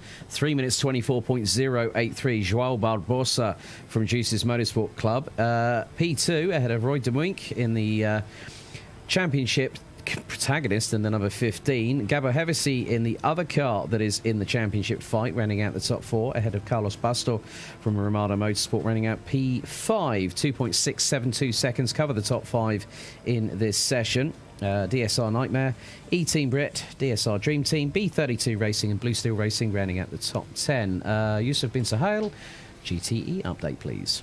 Pauli Ahonen, first race back in, sitting at the top of the standings in the GTE class, and that 128 Satellite Racing car looking good, looking like it's got a good depth of a team, and I honestly think Pauli Ahonen and that Satellite Racing car might be in for a win tomorrow. Either way is Mattia Krupi, who's sitting on the overall pole. He's currently sitting second in class, just under 2 tenths behind Pauli Ahonen. And then Jose Berengawa nearly a further second behind is Marco Mazzetti sitting in 4th for Musto. And then you go down to the 45 of DIS SR Lab, who are in for an overall start of P3 or P4. And ID SimSport completing Q2 down in 6th place. GT3 update, Mr. Kieran McGinley, please. GT3 update. I'm getting a bit of deja vu. It's Adam Surej in the Mugen Sim Racing number 41 car, ahead of the 717 of Max Bunovic. So interesting to see how that battle leads on in the closing stages of the second qualifying session. Then it's the 404 of Glam Racing at the hands of Lee Russell. ID SimSport in the 177 in 4th place. The sister car, the 188, ID SimSport in 5th place. And then it's the 585 Azatec SimSport rounding off at top 6, and DIS Sim Racing Lab in 7th place, and looking like 6 seconds covering the entire GT3 field. So, just by a guess, I'm not going to. I've been trying to do mathematical calculations, but I don't really want to drop myself in both feet first. But looking at it from this perspective, the number 64 Satellite Racing set to take pole position. That's 2 points. DAC Hackers, I think, if memory serves me correctly, were quickest in qualifying one. They're top of the timesheets in Q2. That puts them on provisional pole. Yusuf, it's looking a bit different, though, in GTE, because if memory serves me correctly, it was Musto, wasn't it, at the top of the timesheets, Q1? And now it's Pauli Ahonen for Satellite Racing.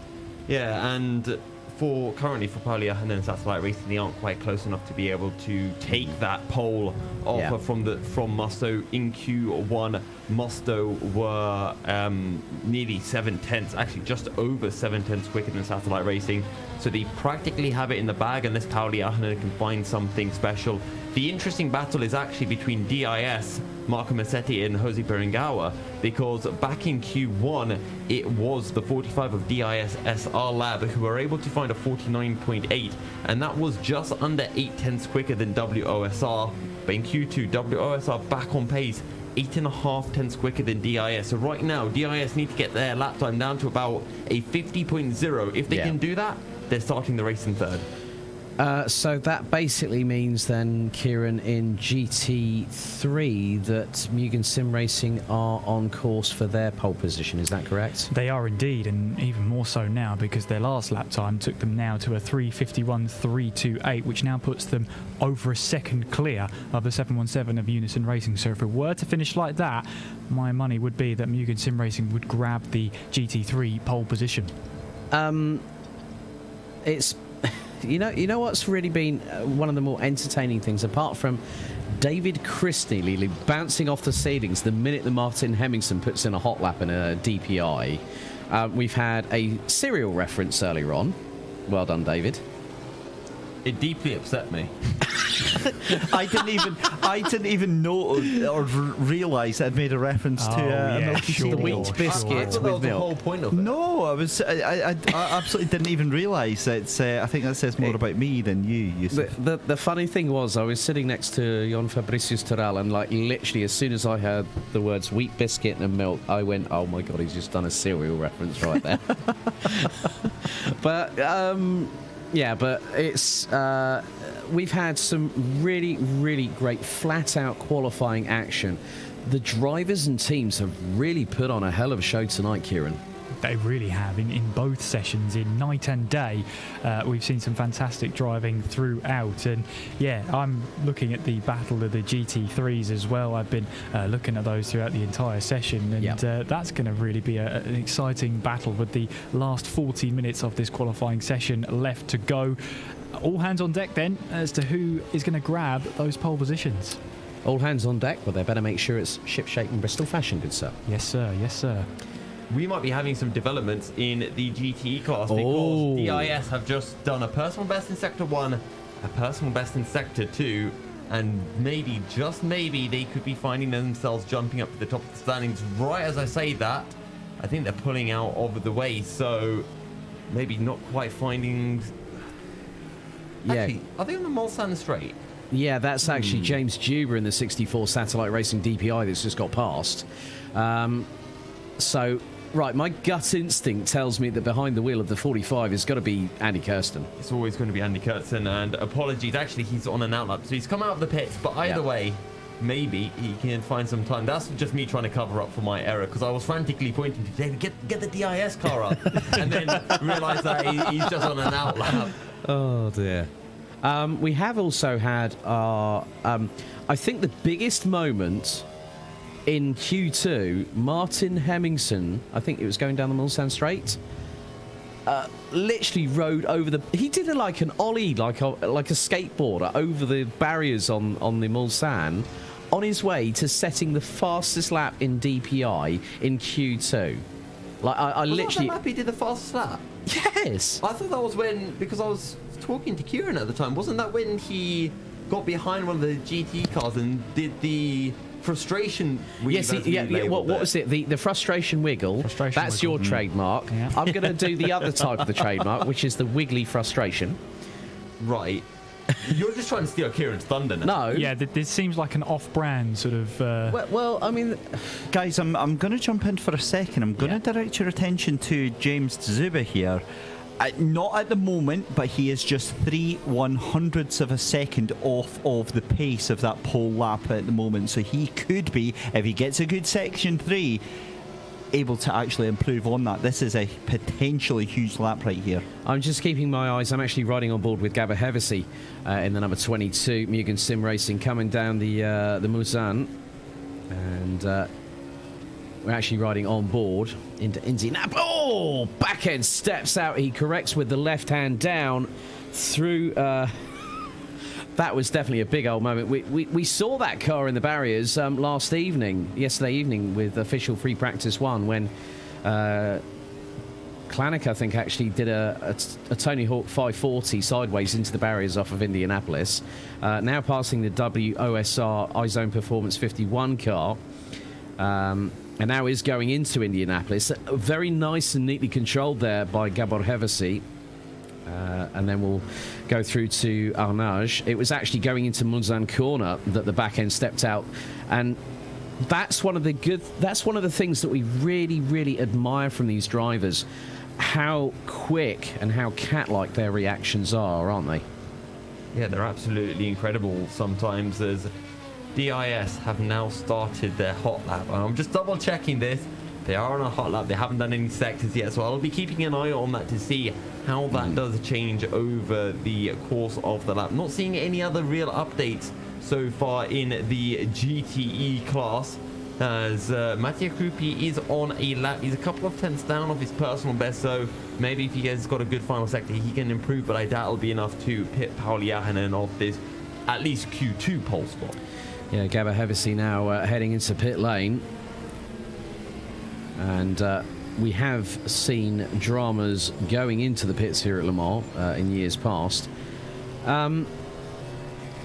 You know what? This qualifying session has been even more visceral than what we've experienced this year. You know, myself, all of us has been a part of at least a qualifying session this season. This is where, Yusuf, that these drivers have now... They know that tomorrow is when the real hard work begins. The drivers are going to have to be fully rested, fully hydrated.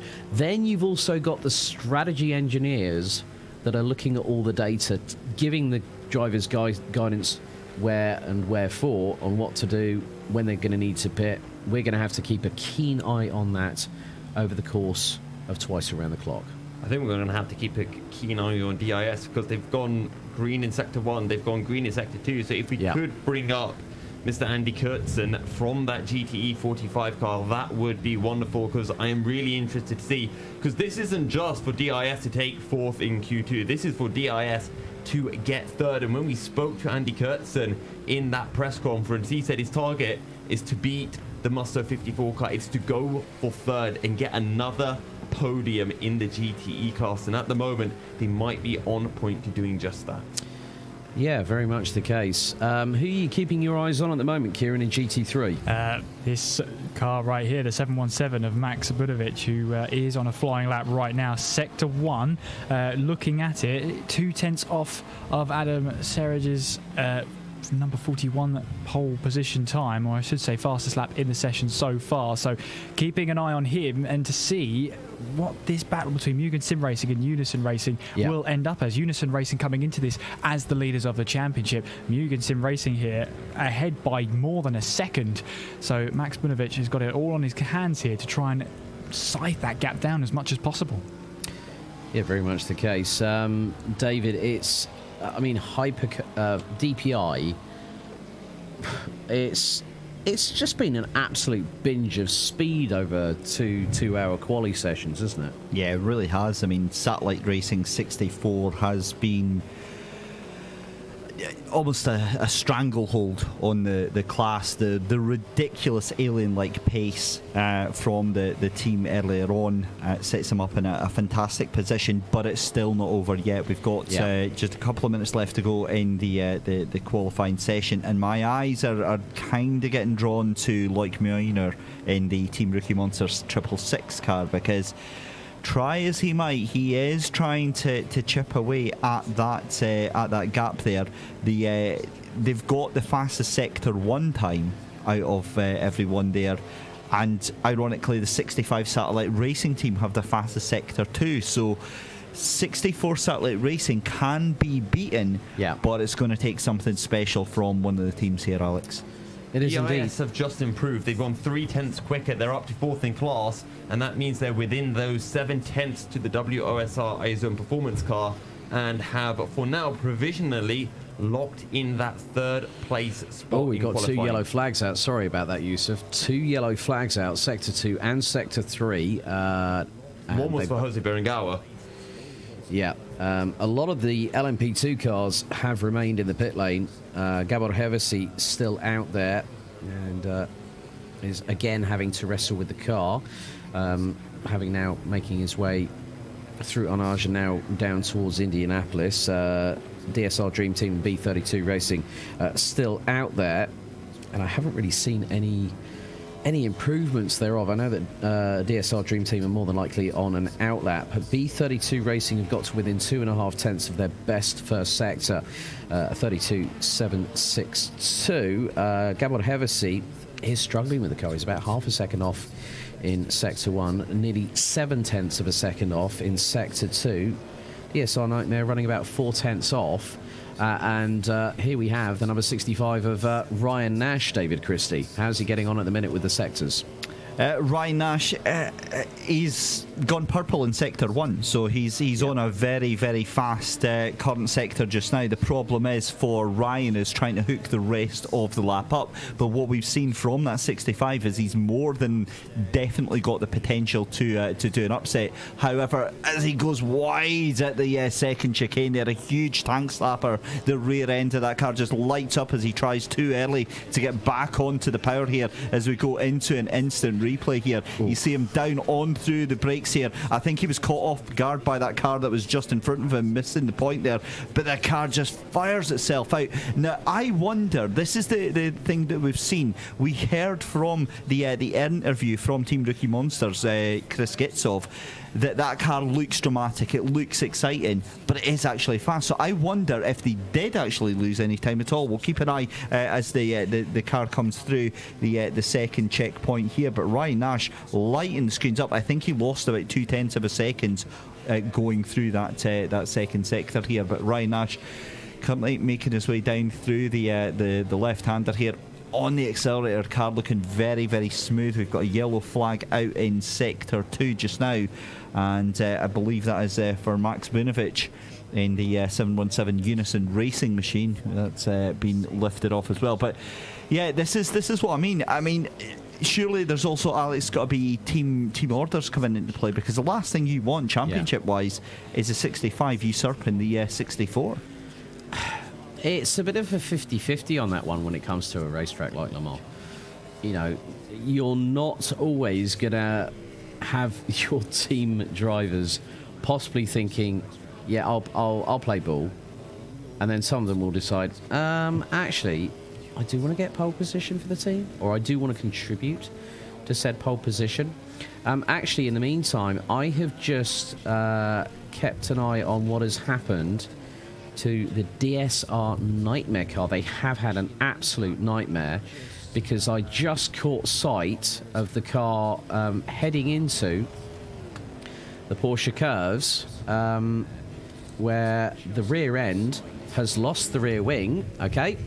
Through the Porsche curves, no rear aero, and earlier on, I could have wound back, but it was a very, very lengthy time. The car has trundled its way at very slow speed, so it rejoins, gets out of the kitty litter, misses the wall on the escape road, and very shortly, that's the ID SimSport GTE car. And then very shortly, they'll also have Unison Racing. There's a car coming up. That's more than likely that is the... Yeah. Look at the speed from Team Rookie Monsters going through there just to circumnavigate not just DSR Nightmare, but also that is the ID SimSport, I think, GT3 outfit. Just to give you an update then, Ryan Nash has brought it into the pits then for the 65 Satellite Racing Team with 2:10 left on the clock. That's it, they're done. They can't improve on that third place just now. Oh, the ID SimSport has just hit the... Now, was there... I don't know whether there was the slightest of touches there between Loic Meunier and also the ID SimSport car, because... And Mugen's just had to get out of the way. Loic Meunier is just literally assaulting the circuit. Well, that's one way of putting it, really.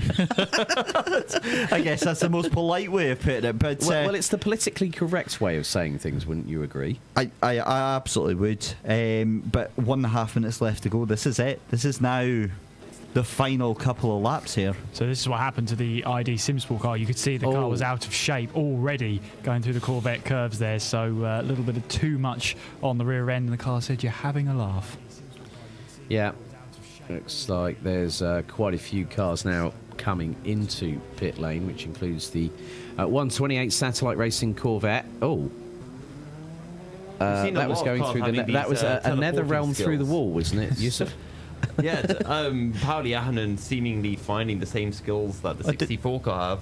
It's no surprise that they're both at the top of their standing. Yeah, it's the brand new flux capacitor update for R Factor 2 that's just been brought out. But all you need is Doc Brown, Marty McFly, and the DeLorean. Yeah, I don't quite think he was doing 88 miles an hour. No, he was definitely doing a hell of a lot more than that, though.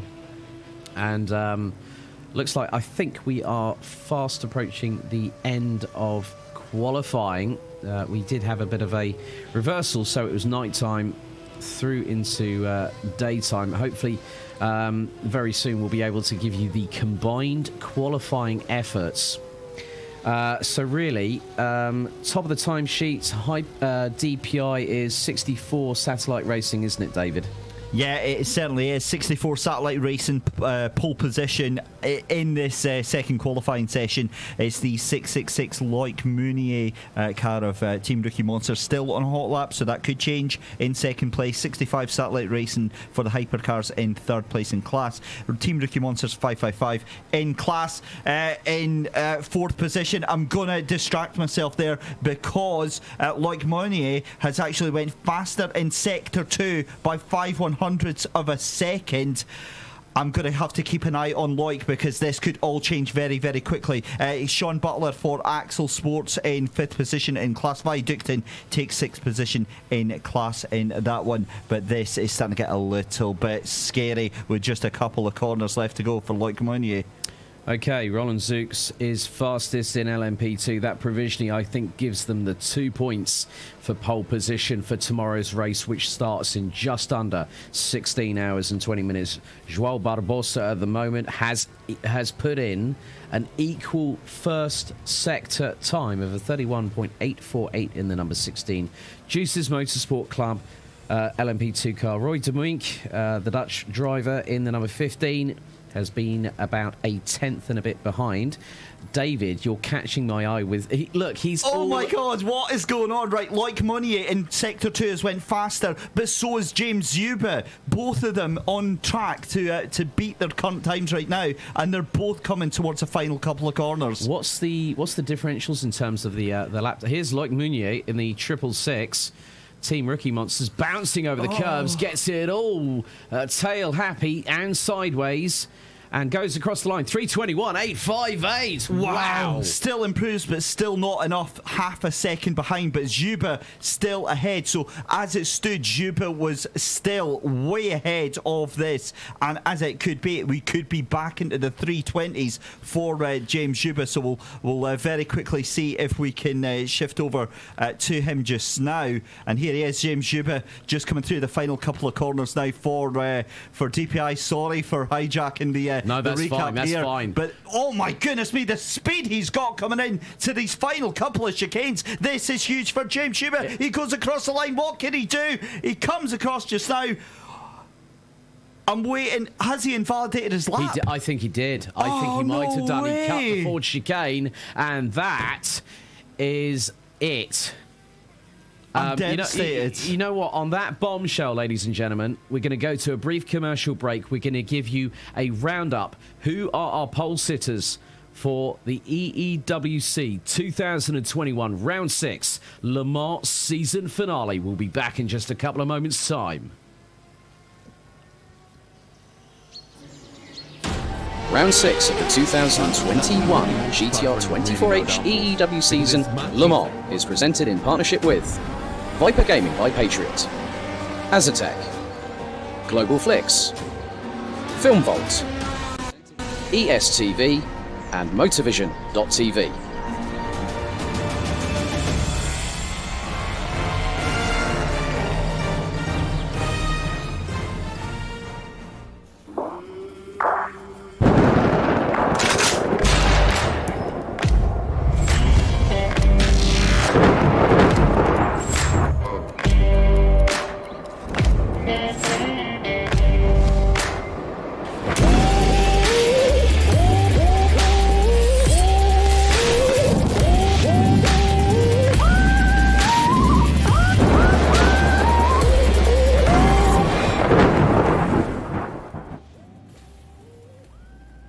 Racing for Green is here to help you carbon neutralize your racing.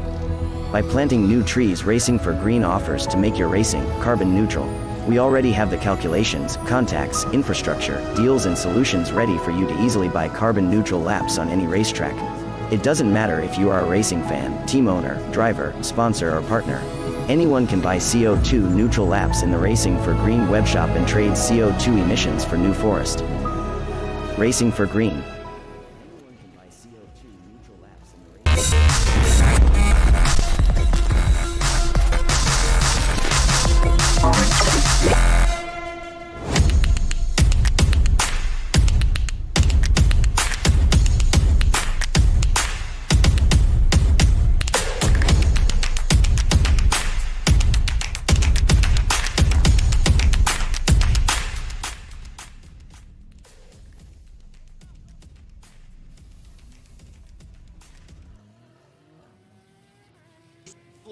A 1v2 for the tournament. Pressure is on.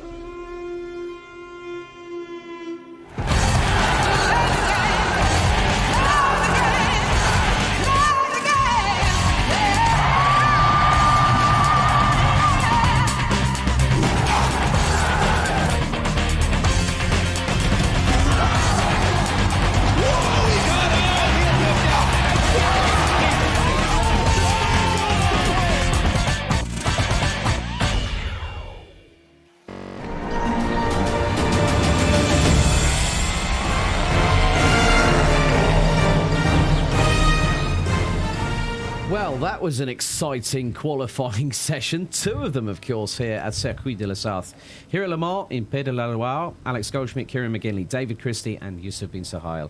We're going to be here for probably about the next 10 to 15 minutes just to really look back at some of what was, I think, the most action-packed, adrenaline-fueled, exciting qualifying session. I mean, Yusuf, we'll go to you first.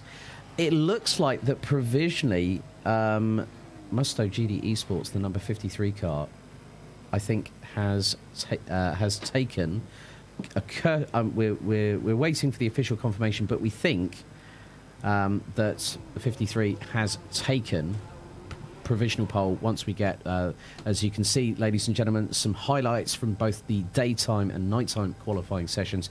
Musto GD Esports must be feeling good right now. Yeah, they must be feeling good.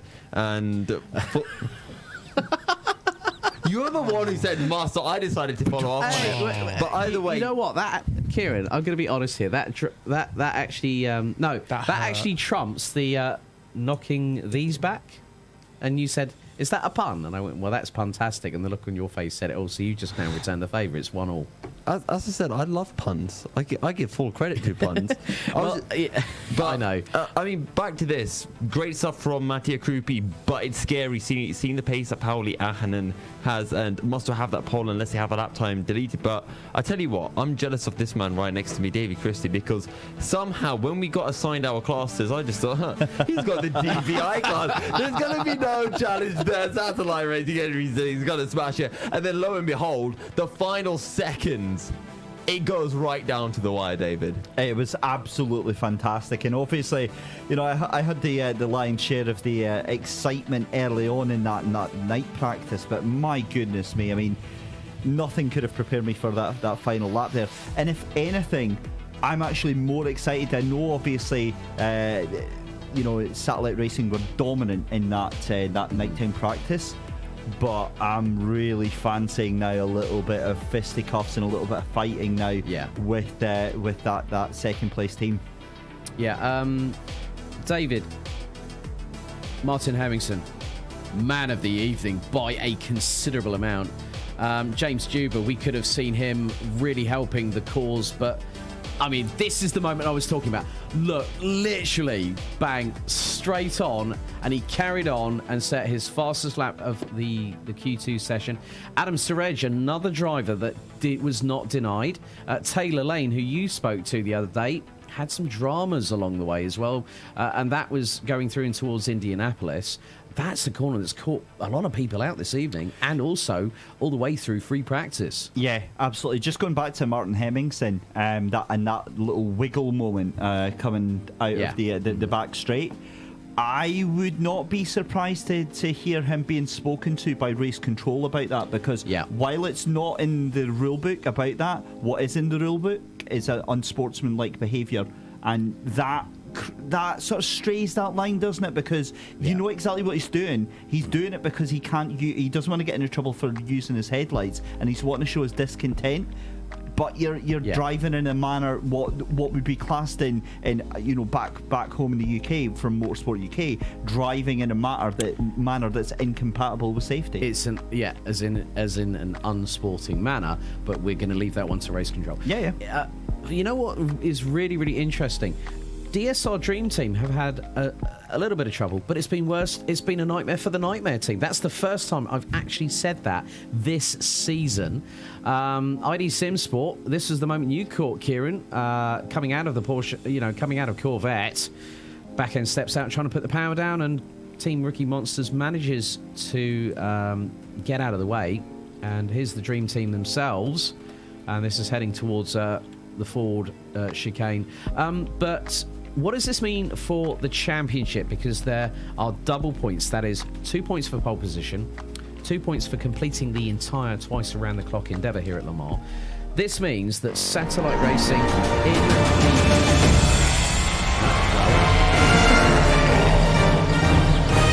I missed that music. I'm glad we got to hear it again. Here we go. Our broadcast.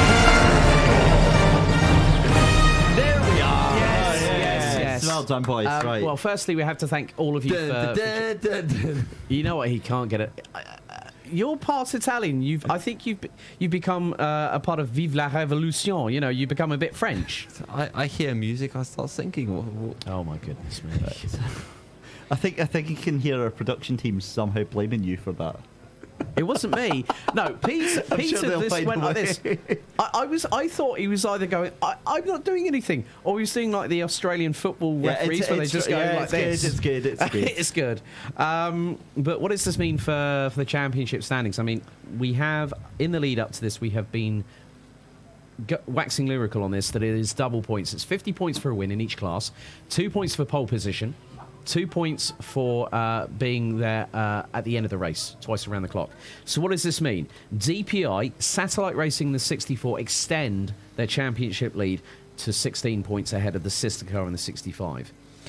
DEAC Hackers now still keep themselves mathematically in with a title opportunity in LMP2. It closes the gap to current championship leaders Vargas Sim Racing to 48 points. Musto GD Esports extend their, what was a 13-point lead to now 15 points ahead of WOSR iZone Performance. Still can't count out DIS Sim Racing Lab in the 45, and there is also one talking point that we have discussed. We're going to go into a little bit detail in the lead up to the race. That is the 54 Musto GD Esports car. Mugen Sim Racing closed the gap to Unison Racing to 18 points. The race, it's in just over 16 hours' time. Twice around the clock, guys. I don't think I really need to put into words what my excitement level is and the adrenaline level is right now. And that's here in the studio, in production, and also with all the teams and the drivers. Yeah, absolutely. And for me, I essentially am watching different classes for different reasons right now. I look at the DPI and I urge viewers, don't watch that for the championship, watch that for the race. Satellite versus Team Rookie Monsters is going to be a fantastic battle between them. You look over to LMP2, that's one that you watch for the race and the championship because Deuces, Mugen, DAC Hackers seem so close. Ramada Motorsports have a shout as well, but they've just seemed a little bit off the pace, and DAC Hackers looking like favourites to win right now. And again, GTE, Satellite Racing and Musto, it's a really tight battle between the two of them. And Kieran, you've been keeping an eye on that GT3 class. I have, yes. It's they've been going back and forth, especially in this qualifying session. One had the upper hand in one session, the other had the other. What that's meant, though, is that Mugen Sim Racing did grab that first place in the GT3, so they do get that 2 points. That is confirmed now ahead of Unison Racing. That is exactly the sort of start they wanted to make in their point scoring this weekend. And the first lot of points in the GT3 goes the way of Mugen Sim Racing. 2 points closer, and boy, did they need that. I've just had a quick look at the weather radar. There is a little bit more cloud cover venturing to Le Mans, which has got Alon just outside. It's coming from the south. We did see a bit of a big weather front from Good job on the blowing. Oh, don't start that again. This is why we can't take him anywhere. This is why you're getting locked up in the cupboard at the it was end all of the going EEWC so season. well. I think really it's got to this point now, guys. How are you all feeling? I'm excited. I'm ready to go. Can we start it now instead? I'm all right. I guess you'll stay for the weekend. Yeah, you know? yeah. I suppose I'll There's stick around nothing for else better today. You know, like, joking aside, I mean, come on. We've been here all week doing the practice, doing the build up, and getting everything ready. We've got everything set to go. This is a proper powder, and we're all sitting here kind of hedging our bets here, but we know that this has got potential to be an absolute powder keg ready to go off and get popcorn out. Boys, this is going to be a good one tomorrow. Well, we've got loads of crisps over there in the corner, so I think that is a very good point. That one out. Well, the Danish equivalent of Pringles, from what I can see, and even some Toblerone. We brought some Swiss chocolate here, didn't we? Is Toblerone Swiss? I think so. Well, with the heat that's going on qualifying, I wouldn't want to touch them just yet. I don't know how I think we might need to put them in the fridge. We might have to. We might have to cool off ourselves as well. Yes, Well, definitely. are you all chocolate in the fridge kind of guys over chocolate in the cupboard? I'm not getting into this debate. With the heat in here and the heat in the production room, I think you're going to have to. Honestly, I think- with you changing out of your shirt after the camera goes off, it does get way too I hot. do get that. Don't start painting a picture for people See? there. Goodness Why is it being me. nice to me at the end of the broadcast? I've always liked He's nice buttering eating. you up, David. Yeah, That's what it right. is. I'm trying to. I've heard that I have got to sleep on the sofa in the caravan tonight, so I'm just trying to be able to get the bunk right, bed. That's right. all. No. Don't worry about that. Don't worry about that. Forget our sleeping arrangements. I mean, we're really enjoying being here at the studios at GTR24H HQ here in Denmark. Firstly, a big thank you to all our commercial partners: Motorvision.tv, Viper Gaming by Patriot, Global Flix, Azatec, Film Vault Limited, Nocco, the No Carbs Drinks Company, Sten Goldman, and Esports Television. The race, the 2021 Endurance E-Racing World Championships season finale, twice around the clock at Le Mans, begins in approximately 16 hours' time. Join us live from just before 3 o'clock Central European summertime tomorrow afternoon, where titles will be decided, champions will be crowned, and as a certain actor once said in a Star Trek film, cry havoc and let slip the dogs of war. See you tomorrow.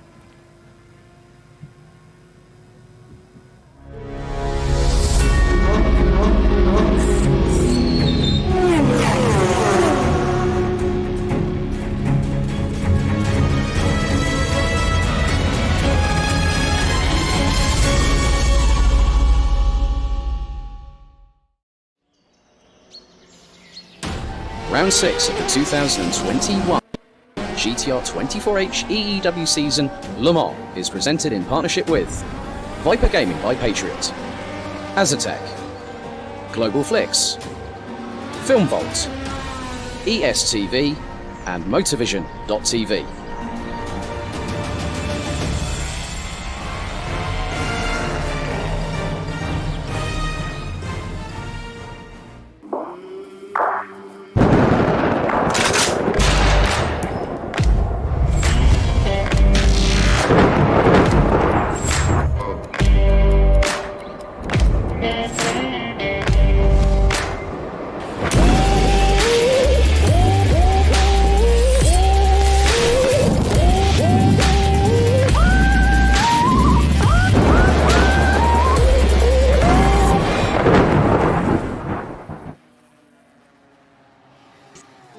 A 1v2 for the tournament. Pressure is on.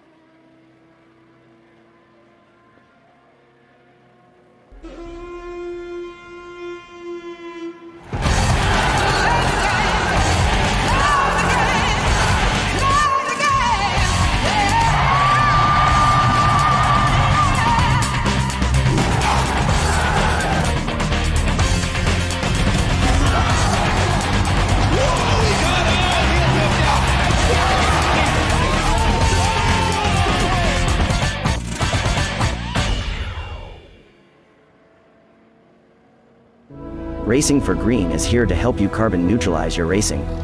By planting new trees, Racing for Green offers to make your racing carbon neutral. We already have the calculations, contacts, infrastructure, deals and solutions ready for you to easily buy carbon neutral laps on any racetrack. It doesn't matter if you are a racing fan, team owner, driver, sponsor, or partner. Anyone can buy CO2 neutral laps in the Racing for Green webshop and trade CO2 emissions for New Forest. Racing for Green.